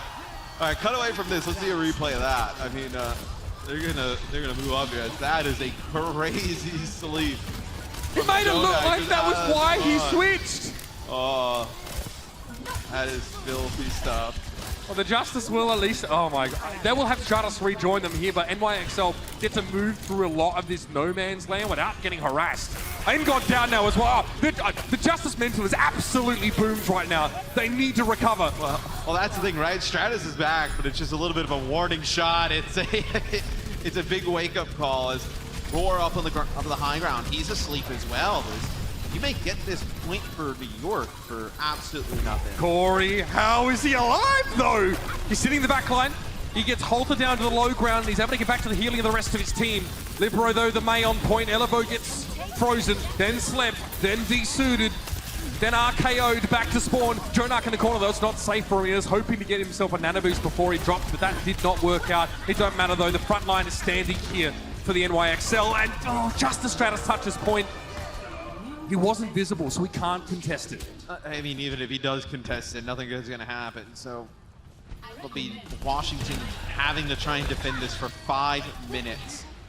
New York playing a different brand here. This is why I think New York could be so dangerous this year, right? We can see them switch it up, play that aggressive style that we haven't really seen them play a lot in the past, right? More reactive. And then they can bring this look out, right? Where you can play around the May, the Reaper, the Orisa a little bit slower. Just manufacture fight wins. Annoying for Stratus. He got hit by that bionic grenade and had to play out of line of sight. Okay, he gets the hack on Mano now. Washington can drop down. Great May wall to disengage, though. Mano was honestly dead to rights if that doesn't come up. And again! Another sleep dart on Stratus. He's able to translocate out, but it's only back to spawn. Jonak caught in the side room, and Raw's able to punish this aggression from New York with a primal rage in close quarters. And finally, the Justice get a chance to collect themselves. You know, they're trying to get this EMP out. That's a good hack there from Stratus to not just kind of jump down, pop the EMP, because at that moment you were free for New York to just drop the sound barrier. You maybe get a nano boost onto the Reaper, and you could have pushed on through. Lots of ultimates for both teams here going to be available. Everything pretty much on both sides outside of Roar's Primal Rage. Animo with a sound barrier. This could be a wild one. Yeah, I mean, look at him. He's checking corners even with his right click to make sure that he's not caught unawares. Maybe he sends his team out with a sound barrier speed boost combo. Nene teleporting forward. They want to try and start the fight. Look at them trying to dig the backliners out from under the point. Arc is still able to get that rally, and Mano is caught once more. Stratus sits at a safe distance and probably doesn't even think about using his EMP until he must. Tries to go for the hack on Nene, but he gets interrupted. Nano boosted Reaper.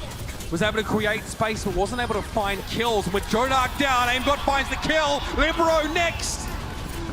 And looks like the Justice again have weathered the storm, Matthew. And you won't see the sound barrier from Animo until New York gets a first kill in one of these fights. They're going to need a kill that's going to force EMP out, then they hide, drop a barrier, and that's what you kind of see. Now they're going over towards Tracer, right? Tracer definitely much better at going in, harassing, trying to get pickoffs than, let's say, the Reaper, right? The Reaper, you're playing very close together. There's not really an opportunity to create an early pickoff.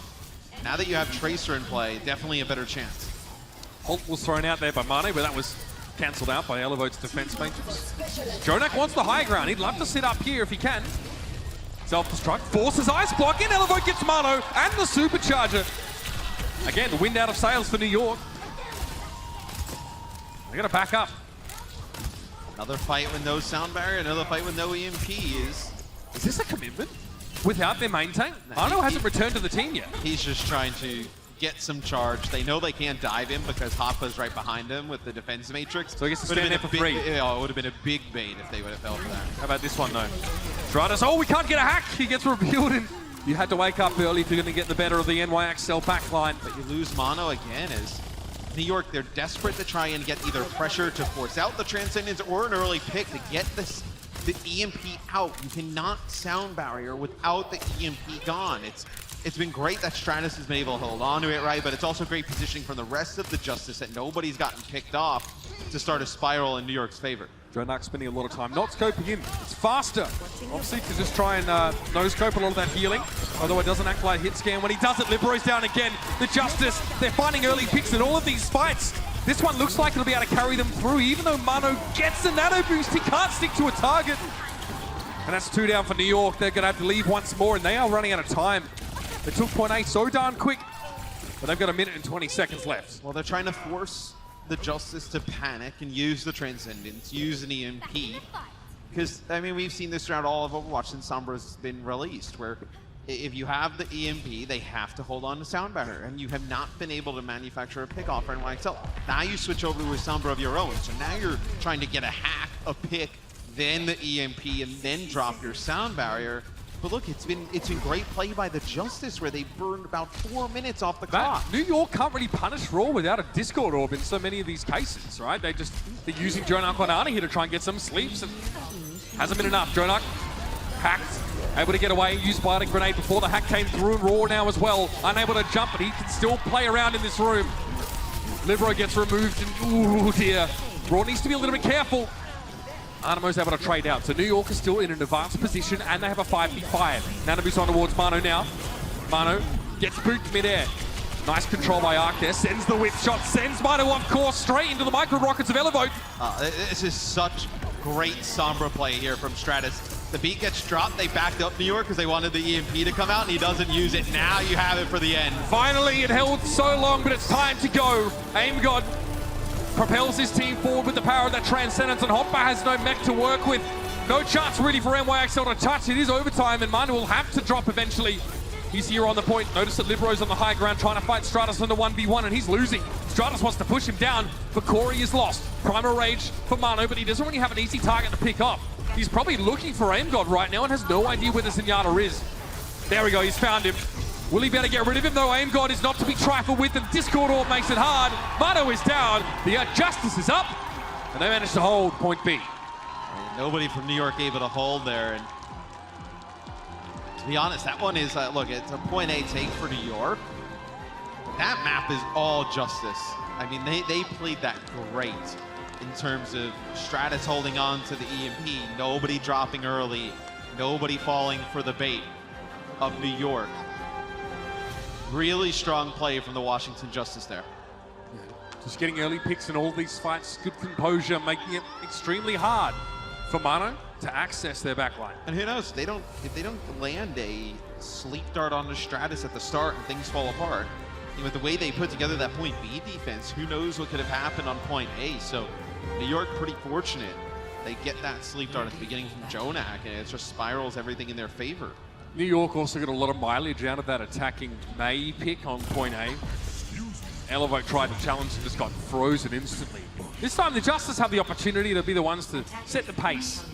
There will be a defensive Soldier 76 here for Libero. I was going to talk about that. A lot like Kings Row verticality here. You can kind of sprint the catwalk. Very difficult to track down, right? If your Winston jumps on one player, like jumps on the 76 rotates out. The D.Va has to make a tough choice. Do I kind of track the 76? Do I go help my Winston? It makes it very difficult, the decisions to make. The moment they stop tracking Libero, he turns up with a quick Helix rocket, and someone with 200 HP or less is blown up instantly. Interesting that they find not to run the 76 with the Sombra again here.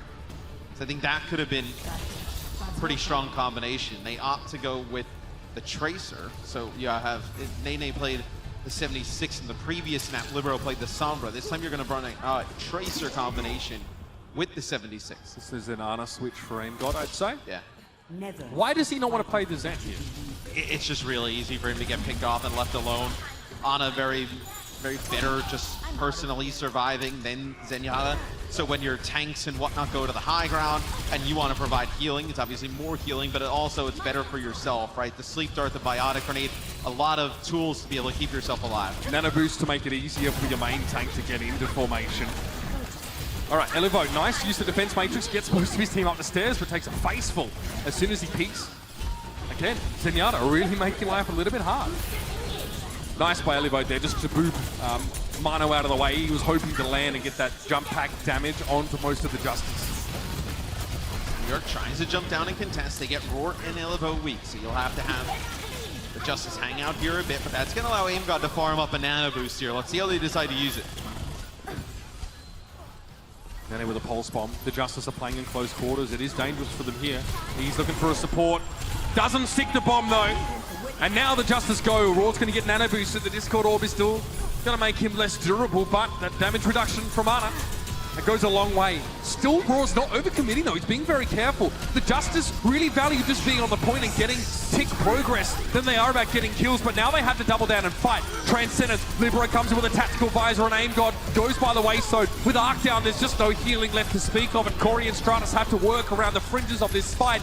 Yes, Roar has Primal Rage, but what does he do with it? He gets Discorded and he's forced to leave. I mean, the fight's over by the time he uses it. You had the rally being used, nano boost used a little bit earlier on. They have a pulse bomb invested in there. Mono dives into the back and he's able to put so much pressure on the supports. Jonak keeps everybody else tucked up on the point with the Transcendence, Tac Visor. Just for the icing on the cake there is New York able to take that fight. Now, I think this is a much difficult spot to get an EMP from, because if you go to the point, they'll contest it with a tank or two, and then you can just jump down rally after the EMP comes through. How does Stratus get a good value EMP here? Like this? Let's it go, gets two, but he got Jonak. There was no Transcendence to shut down, but they still get this Zenyatta. The Justice are looking to secure themselves at least a draw in this map by capturing point A, but they lose Stratus after the brave EMP 4-8. Can they get more? Losing AimGod here is not a good sign for the home team. They need to get the full capture on point A, and so far they've been held to 83. Where does it all go? Can you commit? Or is it worth just stepping back, man, and trying to go for something else, because they're not making any progress here? They have to, and the EMP, you get Jonak out of it, but they're allowed to rally, and then they're at the end. That's the tough decisions I was talking about that Elevo needs to make. Roar is low, but he's also just getting pelted by the 76 up on the high ground. He has no defense matrix for everybody. What happens? He just kind of stands in open space and gets demeched because he has no great option there. Man, the Justice, they start off this map so well with such a staunch defense at point B, but that doesn't matter if they can't capture point A themselves. A nano boost here from Aim God, bit of a Hail Mary, it's gonna have to be. That looked deadly. The hot for self-destruct in there, the bomb! Aim God's down! He had the nano boost. Was that the last hope of Washington fizzling out? Less than 10 seconds remain. Nene returns back to the point and Raw without his Ana. He's looking so low. He had to go and do it the old-fashioned way and get his own health pack. Aim God, can he get back to the fight in time? No! Libero shuts Stratus down. The tactical visor without Elivo to protect his team. The Justice are struggling to stand up.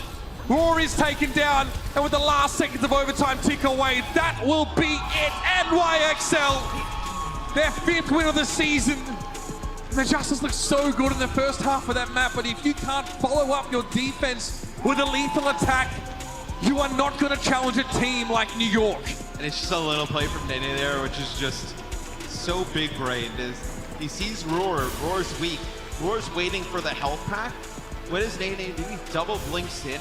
Stratus' translocator's on the ground. He blows it up. Stratus is stuck in front of the door. He can't get back to the health pack. He's just stuck in the middle of the map as Sombra, and everybody just jumps on top of him. They're able to take him out, and everything falls apart after that. But New York looked much different once Nene was inserted into the lineup. They looked really strong today, but I also think, although it's a 1-on-1 weekend for the Justice, they had a very good showing here as well. The Justice showed they can definitely hang with teams like NYXL. Absolutely. And Elivo is giving me the same vibe as I got from Meko in those first few matches for Houston when they struggled so much. A diva that is just trying to do so much and maybe trying to do too much. Yeah, potentially, right? I mean, well, also a lot of the compositions that New York threw at them with the high ground, the verticality, bringing the 76 in play, it made it much harder for Elivo to really, where am I using my matrix? How are we going to do about it? Because we haven't seen a ton of 76 on some of these maps, right? It's been a lot of Tracer Sombra, or we've seen a lot of May. That's right, but we see plenty of variety one way or another. We're going to talk about our player of the match, someone that we feel made a huge impact when they came into the lineup. Yeah, was Nene. He comes in, shows some Soldier 76 on the defense halves of both of these sort of obviously on the hybrid map and the assault map, but when it came to the Tracer, he was able to pressure Corey. And I think it was a huge difference. They lose map number 1, and just the aggression that he played with, and just the ability to just duel Corey head on was a difference maker here for NYXL today. It may not be like they're statistically best player or whatnot, but he made the biggest difference here today, so that's why he's our player of the match. Yeah, and you can see that final blows to deaths ratio is about 2, which definitely puts him in the top echelon of players. Well, he was number 1 when we looked at it earlier. And he's probably not going to be leaving that spot anytime soon. Also, a lot of eliminations. He's getting involved, very active. And I mean, that kind of play style, you ask any Tracer player, especially these guys at the highest level, that's exhausting. Yes. Absolutely exhausting to have to constantly be around, keep yourself alive, and also deal with stuff like Diva and that. I mean, we're not done here from the Anthem, by the way. We still got another match to come. We finally get to see a glimpse of how the Atlanta Reign have bounced back from last week's matches. They're going to be going up against the Boston Uprising, and there was some strong words shared from Fusions after yesterday. They're expected to come out to be dominant against this team. Can Atlanta bounce back? Stick around, ladies and gentlemen. It's all going to go down right here after the break. Coca-Cola is the official refreshment of the Overwatch League.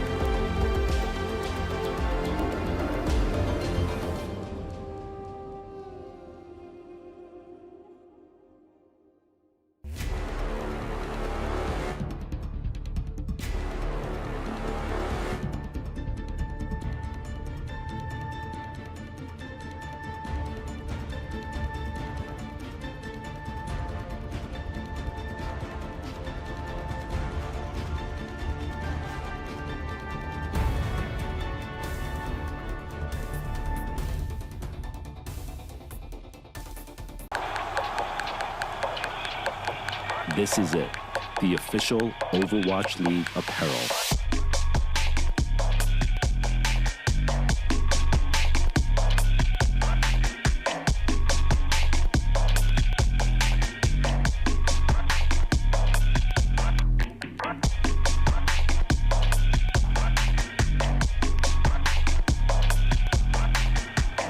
Designed by Staple, engineered for gamers.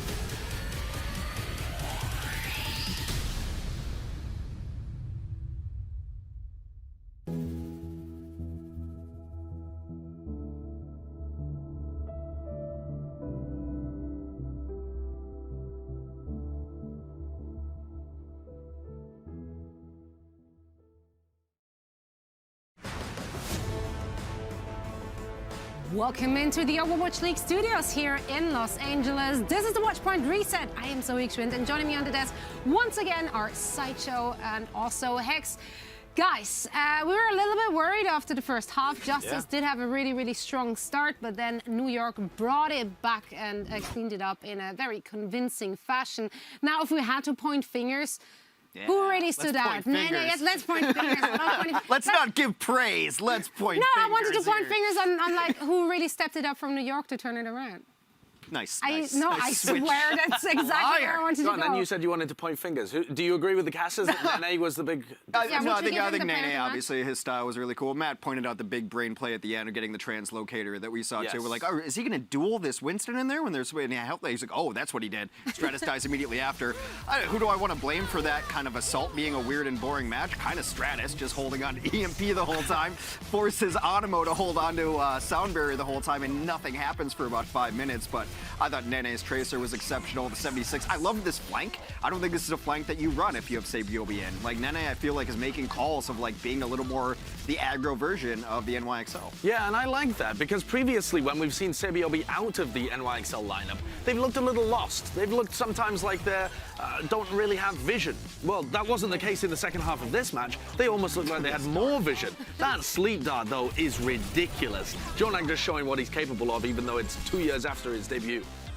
Yeah, it was just, this assault was so strange because it was a cat and mouse of like, we need to use an ult so that Stratus uses EMP, and then none of that happened for about 3 minutes straight, and it was just holding on to ults, nothing really happening. It kind of turned into 3D chess in a really awkward way. Yeah, but not as interesting. Fair. I mean, it was just like, nothing ever happened. New York went in, they would use an ult, and then Washington would not react to it, and then they would rinse and repeat. Do you think, if you're looking at New York's performance, because they dropped that first map, is there anything they need to worry about moving forward with the hero pools in place? I don't really think so. I think this is the kind of performance that you can expect when a top team goes up against a middle-of-the-pack towards bottom-level team, which is what Washington seem to be at the moment. And that is that it's not going to be clean. You haven't had that long to be able to practice whatever you're going to play when it comes to hero pools. So even the wins are unlikely to be absolutely resounding. What you're hoping for if you're in New York is to have the flexibility and the skill to be able to stay just a little bit ahead of everybody else. You don't have to be the best. You don't have to be Houston that suddenly comes out and is just dominating Paris. But that's fine as long as you've got enough to just stay ahead of the pack. That's what's going to get you the wins overall. There's no holes in this NYXL roster when it comes to hero pools. You think of their tank line, they can play whatever you want. The support line can switch over to an Ana and a Zen, and then you've got Lucia, whatever you need to play. And the 4 DPS they have on this squad fill out every role you could possibly imagine. So I don't see them struggling at all in hero pools. Well, that's great. That really bodes well for they themselves and, of course, all the fans. No apparent cracks in the New York Excelsior armor as of right now. Up next, however, we do have our last match of the day. It's going to be Boston Uprising taking on the Atlanta Reign. So let's take a quick look at the starting lineup, starting with the Boston Uprising first. They were struggling yesterday. Halo had his debut match, not really saying that he particularly struggled more than anyone else did. Looking at the roster here, would you have liked to see some changes at all? I don't really think this team can make changes. They literally don't have another DPS player. Axiom coming in would have been a little bit interesting, I suppose, but he hasn't. I mean, he's been fielded a bit in 2020, but they got kind of brutalized yesterday. They went up early. What a great turn. Yeah, and then they got bullied. The Washington Justice kind of slowly got more and more into the game, and Corey came online, and the Boston Uprising were playing a bunker style, but not playing the Torb too much of the time, so it's difficult to really repel the dive. Because Jerry, when he plays the Hanzo, even if he plays like, I don't know, like a Tracer or a Soldier, or whatever you want to put alongside that, it's a little more diveable than a Torb, which is big and bulky and can kind of repel it. It's the McCree replacement, but it also has lovely molten goo. Okay, that's a phrase I was not expecting here. I'm going to speed on past that one here. I think the hero pools really hurt this squad. I think Fusion's Reinhardt is way better than his other tank plays, and when you can't play Reinhardt, I think Jerry had moments on the McCree, looked really good there, but now you can't play either of them, and as you mentioned, you point out, his team just doesn't have the depth. Yeah. I mean, you can't make changes when you don't have the squad to make changes, and so they just have to roll with it and pray that they get a little bit better on it, because it's not looked great. Yeah. I mean, also, there is a part of luck involved, I guess, that the heroes being drawn for your very week of play might maybe favor your particular play style or the hero pool of your individual players a little bit more. So I guess that can come into play as well. That can definitely come into play, but I think the problem with Boston as well is that they just don't have enough depth to be able to cover most of the things that Hero Pools is going to throw at them. Like Color Hex, for example, they need to find a hero that he can flourish on, because the May, it just doesn't have a large enough impact in the meta at the moment for him to be able to carry, and he should be the carry for this team. Well, you know what? It is time to take a look at their opponent's roster. Their starting six, of course, we're talking about the Atlanta Reign. We haven't seen them excelling, playing at all yet with the hero pools in place. So the Beast. The Beast, the spectacled Beast. We're talking Edison, in case that wasn't apparent from. Is he the only one? Oh no, Dogman's wearing spectacles. Yeah, I was gonna say. Well. And he's actually named after an animal, so it would make much more sense to call him the Beast.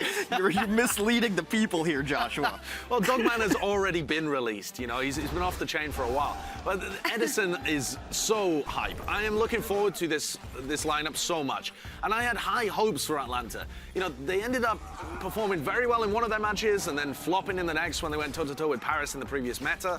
And I think that this lineup of Erster being able to play honestly anything, but the Tracer is very good, and then Edison being able to play the Sombra, this should be insanely good for Atlanta. You have to imagine that they've seen really good results when a guy who's like taking your job, you're hyping him up on Twitter, right? Like Baby Bay wants to see Edison play as well, and essentially it's Baby Bay's job, although I think he could be the mascot for this team. As they and also the forward. Torb specialist. Yeah, sure. Hitting people with hammers. But the thing is, though, even if it were Baby Bay still in, I don't think that would really harm the team necessarily either. I do think they still look strong with his decent player. Yeah, right. Yeah.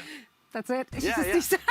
He's a decent player. But the thing is, like, Baby Bay plays the niche picks, but when you're looking for raw power and versatility and the ability to make your jaw drop, that's when you put the double E combo, the Erster and Edison.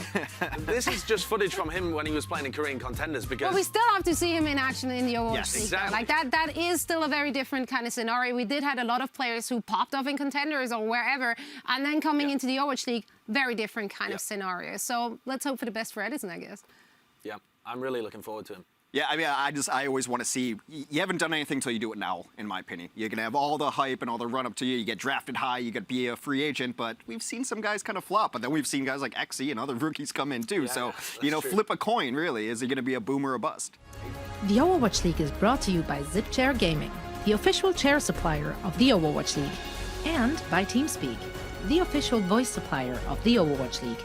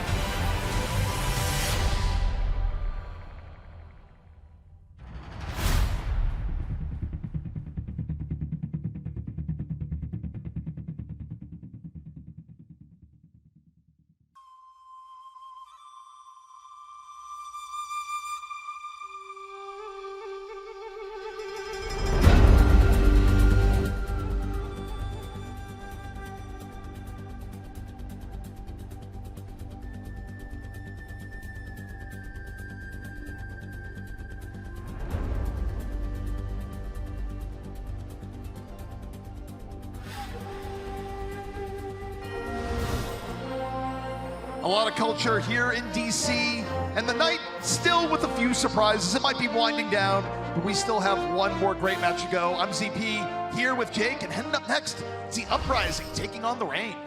It's great to be here in our nation's capital, and we've had great Overwatch so far today. That match to start the day, Paris versus Fusion. What an insane stunner as well. Justice putting up a great fight against a very dominant New York Excelsior squad. You've got to give them props for that. I mean, New York had a moment of weakness against Philly earlier, but since then they've been just clean and dominant, looking like they want to make a championship appearance this season. Yeah, New York, never a team you can write off. A team that has always put on great regular season performances here in the Overwatch League. And what we're seeing from New York, more of the same, where they're mixing it up. They're really using their versatility. And you still got to give it to the Justice. They made it a good fight. Yeah, definitely. And we talked about these more stacked rosters going into hero pools. You know, it's hard to think of a roster more stacked than Atlanta in particular, especially in the DPS lineup. They've got that versatility on lockdown. So many players able to play really every sort of style that you could want out of this Atlanta squad. Of course, moving forward to our final match of the day, of course, the first team to look at here is going to be the Boston Uprising, a team that has definitely been struggling a little bit, Jake, I'd say, looking for their footing, a team full of many rookies, new players to the league, and it's been a slow start. Yeah, they definitely want to get some more wins. I mean, so far, their only win is that 7-match, I think, series up against Houston. And that was not the cleanest series. Of course, going to 7 maps pretty much by definition means not too clean of a victory. So Boston, they're trying to find their footing. Maybe hero pools will be just that for them. Well, I mean, really for Boston, they have to hope that that's the case, right? Where all in all right now, it's definitely something where we've seen teams really go above and beyond where we've expected them to be in hero pools. I mean, just look at it, where Fusion losing today after Paris lost to the Outlaws. It's not really a chain of losses that you would have expected. It's just that the pace of adaptation is now so much faster. You can't just be a team that discovers the strategy, executes it perfectly, and you just get, you know, incrementally better at that execution. You have to go from place to place, strategy to strategy, relying on your strengths, but also adapting to what the hero pools give you week to week. I think that's just going to make for a much more exciting Overwatch League season from a spectator perspective. Well, Boston, they're looking for a little bit of redemption. Let's hear it for the Boston Uprising. Definitely some Boston fans out here in the arena. But plenty of people still around. Even as the Justice are done for the day, people still like their Overwatch. Yeah, so the more local team here, slightly closer to Boston than we are to Atlanta. But I would say Boston, definitely the underdogs here, coming up against a very tough opponent. Atlanta having a rough match that last game, so they're going to be pretty angry, I think, coming back with some fire. Yep, and you take a look at the roster. It is Jerry, of course, starting. Crowd favorite. All you got to say is Jerry. That's all it takes. Yeah, definitely. A chant all in his own name. He's really been making a name for himself, but so far the team, it felt like they just haven't found their footing. They haven't found that coordination. For me, it's kind of this tank line for the Boston Uprising. It feels like their strategies, they've been cycling so fast. You know, you think that would be a strength for them, playing all these different strategies even at the start of the season, but it's just not coming together in any one of those strategies. Also swapping back and forth between Fusions one day, Axiom the other. Boston right now, more than anything else, it's in search of answers. Halo, though, coming into the squad, he could be a moment to turn things around. Yesterday, of course, they weren't able to get the win, but still, that's in front of a hometown crowd. That's in front of, you know, some very aggressive fans. Justice coming out strong, so maybe today's the day to turn things around and try and build some momentum against Atlanta. See one of Boston's key heroes there, Young Bung. Definitely one of their biggest pickups along with Jerry. Sort of the heart and soul of the team. But today, they're up against some really tough opposition. It's the Atlanta Reign.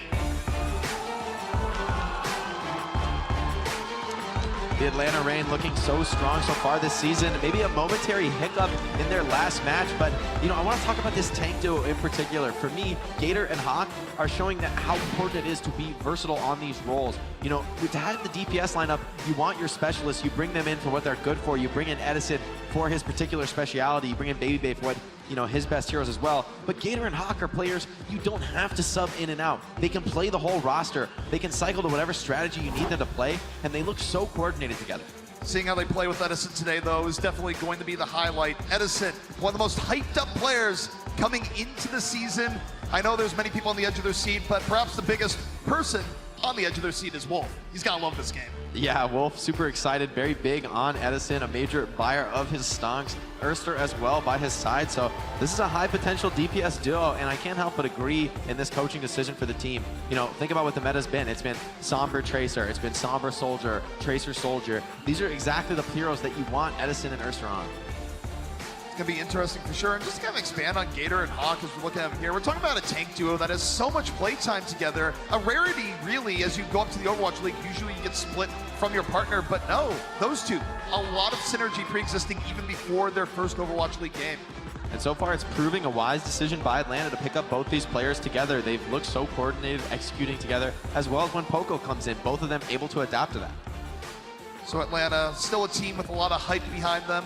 Disappointing loss, of course, last week, but if anyone can rebound, it is them. But we're looking now at map number 1. It's gonna be our control map that we're heading into. Oasis once more, and just cast a little bit of this earlier today, Jake, in a crazy map 5. Yeah, we'll see if they're able to repeat that level of adrenaline as our first match stunner was. Although, so far, teams telegraphing something different compositions here. We'll see what actually is real. You know, teams known to do a little bit of trolling in the pre-match, although both teams looking like they're confident in this Orisa strategy, so a very different look than we saw in Paris versus Philly. Taking a look right now, we got Erster, the Trace, swapping around. You know, we're not going to apply anything to this here just yet. Meanwhile, Uprising changing around. See what the teams are really on as the gates open. Both teams with the sim, although I guess this is just a TP strat, get you out of the fight quicker. Both teams on this May Reaper strat, although Muffin on the Sigma should give a poke advantage, a little bit less mobile than Hawk on the D.Va though. Edison right now moving forward, and immediately finding Muffin. Problem Sigma, you're not super mobile, couldn't really get away. And now the Rain already. One-man advantage. Edison working from the back, looking for the Immortality field. They're going to take it down, and the Rain being surgical right now as they dissect the Uprising. Muffin just punished so brutally for that lack of mobility that I was just talking about, caught by the ice wall, and he has no escape from there. That's a simple mid for the Atlanta Rain, and I can't help but agree with the Atlanta Rain support choices here. I think the Lucio really offers a lot less value when you're already going to use the Sim TP out of spawn. How much does that speed boost actually help your team? Yeah, they get to the fight quicker, but then they're just ice walled in half. So the Uprising gonna have to think about how to go in once more. Still sticking here with the Sigma. All right, just chill back for now as the Uprising. The ones have to make a move. They force Edison back a little bit, but Edison has the nano. Goes for the teleport, a little bit of back and forth. Back into the fray. Color Hex already down. That was some nice movement there from Edison. Yeah, Myeonbong, he does have the amplification matrix, but who's really using it in this squad? You've got a Reaper and a Mei, not really the best long-range spam characters to make use of that double damage. Sure, your Sigma and a Orisa can shoot through it, but gosh, Edison, though, just charge again, wants even more pickoffs. Edison just easy cleanup right now, and I have to say, it's not the Rain aren't doing anything tremendous at the moment. They're just applying pressure with this Reaper Mei composition. Where's Boston going wrong? Overall, I just disagree with Boston's choices on this strategic picks. I think the Sigma is just too hard to make work here. Muffin, though, he's going to have his ultimate soon. The question is, who can he actually catch with this? So many heroes on the side of the Atlanta Rain have the ability to just solo escape from the Sigma using their shift abilities. Muffin hanging out, has the Flux. Gonna have to be a good one. Looking for the Flux, sends him up to the air. Drops him on down, but the Rain, they just win the ground battle. The Flux nowhere near impactful enough, and the Uprising kind of falling with a whimper. Yeah, I mean, that's the ult you're waiting on to turn the fight, and it just accomplishes nothing. Dogman and Masa coming up on a double support ult here. Atlanta Rain, they've got all the tools that they need and more. Color Hex is going to struggle to even get this Blizzard down with Hawk on the case. Edison hanging out, has the Death Blossom. Could end this in a particularly flashy fashion. Has to go on a longer walk, goes for the teleport, and lucky to get away, but the Blizzard Eden! Hawk denying Color Hex. Banano on the Edison once more. Death Blossom into the back! Edison putting an end to this round. Nano plus Bongo plus Death Blossom makes for a devastating AoE combo. Edison wiping the floor. Masa, I mean, you can't fault him for this. They're just styling on the bots in Uprising. Didn't look hard, is what we just saw there. That was another day at the office for the Rain. This just shows the importance of good strategy coming into the hero pool meta. You know, teams have to adapt. They have to figure out what's good. And the Atlanta Rain, I think, just making, frankly, better decisions there. I think the Brig Ana just offers a more effective support line to keep your Reaper and your Mei fighting. Sure, the Lucio helps on maps where there's a significant positional advantage to be obtained, but when you're already using the Sim TP to get out of spawn, the impact of that speed boost is far mitigated. Of course, we're going to get a quick replay of what Essen just did. And you mentioned here, Jake, a lot going into it. You got the Nano, you got the Supercharger. Atlanta lives for these crazy combo plays, and not enough Matrix for movement, not in the right spot. Edison just in over the top. Now Atlanta Reign moving into point, although interestingly enough, Boston Uprising changing it up significantly here. They're going to go with this Pharah Somber strategy, trying to poke away, and there's no range hit scan DPS for the side of the Atlanta Reign. You'd love to have them a 3 here, but of course, showing the impact of hero pools, not available. Reign right now on the ground. Ersker over into the fray. Uprising looking for any opening here with the Pharah, so they do have a little bit of a poke advantage here. The Reign, though, going to be tough to displace from the point once they get solidified. Definitely, this Pharah Mercy being constantly contested by Hawk. All the resources of healing coming into Hawk so he can constantly fly up into the air, but it feels like both teams giving up so much HP, and the Reign are really making most of it with the additional healing from Ana. Hawk getting sent to ground from the Sombra. Still, though, the Nano saves Hawk, is able to turn it, finding fusions. And Hawk, the 8 of the Nano boost, able to make a big difference in the fight. You know, I think a lot of people were speculating, will we see Pharah dominate the meta with 2 of her strongest hit scan counters taken out of the pool? And I think many of the, more knowledgeable players and coaches in the league said, no, those are not the counters to Pharah. It's Diva. The Nano boost on Hawk just chops through the tanks, and because Hawk's constantly flying in this Pharah's face, he's constantly providing heals to Dogman and Masa, charging their ults up so quickly. Yeah, you'd think it would be clear skies, but as I say, it just has not been the case. Color Hex, though, committed to the Pharah, at least for now, with the barrage in tow. So he was able to make something happen. Youngblood holding in the back, perhaps looking for the Nano onto Color Hex. EMP soon to be up. Jerry has built it. Boston taking a lot of time to move on in, but here comes Jerry. The EMP ready, drops the EMP, hits 3. Color Hex, fall through gonna be here. Urst already down, waiting, not using the barrage here just yet. Maybe they feel they don't have to use it.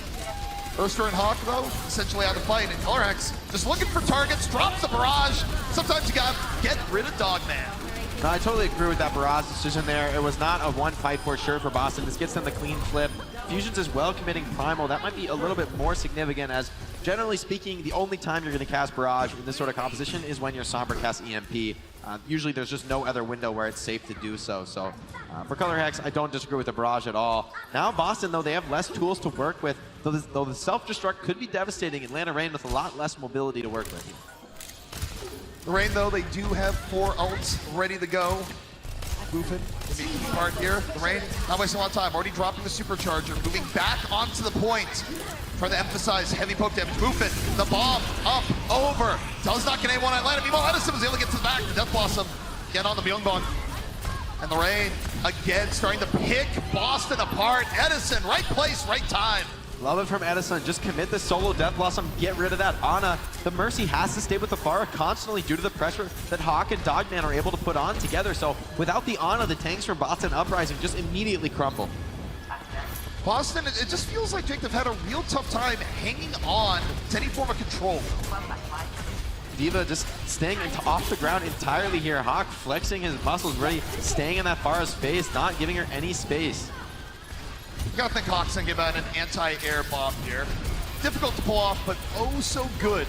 I just want to see him save this ult, use it to remake, use it to apply, put your body on the line, and use it as almost a self-heal ability.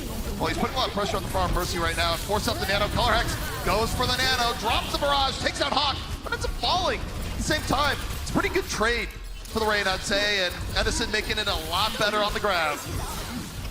Blizzard as well on the fusion, just so much aggression. Edison does drop, but Masa's cleaning up on point, and with 98 control, Masa's rally should be unstoppable here. Uprising, no! Jerry can't even get off the EMP, take it down mid-setup. I don't think the EMP really would have changed the fight either way. It was a little bit late for an attempt. Ersker walking on over, overtime starting to tick down. Color Hex can't even get to the point. And the Reign making it an easy and quick map 1. No hit scan necessary. The Reign just playing one comp, and a comp, to be fair, that we haven't seen too much success with so far. this is actually a consistent theme for the Atlanta Reign so far this season. They play comps that other teams aren't running, that other teams don't believe in, but they make them work. They're comfortable playing to their strengths, and that might be a real asset going long-term into this hero pool meta. You want a team that's confident in any strategy. So the Uprising, it's a tough start. Do they have anything left in the tank to deal with this oppressive Atlanta roster? We're gonna find out.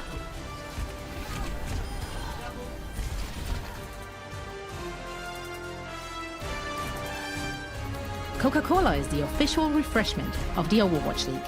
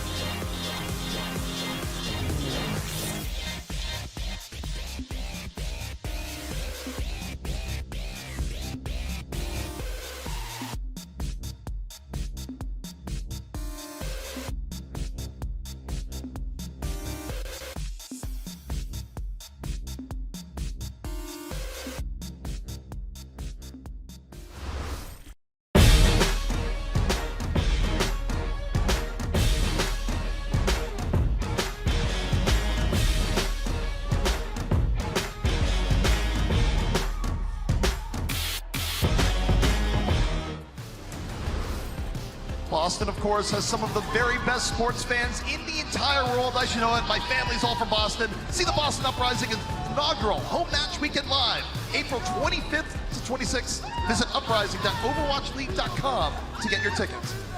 The question now is, can Boston turn around in this series right here? I mean, that was a veritable drubbing on map 1. Strategically, it felt like Boston made a great adaptation. Oh, you know, you're not going to run any hit scan DPS. You're not going to run the 76 or the Sombra or the Tracer. Okay, let's bring out the Pharah.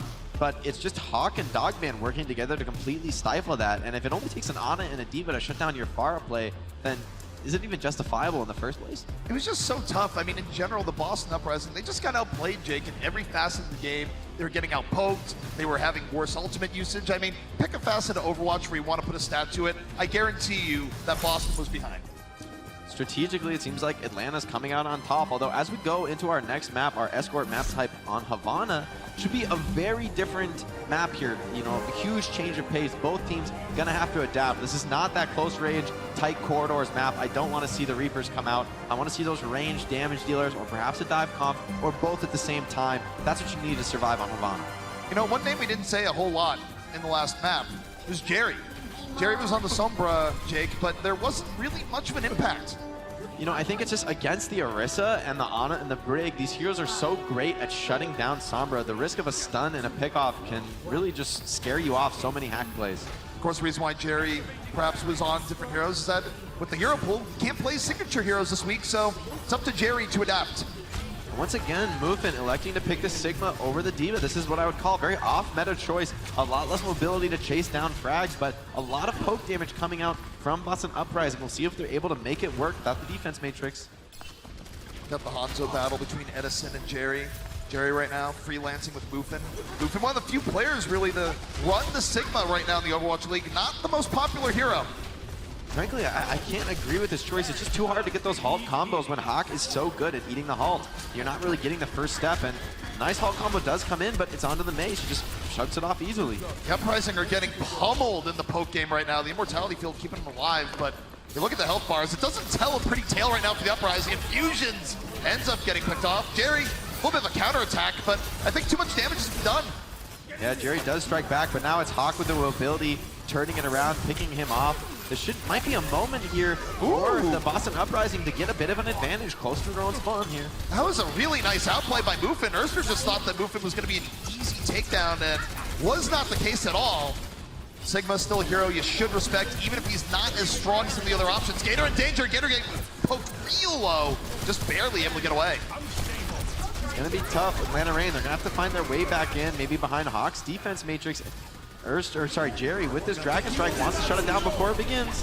But the Dragon right down Broad Street, and it's good! Hawk taken down immediately. Jerry on a roll, finds Gator.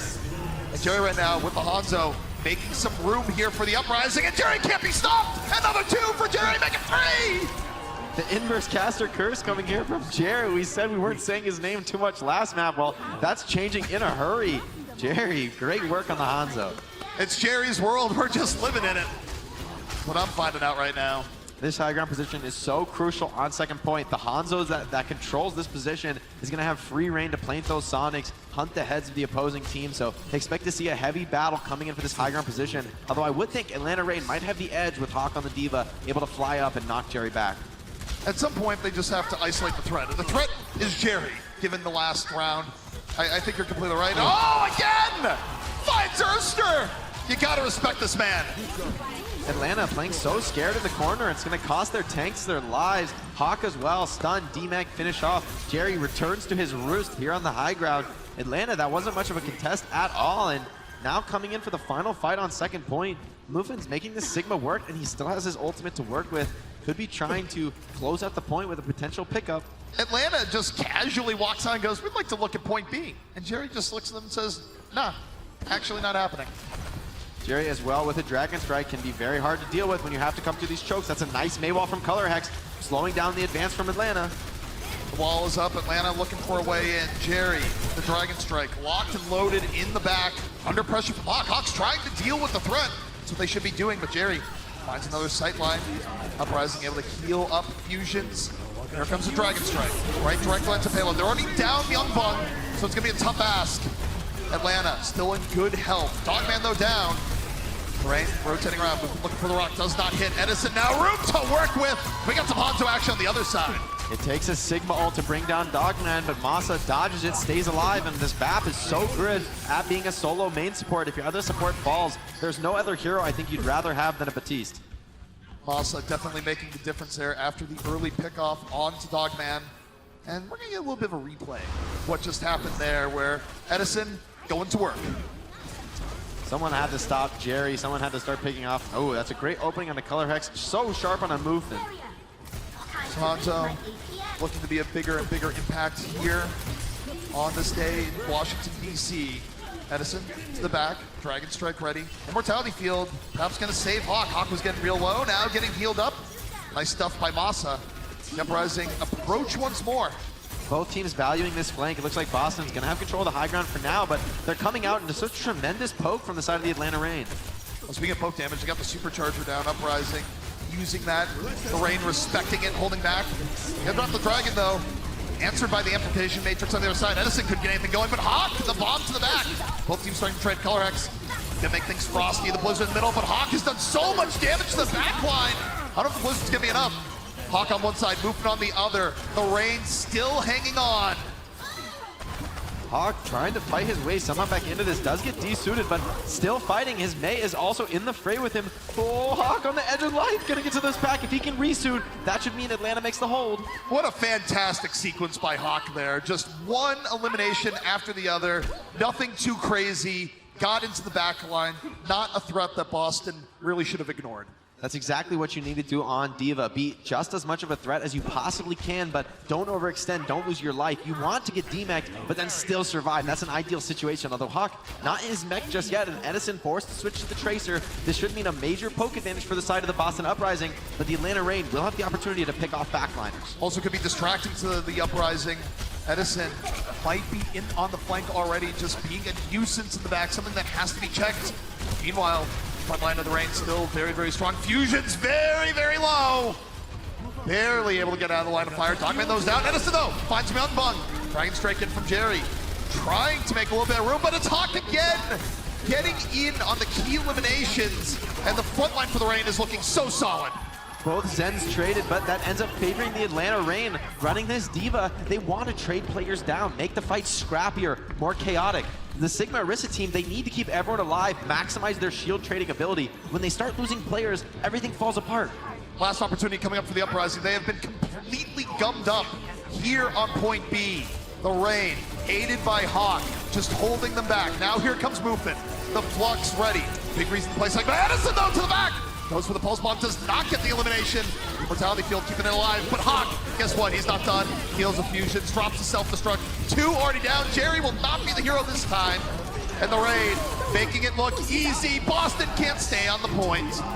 Momentum was building for Boston early in the round, but it just falls apart. One lost team fight, and it feels like they can never get back in control. Hawk and Edison constantly assaulting the backline.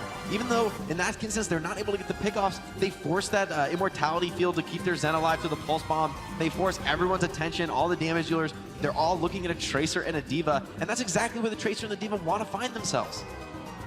I think Boston too, you have to look at Boston just academically here and go, who's going to be making the plays for them? Jerry had a moment where he was able to break things through, but the problem is when it's just one player that's doing all your crazy stuff, eventually the other team's just going to go out of their way to isolate them and go, all right, what else you got? Yeah, the problem is with D.Va in the game and Hawk uncontested, there's no other D.Va. You know, of course, Mufin's gonna have the advantage poking out in the off-tank war, but when Hawk just hunts down Jerry time after time after time, yeah, I mean, Jerry's surviving, but he's staying exactly with his team right where the Zen is. There's no surprises. You know, when he's playing that high ground, he's able to get the pickoffs, you know, sure, but when Hawk's camping the high ground defensively, Jerry's walking in, there's no chance for him to actually climb up there and challenge a D.Va. It's just not a fight he can win, so, you know, strategically, I feel like this D.Va is just really working out for the Atlanta Reign. We see why so many teams have kept the D.Va as part of every strategy. I think Hawk right now has been by far the biggest barrier to the Uprising. And something that, frankly, I just don't think they've been putting enough focus fire onto him. It seems like Boston is worried about other things. Well, you have to be. There's so much poke coming in from Edison, Erster, Masa, Dogman. Everyone on this squad brings that poke damage, and it's a threat you have to worry about. So, you know, Hawk is just not going to be first on your list of priorities with how mobile he is. That takes a rock. Doesn't really matter too much. And already starting to apply pressure to the Uprising here in the front. Looking for when to drop the Matrix, cover the Reign as they move on forward, and already getting a decent bit of progress. You know, the Sigma Orisa comp, they're the ones who want to be holding these corners. They're the ones who want to be forcing a fair shield trade. But in fact, it's the Atlanta Reign actually winning in exactly that environment. Now it's the Boston Uprising's turn to make a flanking play, but Hawk's 1v2ing here. Yeah, Hawk is just bullying, going, I'll take on 2 of your members at the same time. Not a problem for me.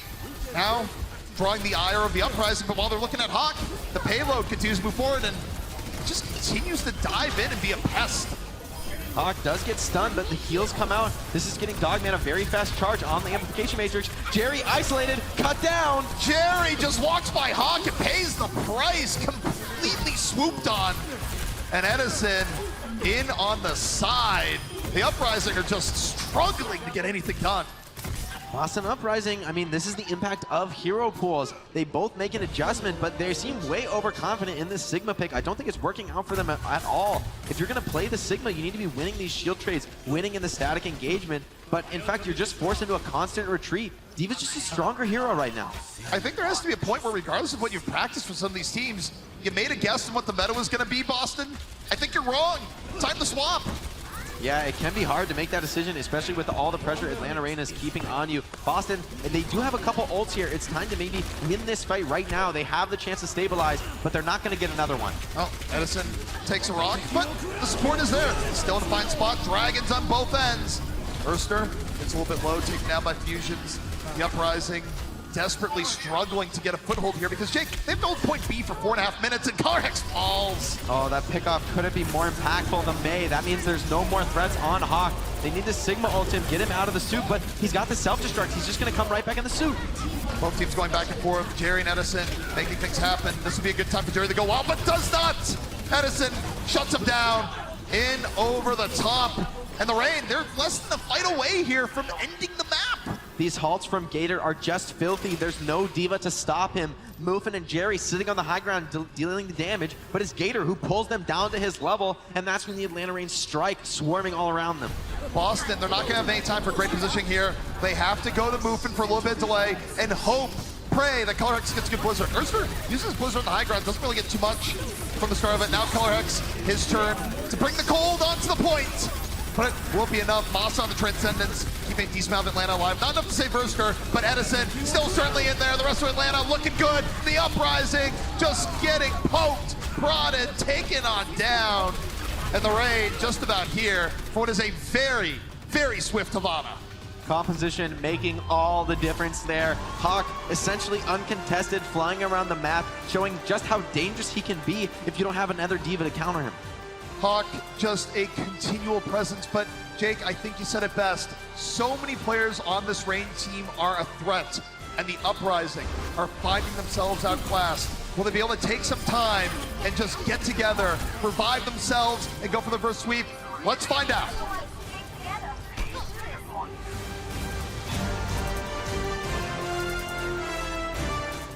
The Overwatch League is brought to you by T-Mobile. Rank up with America's first and only nationwide 5G network. And by State Farm. For auto, home, or renters insurance. Like a good neighbor, State Farm is there.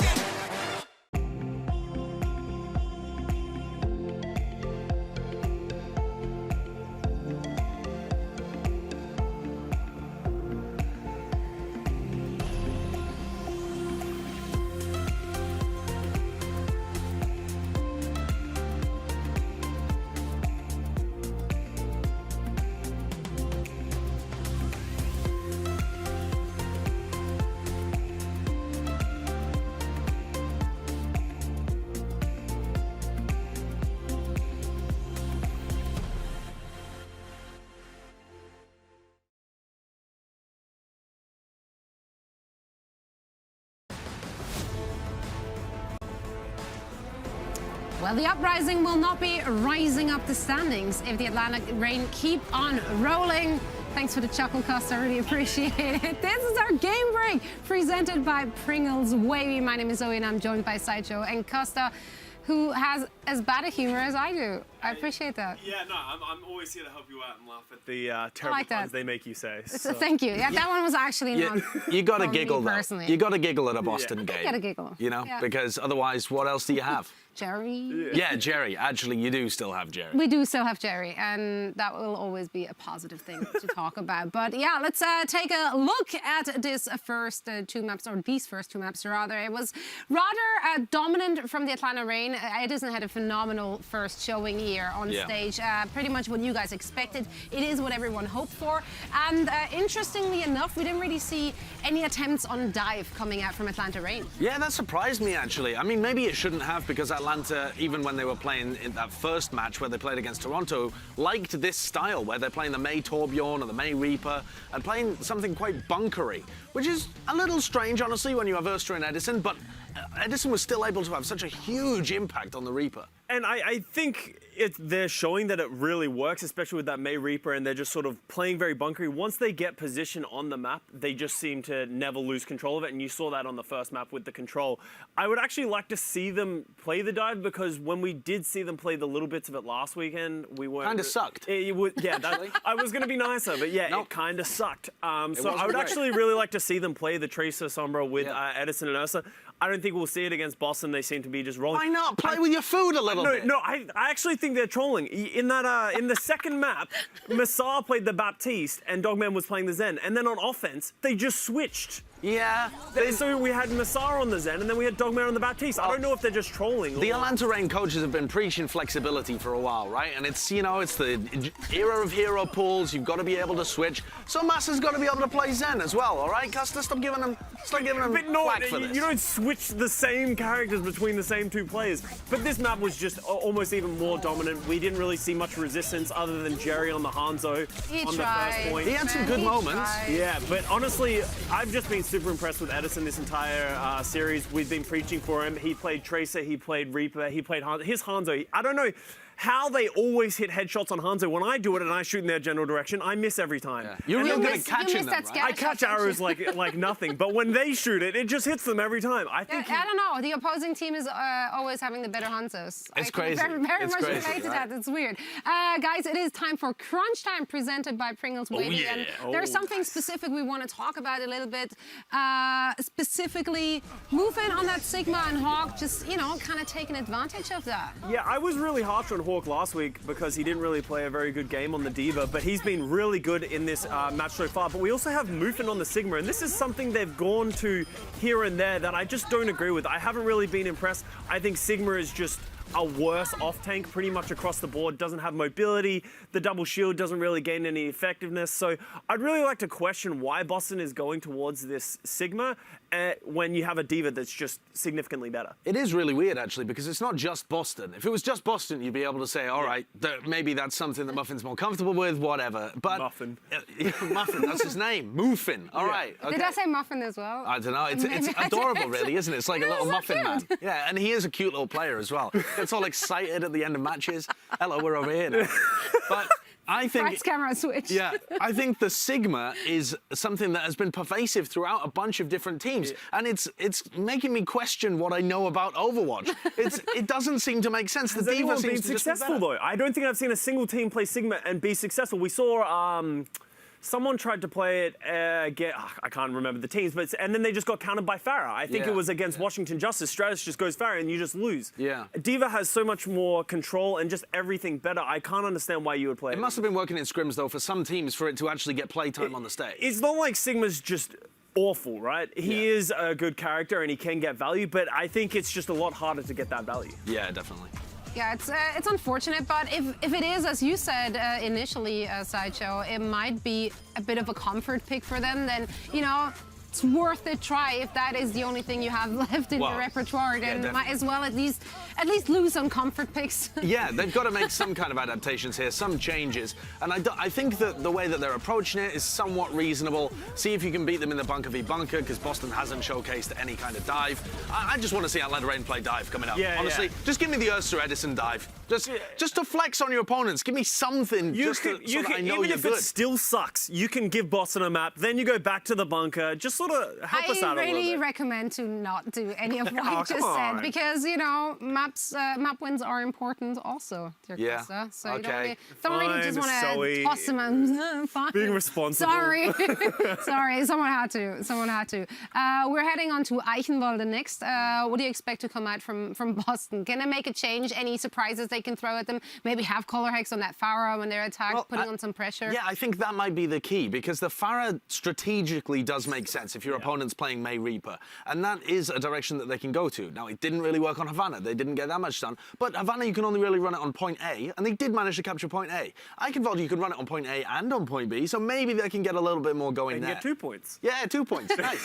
Well, 2 points can win you a game as long as you stop the opponent from getting 2 points as well. So, Boston, that's your strat. Make it 1, make it 2, maybe even 3. We'll see what's going to happen in the game as we're getting ready to send it back over to DC. And stick around because after the match, we'll be here right on this very desk doing the hero pool draw for week number 6 on the Watchpoint Post Show. So we see you then. The Overwatch League is brought to you by Pringles Wavy. Big crunch, big flavor.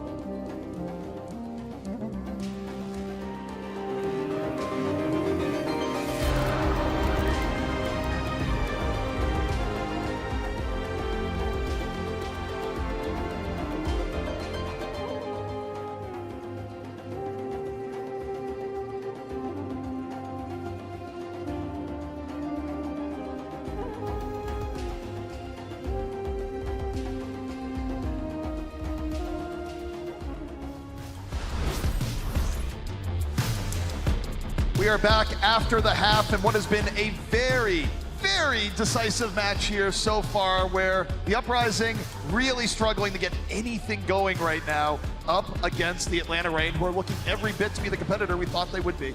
Boston's been placing so much confidence in the Sigma, and I just feel like it's fallen flat, leaving Hawk free to, you know, assert his reign of terror over the battlefield, flying absolutely wherever he wants. You know, the Halt Rock combo is so dominant, except when the D.Va is there, she just eats the Halt. You miss your first half of the combo, and it's on the Sigma to hit a very difficult stun with a very long windup that doesn't even always secure kills. Well, you said it in the interim here, we were just like, you know what's going on right now? Hawk is playing really well. Like, he truly is. But at the same point, Boston is doing everything to make a D.Va look incredible. It's like they got a check down. Kara's like, all right, you know, we're going to play Sigma, a hero that matches up worse against D.Va, and we're going to do everything possible to just make Hawk look like the most incredible player of all time. And look, Hawk's playing well, but Boston is just getting ruined by D.Va right now. Yeah, it feels like Jerry is the only real bright spot, and that's just because he's coming up with massive pickoffs, headshots, that are essentially unsupported. I mean, yeah, he's working with his team, but it's on Jerry to actually connect to the head and find those pickoffs. But it just hasn't been enough to get any map wins. Well, Eichenwalde is where we're heading. And I gotta say, as of right now, very likely to be the final map in the series, unless Boston in the halftime was able to change something up readily. And the thing is, for me, the strategic element of it, it's not a skill question. We know Muffin can play D.Va. We know he's strong and confident on this hero, so why force him onto this Sigma off meta strategy? Great synergy, by the way, by Hawk and Gator there, stepping off the map at almost exactly the same moment. You gotta respect that. Honestly, I respect a lot about Hawk and Gator when it comes to these sorts of things, because at the end of the day, they're trolls. They embrace it, they love it, and they can throw in a little bit of BM, a little bit of craziness. They always will. Once again, the Atlanta Reign coming with the same comp that's dominated for them so far. This time, Edison on the Hanzo. But this Ana Brig setup has worked really well with the Orisa so far. That's a ton of heals you're able to pump into the D.Va should the enemy field a Pharah. But you still have the potential to brawl with the help of this Brigitte. So the Uprising already eating a bio nade, a set nade by Dogman. Always fun to see. Colorhex into the air, gonna be looking to apply some serious Pharah pressure. I like this route the Color Hex is taking, getting around behind the enemy team, forcing them to split their focus, but I think Hawk will be very soon coming for a bit of air-to-air combat. Yep. Hawk sees what's going on right now, but so far they haven't even seen Color Hex as that big of a threat. They're going the timeless strategy of ignore the Pharah, but no, Hawk's had enough. Now gonna start moving over and let the dance begin. Still, Color X was respecting this D.Va so much, he can't get in close range, he can't actually finish any kills, it's all spam here. Well, the problem for the Uprising, though, they're not moving in. They're waiting for Color Hex to do something significant, and Hawk's been just denying that a bit here, while Color Hex is in a good spot. Now Color Hex takes a slightly less good spot. The poke has been a little bit rough. Gets some damage on the Gator. The Gator healed right back up. Edison picks off Fusions, the advantage in the front line with that May coming to bear. Now Hawk coming in, wants to take the combo on all by himself. Oh, no! Why? Please tell me that's going to be a swap. Why'd you gotta do it to him like that, Hawk? And Erster as well with the big odds. Oh, no. And now you go to the Sigma? No movement, please, no. Oh, boy. I mean, maybe there's some logic now to the Sigma because you've already got the Pharah and the Hanzo, you've got a ton of spam damage, but now you have no D.Va and Erster. He's set up in the flank with a Blizzard. This fight could be over before it begins. Jake, how does this swap make anything better? It gives you a little bit more poke potential, and now you're frozen. Well, and Edison's taking out Jerry and Myung Bung, and he can do whatever he wants because there's no one dealing with them. 3 for Edison. This is gonna get worse before it gets better. Now Color Hex and Halo grouped in the back line, but Hawk is hunting. Halo's HP dropping low. They gotta run for the hills. D.Va with the support of constant heals on Dogman. There's just no stopping him. This Pharah Mercy gets no value. Edison, well, when you don't have to worry about a D.Va and your team is just getting into the front line, you can do whatever you want. It's your world. This is just cleanup from Edison. I mean, he's just swarming over with the help of his whole team.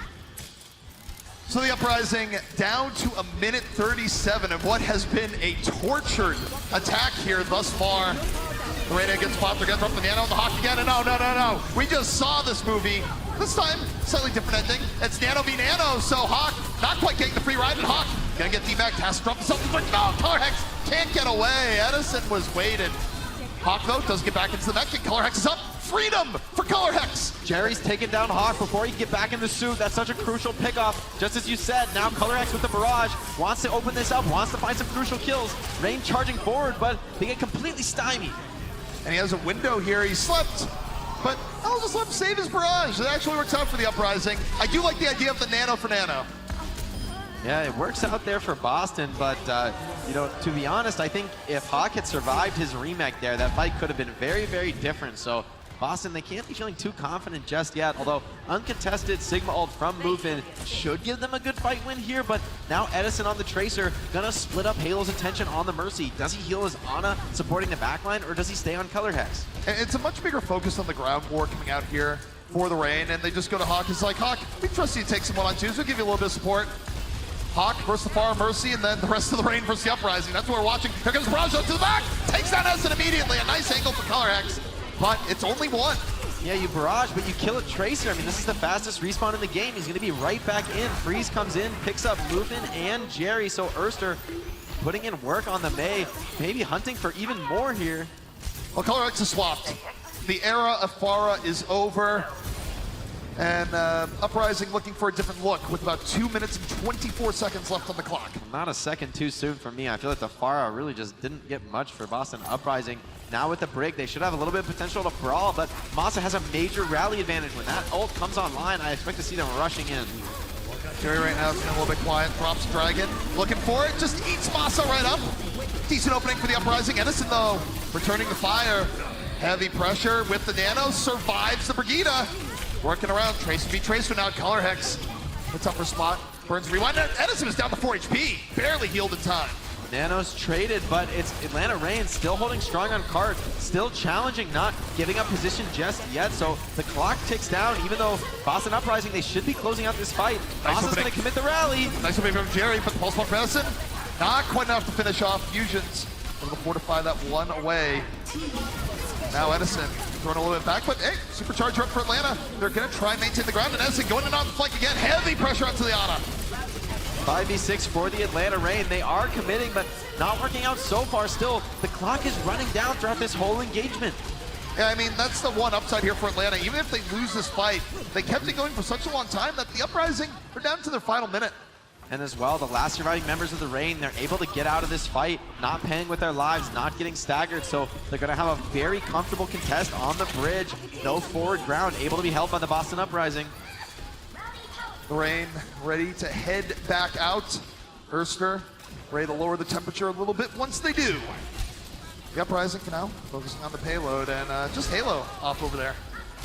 Still, I think the high ground should be a place for the Atlanta Reign to win the fight. Now, the Nano again onto Edison. They're confident in his Tracer abilities. Nano on the Edison, and now just moving on forward. Darman though caught. Jerry not paying attention to this part of the fight. Instead, looking at the supports, and the Uprising actually able to muscle out a pretty decent advantage. Now the Dragon Strike's ready. Everything onto Fusions, keeping him alive. Now with the Supercharger, amplifying all the damage from Boston. Edison is down. The Uprising starting to gain some steam, and the Reign falling apart here on point B. The Uprising starting to make it work here, Jake, off the swaps. Yeah, Sigma is working out here. I'd like to see Edison potentially swap back to a hero that offers a little more constant damage, put the pressure on this Sigma. So far, his shield hasn't been breaking. Erster is going to switch over to the Junkrat. An interesting choice here, very dominant on this third-point defense. I don't know what that means, Jake. You might have to be ready to rate some tires. It's been a while. I hope so, but backs against a wall for the Atlanta Reign. Now I like this comp a lot. The Hanzo Junkrat, that's an incredible amount of shield pressure. Hawk eats the dragon. Hawk just again pressuring Jerry. You gotta be close to eat the dragon. And Hawk all about just bullying Jerry over the course of this match and making so much room in Atlanta, just flooded on through. Some hungry Hawks here as Erster picks up 3. Oh, no. A nice back cap from Color Hex. It doesn't really matter too much though. I mean, he pressures card, but it's gonna stall his death for a long time. Gets a little bit more progress, but I don't think that's gonna make a difference at the end of the day. Now, Boston Uprising, they have to somehow cross this bridge into arguably one of the most spam you can deliver in a composition. You're Junkrat right now. Where do you place your trap? What are you feeling? I'm trying inside the door, right on the low ground, just as you come through the door. No one checks under the rubble usually. I know, it's a bunch of rubble. Junkrat trap just fits right in. Erster though, focusing on the spam, trying to catch a rotation, potentially a Tracer slipping through, but now Boston is on that Hanzo Mace. They have a lot of damage of their own. Erster laying the damage from the back, definitely something that's gonna not agree with the shields. Oh no! Halt Hook gone! Or Halt Rock rather. Nice combo for the Uprising. And now, an opportunity here. Jerry working on the outskirts, close to a dragon. Poking on in, the Reign. They drop the Supercharger, Jake, but they have to give up a little bit of room. Maywall doing so much here, separates the Supercharger from the team. They're not able to get much value on it. Hawk, though, using that self-destruct. Raw bomb to the back. The Uprising would stand. The Mortality Field key in that one. But does get it off. Pull down. Masa caught. Erster back the other way. Here comes the tire. Where is it going to be? Where's it going to drop? Broken. Nice rock from movement. Tire does not do much at all. Hawk, though, still in the fight. Takes down 2. And the Reign pushing the Uprising off the payload bit by bit. Hawk with 5 at the very end. Like we've been saying, you leave Hawk uncontested, you let him fly around with nobody to chase him. D.Va's mobility is completely insane this patch, and Hawk is making it look easy against the Boston Uprising. So, a few signs of life for the Uprising, able to get into the castle, but are they going to be able to do more? Let's take a look after the break. The Overwatch League is brought to you by Cheez-It Grooves. Deep flavor, deep crunch. It's a mind crunch.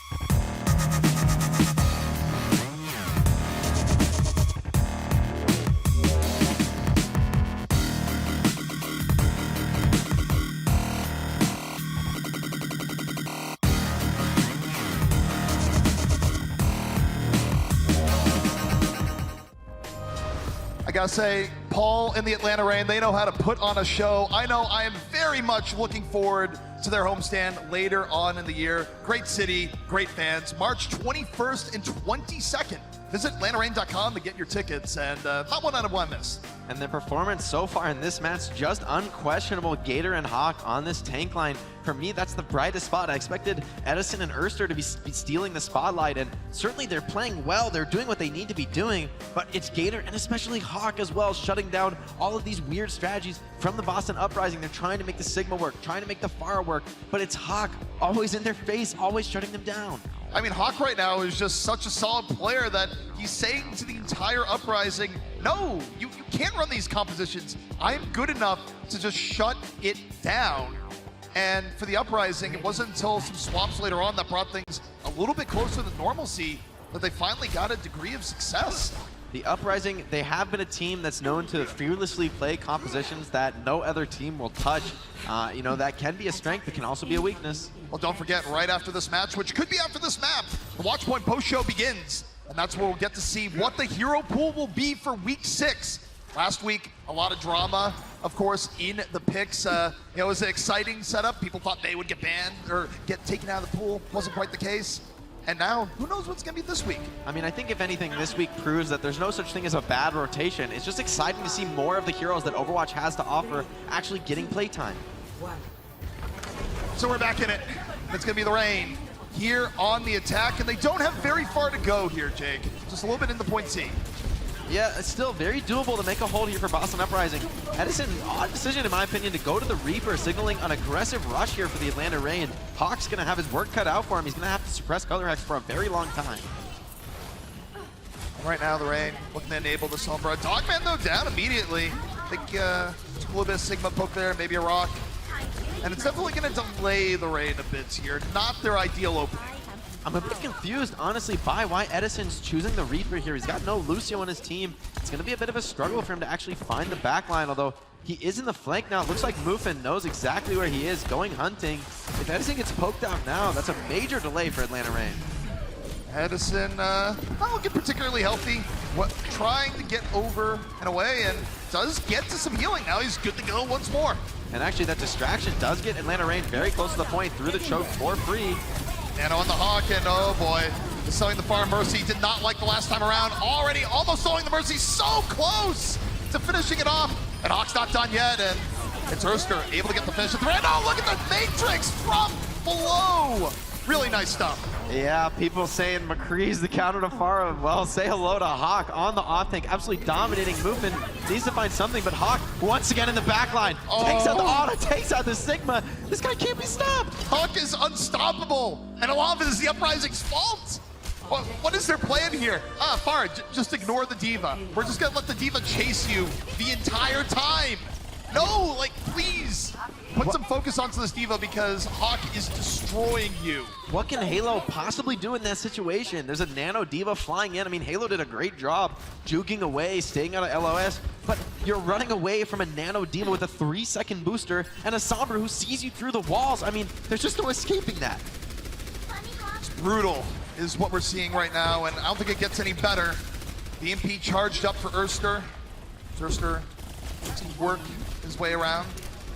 Lorraine, very healthy here on the point.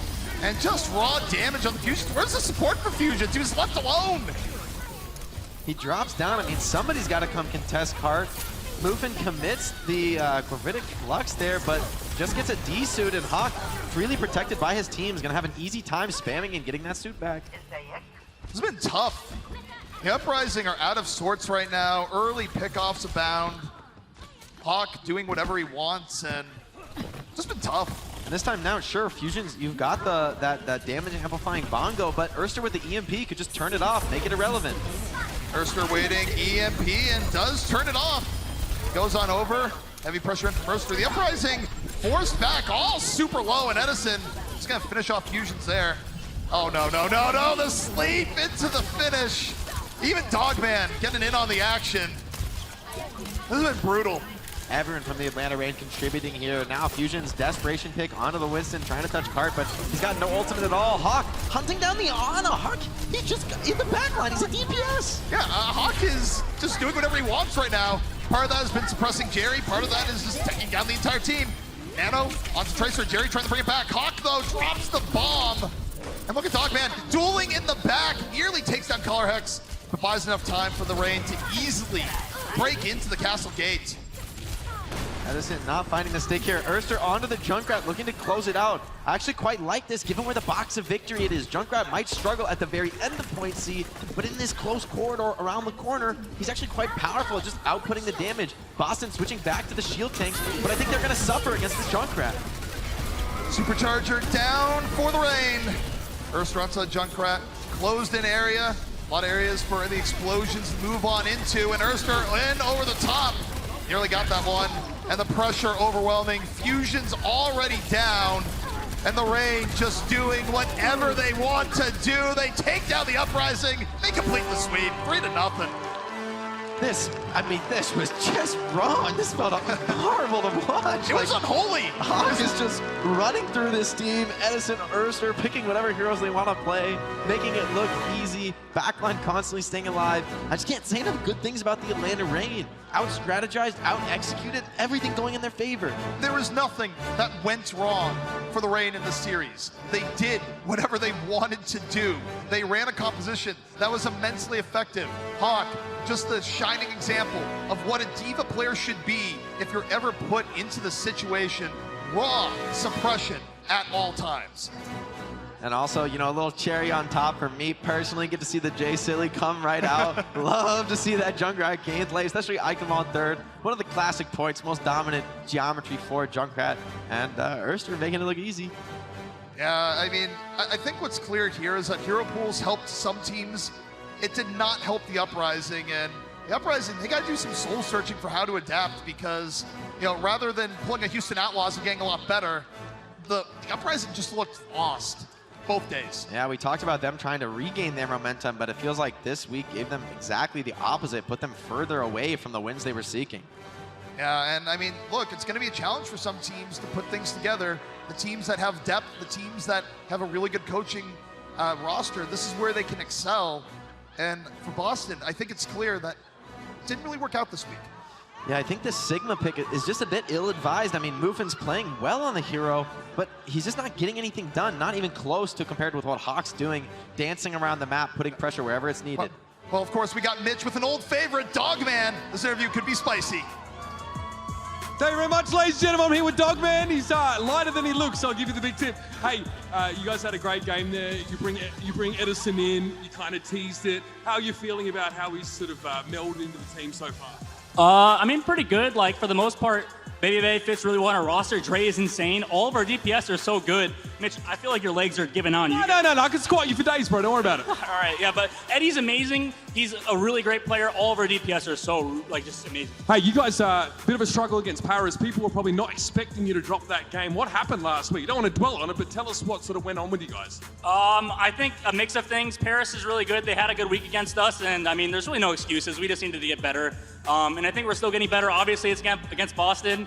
And, you know, we can keep improving. Hey, Hero Pools, you guys look like you're pretty well set up with all the DPS available. You think this is going to benefit you?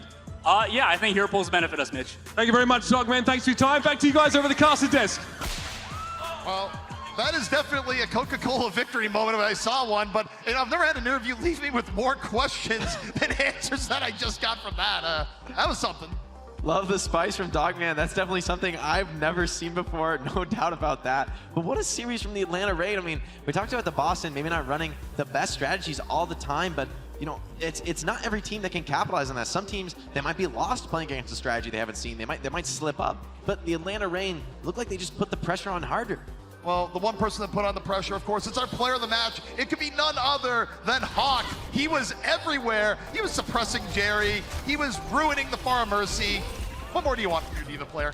This guy's flying through the back line, hunting down Mercies with ease. So consistent, so clean on this Diva. I feel like you have to mirror match this guy with another Diva. You have to have somebody who can trade with him on the flank because he's just running on your team. He's diving in. This play was perhaps the most brutal. You know, ColorX thinks he's safe. He thinks Hawk's targeting the Mercy. And look at this burst. Oh my God. Hawk just playing pristine defense there.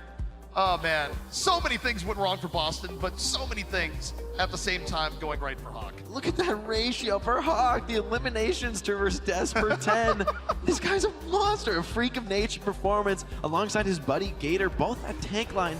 Really such a solid foundation for the Atlanta Raid. Well, of course, we did have quite a few good games here today. The last one, a decisive one for Atlanta, but the results, of course, in case you missed it, let's take a look at what we have here, where, of course, we started out the day with an absolutely crazy match in the Eternal versus the Fusion, the undefeated season over New York versus Justice. Justice put up a fight against New York. Truthfully, New York's still a little bit too strong. And, well, the Rain beat the Uprising. That's a beatdown. You know, what else can you call it? It was a series, but it felt a lot quicker than that. Yeah, it was fast. And honestly, well executed by Atlanta. What more can you say? But all in all, pretty decent day of Overwatch. And really, I mean, it goes to show that right now in the era of Hero Pools, there's a lot of chaos and a lot of fun stuff to see. Especially, you just can't tell what teams are going to be dominant week to week. You know, it's even match to match, right? We saw Paris looking so weak yesterday, so lost strategically against Houston, playing this Orisa, Zarya stuff that didn't work whatsoever for them. But then they come in today with a totally fresh look, playing those dive strategies that other teams succeeded with, and they just look perfect. You know, clearly they didn't have much practice on them, but it didn't matter. Paris, so sharp on those heroes, they make it work. Well, the matches here may be over, but the fun not over just yet. We got our Hero Pool draw coming up. It's in yet. Watch Point right after this.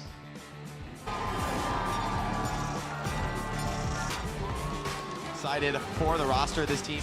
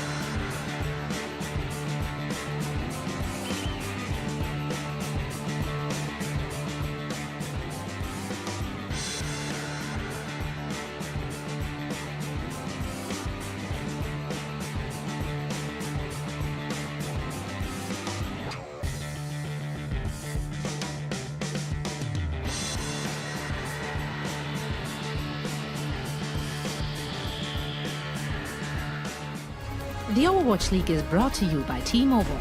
Rank up with America's first and only nationwide 5G network.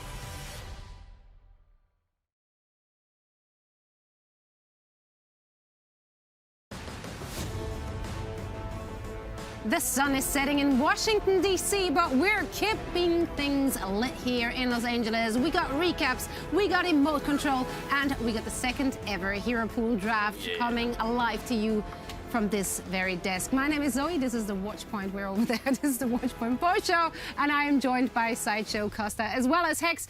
That was quite a day. Fellas. It was. We had everything. We had had a everything. little sprinkle of whatever. Yeah, I know. You had a little bit of an upset. You had a bit of a roll. You had a bit of whatever was in the middle. Yeah, I like it. I'm pleased. Very satisfied as a viewer.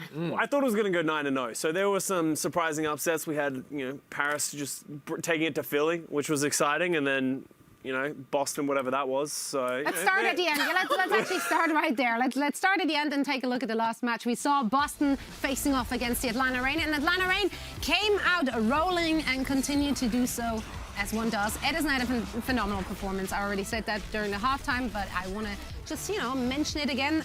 They're really living up to their to the hype, to the expectations. I just think overall, this Boston team, it's got to be a bummer to be a fan because, like what I said earlier, like with Paris, right? Paris struggled last week or yesterday, and they made decisions and they made roster changes because they can. In Boston, you just don't even really see a light at the end of the tunnel. And to put it positively, Atlanta was going to unleash the beast, but I think they already did with two of them. Gator and Hawk, the actual bestial names here, played really, really well. Hawk was all over the place and one of the most annoying divas ever. And then Gator had some nice pulls, played really well. The tank line can't be overlooked here just with these star DPS players. Yeah, half of their team is actually named after animals. Yes, I know, it's crazy. Should probably kick the rest. Great and just insight, go Josh. All right, do you want some actual insight? Yeah. I'm slightly concerned still about Atlanta, and I know that might seem really weird. No, I can see it. But the thing is, they have an opportunity here to play something that's slightly different to what we've seen them perform well with in the past, and they chose not to go with it. They chose to continue playing the Orisa-centric bunker compositions. And yeah, they were really good at it, but so far, the 2 wins that they've got, they've just been playing that. And it was against Toronto and easier Boston. opponents. Yeah. Are you worried that they become readable to other teams as they continue? Yes, and not just readable, but perhaps a little inflexible. And that might be unfair. Like, maybe Atlanta really did think that this was the best composition to play this week, and that's just why they did it. And maybe they'll be perfectly good at dive in the future. But something about the way that they lost to Paris and then are not playing dive here where everybody else is makes me think that maybe this roster isn't quite as versatile and all-star as we first thought. I think you got to raise these questions until they show a willingness and an ability to play the dive. You have to have this question mark, because so far the only time that they've really looked good is when they are playing this bunker, and when they played against a good team, they just really struggled to sort of step up in that moment. But they're 2-1, totally fine, and we don't even know if you're going to be able to. Boston and Toronto. I know, but you can only beat the teams on your schedule in front of you, right? It's It's not necessarily their fault, and the one loss is not terrible, and who knows if you're even going to be able to play dive. So yeah. I love the fact that Edison actually performed super well on his debut. There are opportunities where rookies come into the league and they have this big possibility of performing and showing everybody how good they are, and they flop for whatever reason, for nerves or maybe just they have a tough opponent or whatever. But this was Edison's opportunity to just go in and rough up the Boston Uprising. And he took it, he absolutely manhandled them. That was rough. Yeah. So, I don't know. The thing that most impressed me about Edison was his ability to play multiple different characters across the board. You match him with Erster, if they have that much flexibility just within those 2 players, it's hard to really see this team faltering at any moment. I think if Tracer continues to be meta, though, you'd rather have Erster on Tracer. Yeah, but Edison showed an ability to play the Hansa, he showed an ability to play the Summer. This is kind of on you guys as well, as we do have to hear pool draw right here on the desk, and I dare say Tracer might be it after the pick rate. We're sorry. Weekend. Oh. So, everything goes. Mr. X is not here, so you can, thankfully, rest assured, but plenty of opportunities to still mess it up for us. That's true. Thanks for that. Just vote of confidence. You're drawing the DPS, right? Yeah, I'm drawing the DPS. I'll tell you what I don't want to draw here. Hanzo, actually, because I got an opportunity to see Edison. Eddie. Actually, You guys are tight. You guys are I call him Eddie now. It's cool. I hang out with pros. I call him by his nickname. Yeah, so you can see here the big old Eddie, the Beast, from Atlanta as he's known. These are his stats and how he stacked up against Jerry. You can see as it averages out over the course of the 10 minutes. Jerry was getting punished a lot more, but I think that's more to do with how the team was playing, honestly. Like, there was no pressure on Edison to do absolutely anything whatsoever. But he's still able to come out with those big picks. So even though Jerry, I think, actually did put up a good performance here, he looks like the sole star at the moment on the Boston Uprising. But I will say that Color Hex hasn't had an opportunity to really perform. It's been a single bright spot. It's just the mechanics of Jerry. Yeah. They're fun to watch. I think that's the thing. Like, obviously, it was a bit of a meme a couple of weeks ago when the Boston Uprising beat the Houston Outlaws. I didn't know. He's actually a good mechanical player. I think Jerry actually has what it takes to be in this league, and he does have flexibility on the hit scan roll with the Hanzo, with the McCree, with the Widow. So I've been really impressed with him. As you said on the other coin, Color Hex has really been struggling to find anything that he can play. But it's very hard to play DPS when your tanks and your supports just seem to be having no opportunity to do anything. So it's really hard to judge it. Well, this was only week 5. We still have many more to come, so who knows? Maybe they find an answer. Maybe they're adding additional pieces to their roster, which would certainly help them out, given that we do have hero pools in place now. However, we should move on and talk about the second match of the day, and that one featured New York taking on Washington in front of their home crowd. After dropping the first map, NYXL looked pretty much unstoppable, I would say, and then they really stepped it up. What do you guys think was the biggest adjustment they made that really carried them to victory? I mean, it's got to be that addition of Nene, and how I like to call him Nenny, actually. We're tight like that. Yeah. The Nen dog. Big N, yeah. So he played in such a more aggressive way that it just opened up so much more space for New York, and they looked good. I mean, New York have already lost to one of the top teams, so we're not in a position where we're calling them, you know, is this back to 2018 levels of dominance? No one's asking those questions. They're just, are they going to be really good this year and get into playoffs? So far, it seems like it. Yeah, probably. Like, they do have all the tools that you expect to see, like them to be at least top 6. They've always been a great team. Whether or not they can, you know, make it to the championship, who knows? They haven't really shown like top tier consistent performance. But as you said, the addition of Nene on the Tracer, I actually like their willingness to move away from Sabiobi on Tracer. Obviously his signature hero, but it's not working for them. They put in Nene, and he just played a completely different style and just revitalized the New York roster. I mean, it's just a case of the rich get richer, and you know, I'll coin it, the good get gooder here as we move into hero pools.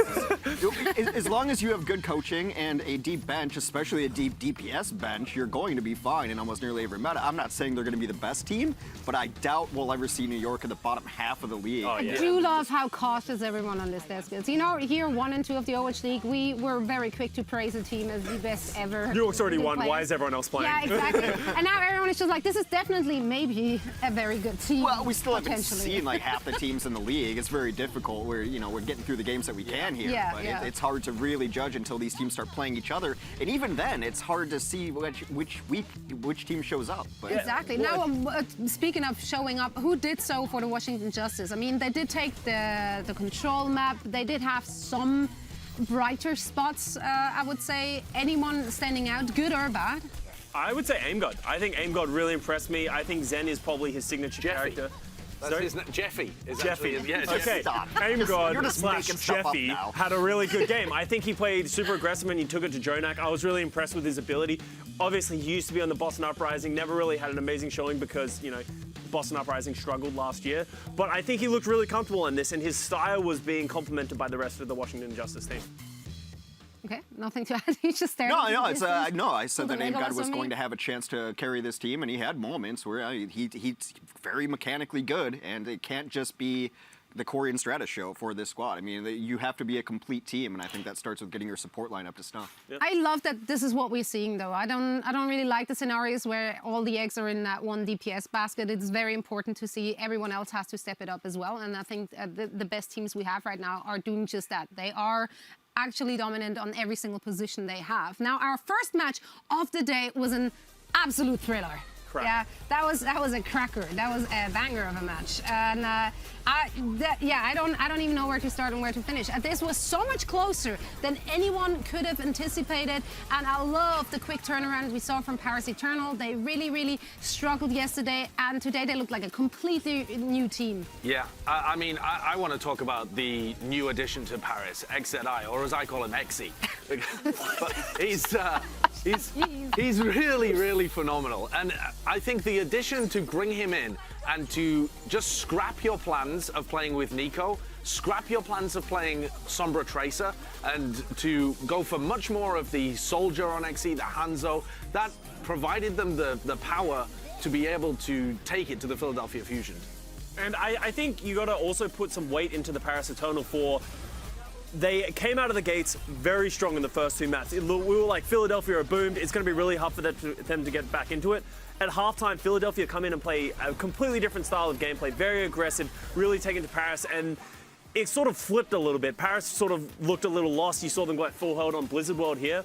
But then they come back in map 5, which is a very hard thing to do after just losing 2 maps, and they brought it back, ran it back, and they just sort of kept with their style and the things that worked for them. There were shades of the Sato version of Sato, though. Yeah. Without a Baptiste, I'm sold on my stonks. Without a BAP or an Ana and having to play a little more aggressively on the Winston, you saw some of the old mistakes come back a little bit, and he did end up feeding quite a little bit, but I definitely think this was Exy's show. He won player of the match, obviously, and I think he was just a cut above Ivy in every role that they played, just getting more of these final blows, actually getting a lot of work done on the Soldier 76, which, I mean, Ivy's here and he's just getting a lot of consistent damage, but Exy was finishing fights, and especially when it went to stage 3 of map 5, Exy was a huge contributor. And it's weird that because the Philadelphia Fusion have 5 DPS players available. Yeah.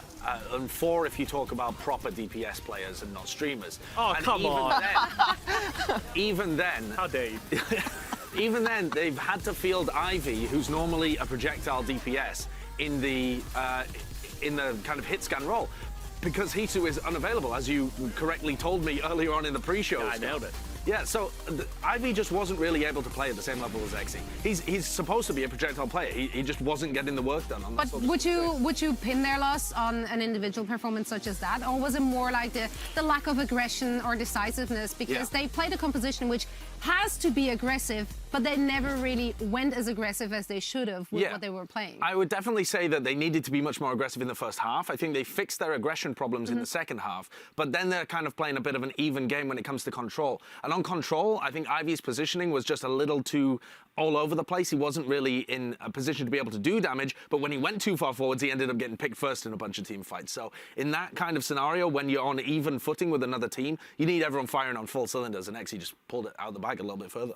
But Carpe still tried. He tried so hard. Yeah. At the very end, still a he god. really tried so very hard. Unfortunately, it was just not enough, and Paris came out on top. A phenomenal game, and if you haven't seen it, you should definitely go back and re-watch at least the last map. It was an absolute thriller. Now, you don't want to go anywhere right now, because we have emote control coming up as well as the Week 6 Hero Pool Draw live right here on the desk.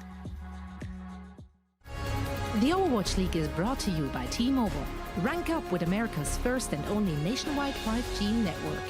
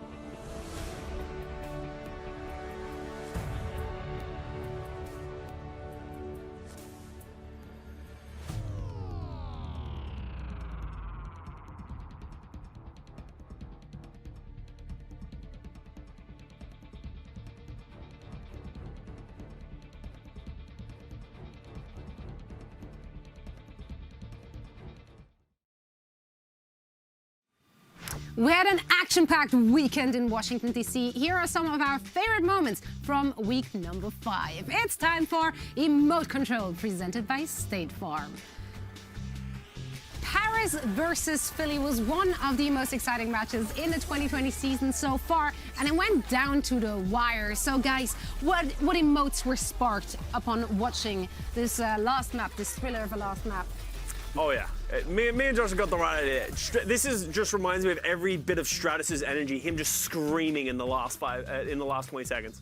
See, I said that this Paris team was legit, and I kind of predicted the upset, so my predictions again, just cash money, homie. Cash money, homie. Cash money, homie. Did you predict the upset? Shut up. Not directly, but he implied it. I implied it.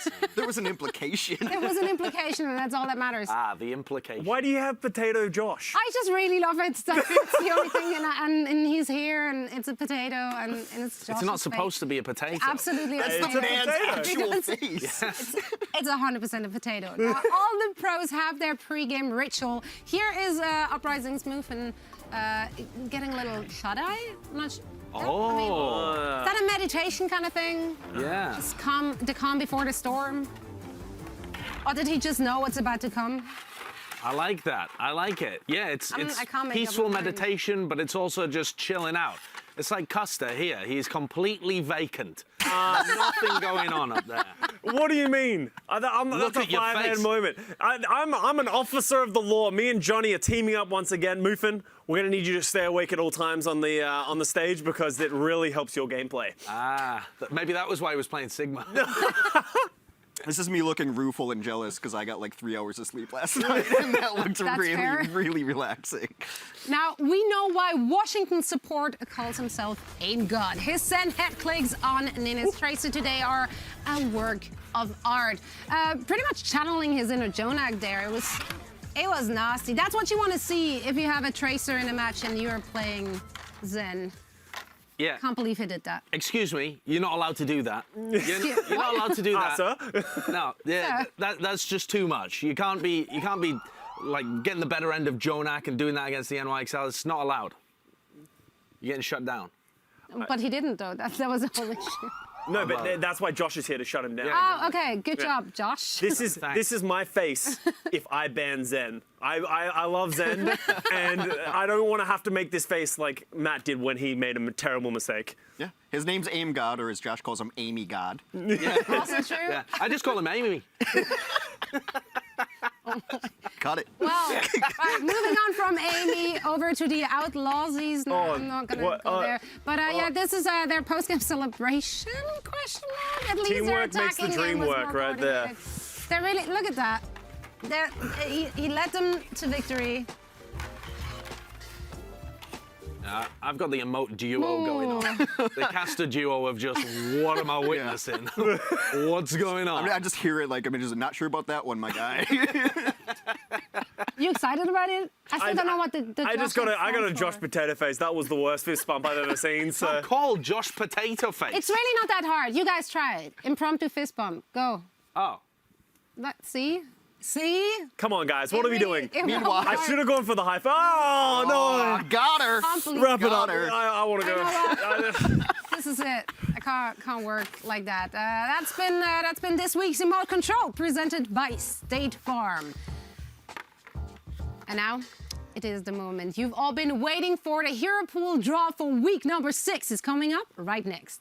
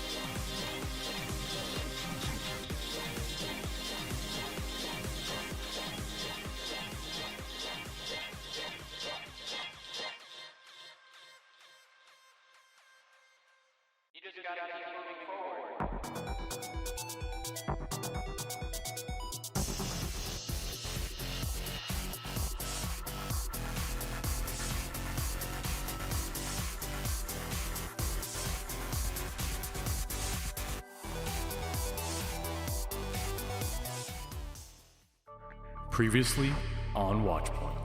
The age of hero pools is upon us. 1 tank, 1 support, and 2 DPS heroes will be unavailable for teams to select in the Overwatch League. We're using a highly sophisticated randomization drum, all right? And the first hero to be removed from the rotation in the 2020 season of the Overwatch League is... Are you kidding me? No. All right. You coward. Okay. How'd I do? And this support will not be available next week. Moira. I've done it, chat. I don't... Pretty cool. Get off the stage. Come on. Couldn't we have got a good DPS player to draw these? They are better than you. First pick for the DPS to be taken out of rotation. It's McCree. Oh, wow. Whoa. McCree usage. Never much liked you. And this one is...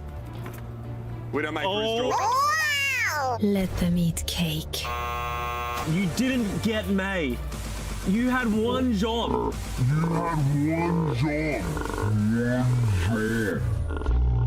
Sorry. I'm sorry. And that was what happened last week, and our highly sophisticated state-of-the-art hero pool draw is back again. 1 tank, 1 support, and 2 DPS heroes will be taken out of the rotation for week number 6 in the Overwatch League. And thanks to Mr. X, we got to see May again this week. So let's see if we can somehow right his wrongs. Fellas, are you guys ready for this? Yeah, thanks, Matt. That was great. That was great. Josh, please. Honestly, though, it hasn't been that bad. It's been all right. There's been only a little bit of May, and it's allowed for a bit of difference in styles, right? It's like some people want to play the very tanky compositions, and some want to play the dive. Let them play both. No. Just go and play the tanky composition. Well, real quick before we get into any more discussions, let's go over how hero pools work.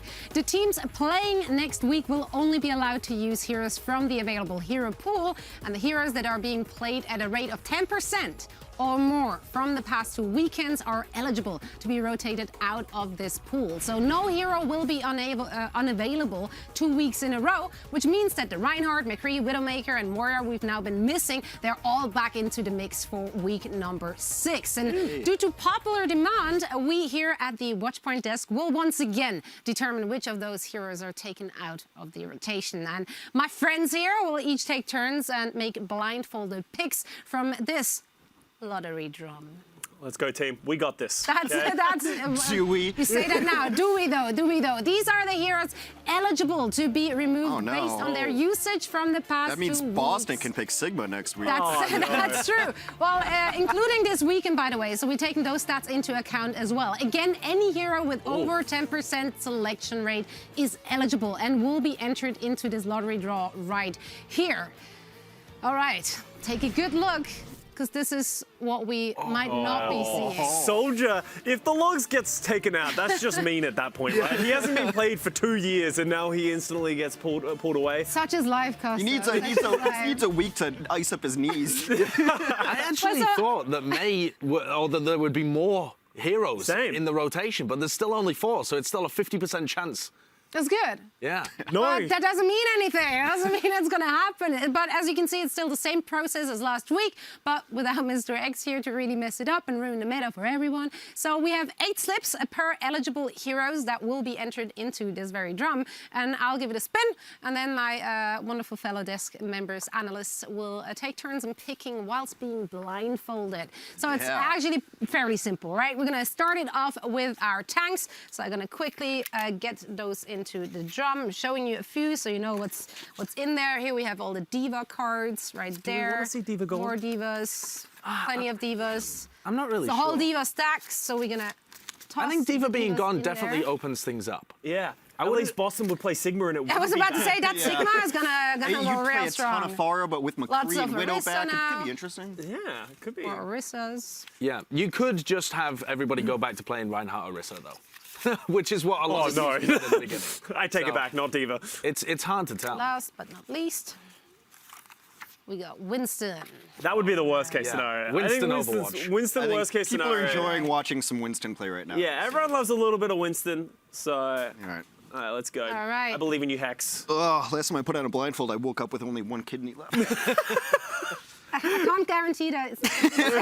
But I was $500 Do you have 1 richer. kidney? Okay, wrap it up. Actually close to, oh wait, I got it. I can't see anything right now. I don't know if you know how blindfolds work. I'm not familiar with the technicalities of it, but I have an idea. All right, back and forth. Really, all right. I'm really going for it. Okay, Hex. That sounds properly mixed. All on you. Right. I'm helping you, guiding you in there. That's the one I want. Oh yeah, here we go. I have a feeling already. Oh! Sorry, guys. Winston! Peanut butter's off the menu, boys. No more peanut butter. Let's see if we can add the jelly. I hope we like... Did you enjoy Dive this weekend? Me too. Not going to see it next week. That's unfortunate. I did that on purpose because you know how much I hate Dive. Wrecking Ball, though. Wrecking Ball is still available. Oh, good thing Meng's going to play. We just gotta play a different kind of animal. That is unfortunate. That isn't I'm great. so sorry. Heading over to support. Are you though? Are you really sorry? No, because I enjoy the chaos of the hero pools. It's just a week, guys. He'll be back. Some people What I've just done want is to I've watch them all burn. guaranteed he'll be back in 2 weeks. Heading to supports. Brick is the first one we're gonna put in. I've actually enjoyed I kind of like Brig. I don't. I kind Well, of. she plays much different than this kind of meta, right? So it doesn't feel as stale, and she's in a much better place as well. So you it's use other keys than W and M1 now. quite exciting. Sometimes you hit E. Lucio. Okay, well, what are the thoughts of I Lucio? kind of want to see Get out of Lucio. this? I think it would be really interesting to see how Overwatch is played without Lucio, especially when you bring Reinhardt back in the meta. Like, would we just not see Reinhardt if Lucio wasn't available? I think you would not see any form of dive to try and break the Reinhardt. I think it would be impossible to play anything other than bunker if you remove You think it'd just be bunker versus bunker? Oh, yes. Lucio? How exciting. Oh, goody. Unless we also All remove right. May, in which case bunker does get quite a bit of a nerf. May is the real key hero that changes up the entire meta. Okay, let's go. I have 2 kidneys, so I would like to have them both. Obviously, maybe I have 3 when you take it off. I got one of Hex's. That's where it went. Congratulations. Hoarded organs over there. I'm a doctor, by the way, so don't you worry about a thing. Are we All good? right, we're good? No. almost. Oh, okay. There A we little go. higher. All right, I'm going to the corner. You know? Oh, Bold move, the corner I like it. strat. The corner strat, bunker style. What do we do? Oh, okay, this one. Can you hold? I got the drum. Thank you. Oh God, no! Don't hit it. Oh, you know it. You know exactly what's coming. Oh my, Lucio! No. It's Lucio. It is Lucio. That It is him. Very interesting. Oh my lord! Well, don't worry, I got it. All right, well, Back down. we've really We're already shaking things up here. Yeah, quite literally. We're shaking the meta up, you know? You can't play all the stuff that you've seen in the past. Yeah, no, I'm very proud of us so far. I think You know, this like is when it was great. explained to me what was going to happen, I was like, I was a little concerned. Then someone's like, "It's just a weekend," and I was like, "You're right." That's true. It's like, literally let's not panic. Yes, it's not the end of the world. I think the most important point here is whether or not we just went back to seeing the Sombra. McCree, May, Reinhardt stuff that we had seen. It all rests on you. Yeah. But without all down to Lucio, me. I think that requires the Lucio though. That's my thing. So I don't know.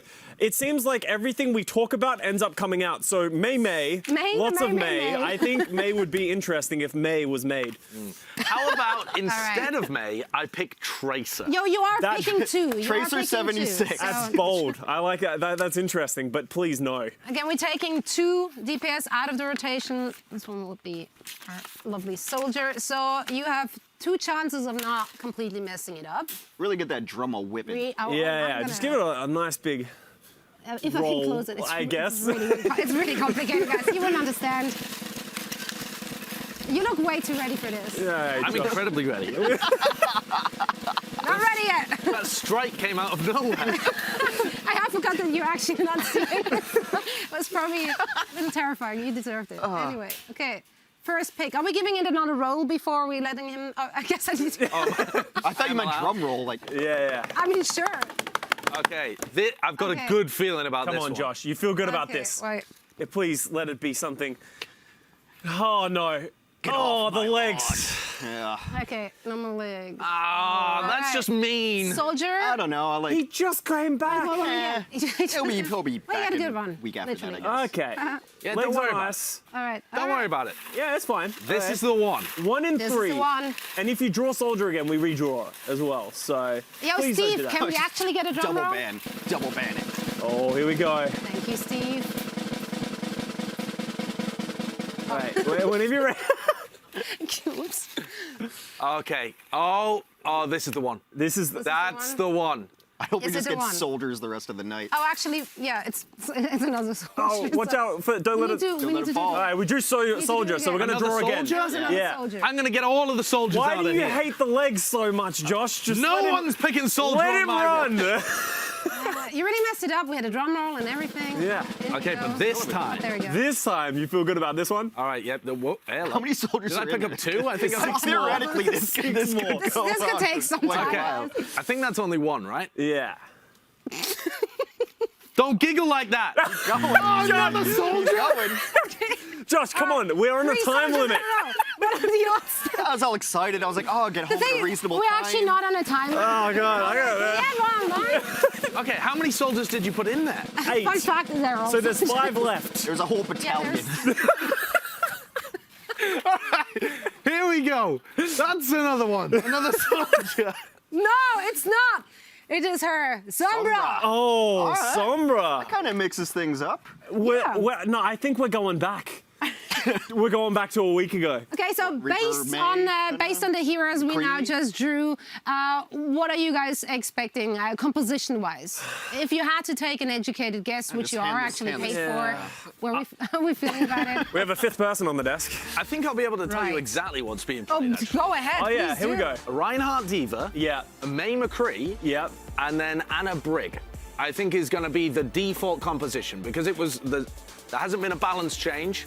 It goes back to what we were playing last week. But we weren't playing much Brig last week, really. Some people were dabbling with it, but... BAP a lot. Yeah. If you want to rush, you can try to maybe get Coalescence up before the other team can do anything, but then it just gets walled. So yeah. That was a terrible round of picks. We've done terribly. I mean, we could have done worse. Yeah, we could have. Who knows what the meta will bring? Don't be that's pessimist. exactly coming from you. Yes, exactly. Captain Optimism. I do go by Mr. Brightside. I mean, I do think that this is going to shake things up, and quite frankly, I do feel like it made it really interesting this week. It was very interesting to see what the teams are coming up. So now the big question is, of course, which of the teams next week will be most impacted on those changes. So first things first, let's actually take a look at who will be playing next week so we can, gauge the situation a little bit more. We're going to have the New York Excelsior taking on Atlanta Reign.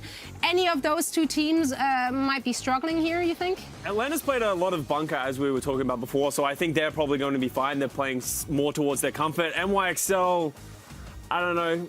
They do have flexibility in their roster, though. Like, I don't think they can play anything. I think that's going to be a great match next week. I think it's going to be really good. It should be very good. I mean, New York are the team that's hurt slightly more by that because they've banned the heroes that they're playing the most. And they did actually lose that kind of mirror match against the Philadelphia Fusion previously. I don't even care what those teams play. That is a loaded schedule. That looks really fun. Like, somehow London is 3-2. This Paris team is going to play again. Like, that's just a good week. It's a good week of Overwatch. It is. And we also, have, of course, have a second day. So let's take a look at Sunday and which teams we will be having on the stage. All right, we've got Defiant versus Justice. London Spitfire will be taking on the Atlanta Reign. And Boston Uprising at it again. This time, El Clasico against Florida Mayhem, Classic. as they love to say. What are we expecting here? I think this fairly clearly favours the Justice and the Mayhem in their matches. Because Toronto Defiant gets completely nerfed. They can't really play the Winston, they can't play the Sombra. That's what they wanted to play. And Mayhem were just playing Anna Brigg anyway. They didn't want to play the Lucio hero. Yeah, Chris is clapping his hands like, we've done great. So, I think it's going to be really interesting to see which teams. Like, we've seen a little bit of dive and we've seen a little bit of bunker from both rosters. I think, as you said, we'll go back towards the meta we saw last week and, earlier in the season. So, it'll be interesting to see if people can go back and if everyone does just revert or if people get a little more, cute with the rosters. But even with this hero pools kind of limiting things, we saw a lot of variety this weekend. I think that was the thing that surprised me most. I thought that teams are copycats and they would just kind of fall into the same meta and we get mirror matches, but it's been pleasantly surprising that teams are finding their own styles within a limited hero pool. I just love how much more important it is to have a real solid coaching staff. And it is showing right now because there is a quick turnaround for all of those teams and that does require the coaches to put in a lot of work, not just the players who obviously have to execute what the coaches are whispering into their ears. But it's just quite interesting to see how all of those teams are dealing with these issues at hand. Now, any final thoughts for you guys? Any summary of the day, for example? Big takeaways? No. See you in Miami. See you? Right. Well, Hex, thank you so much for joining. Thanks of course, also you, Sideshow. It was a pleasure having you back at the desk. You're always welcome. Thank you. I'm glad it fulfilled my role, carried on the legacy of the people picking DPS, Only making... a 5-time soldiers or something. that's fine. So, you did your best. Thank you. Barely good enough. But, it's been a pleasure having you guys here. We hope that Jonathan will be joining us again next week. So, send him your well wishes. Quick reminder, you can also watch Overwatch Contenders, I heard that, over on their YouTube page on Tuesday. The European and the North American division make their debut. So make sure to head on over there, subscribe subscribe and follow, say all those fancy things. Overwatch Path to Pro on Twitter as well. So yeah, this is where you can get all your updates so you don't miss any of the action. And that's it from us here at the Watchpoint Post Show. Make sure to tune in to Overwatch Contenders tomorrow night at 12 a.m. Pacific. So head on over to youtube.com/Overwatch Contenders. I'm really good at Nailed it. Nailed it. Should just be tendies. Tendies. We're tight like that. I just call them tendies. Try that as well. It's been a pleasure. Thank you so much for joining us. Have a wonderful evening and good night.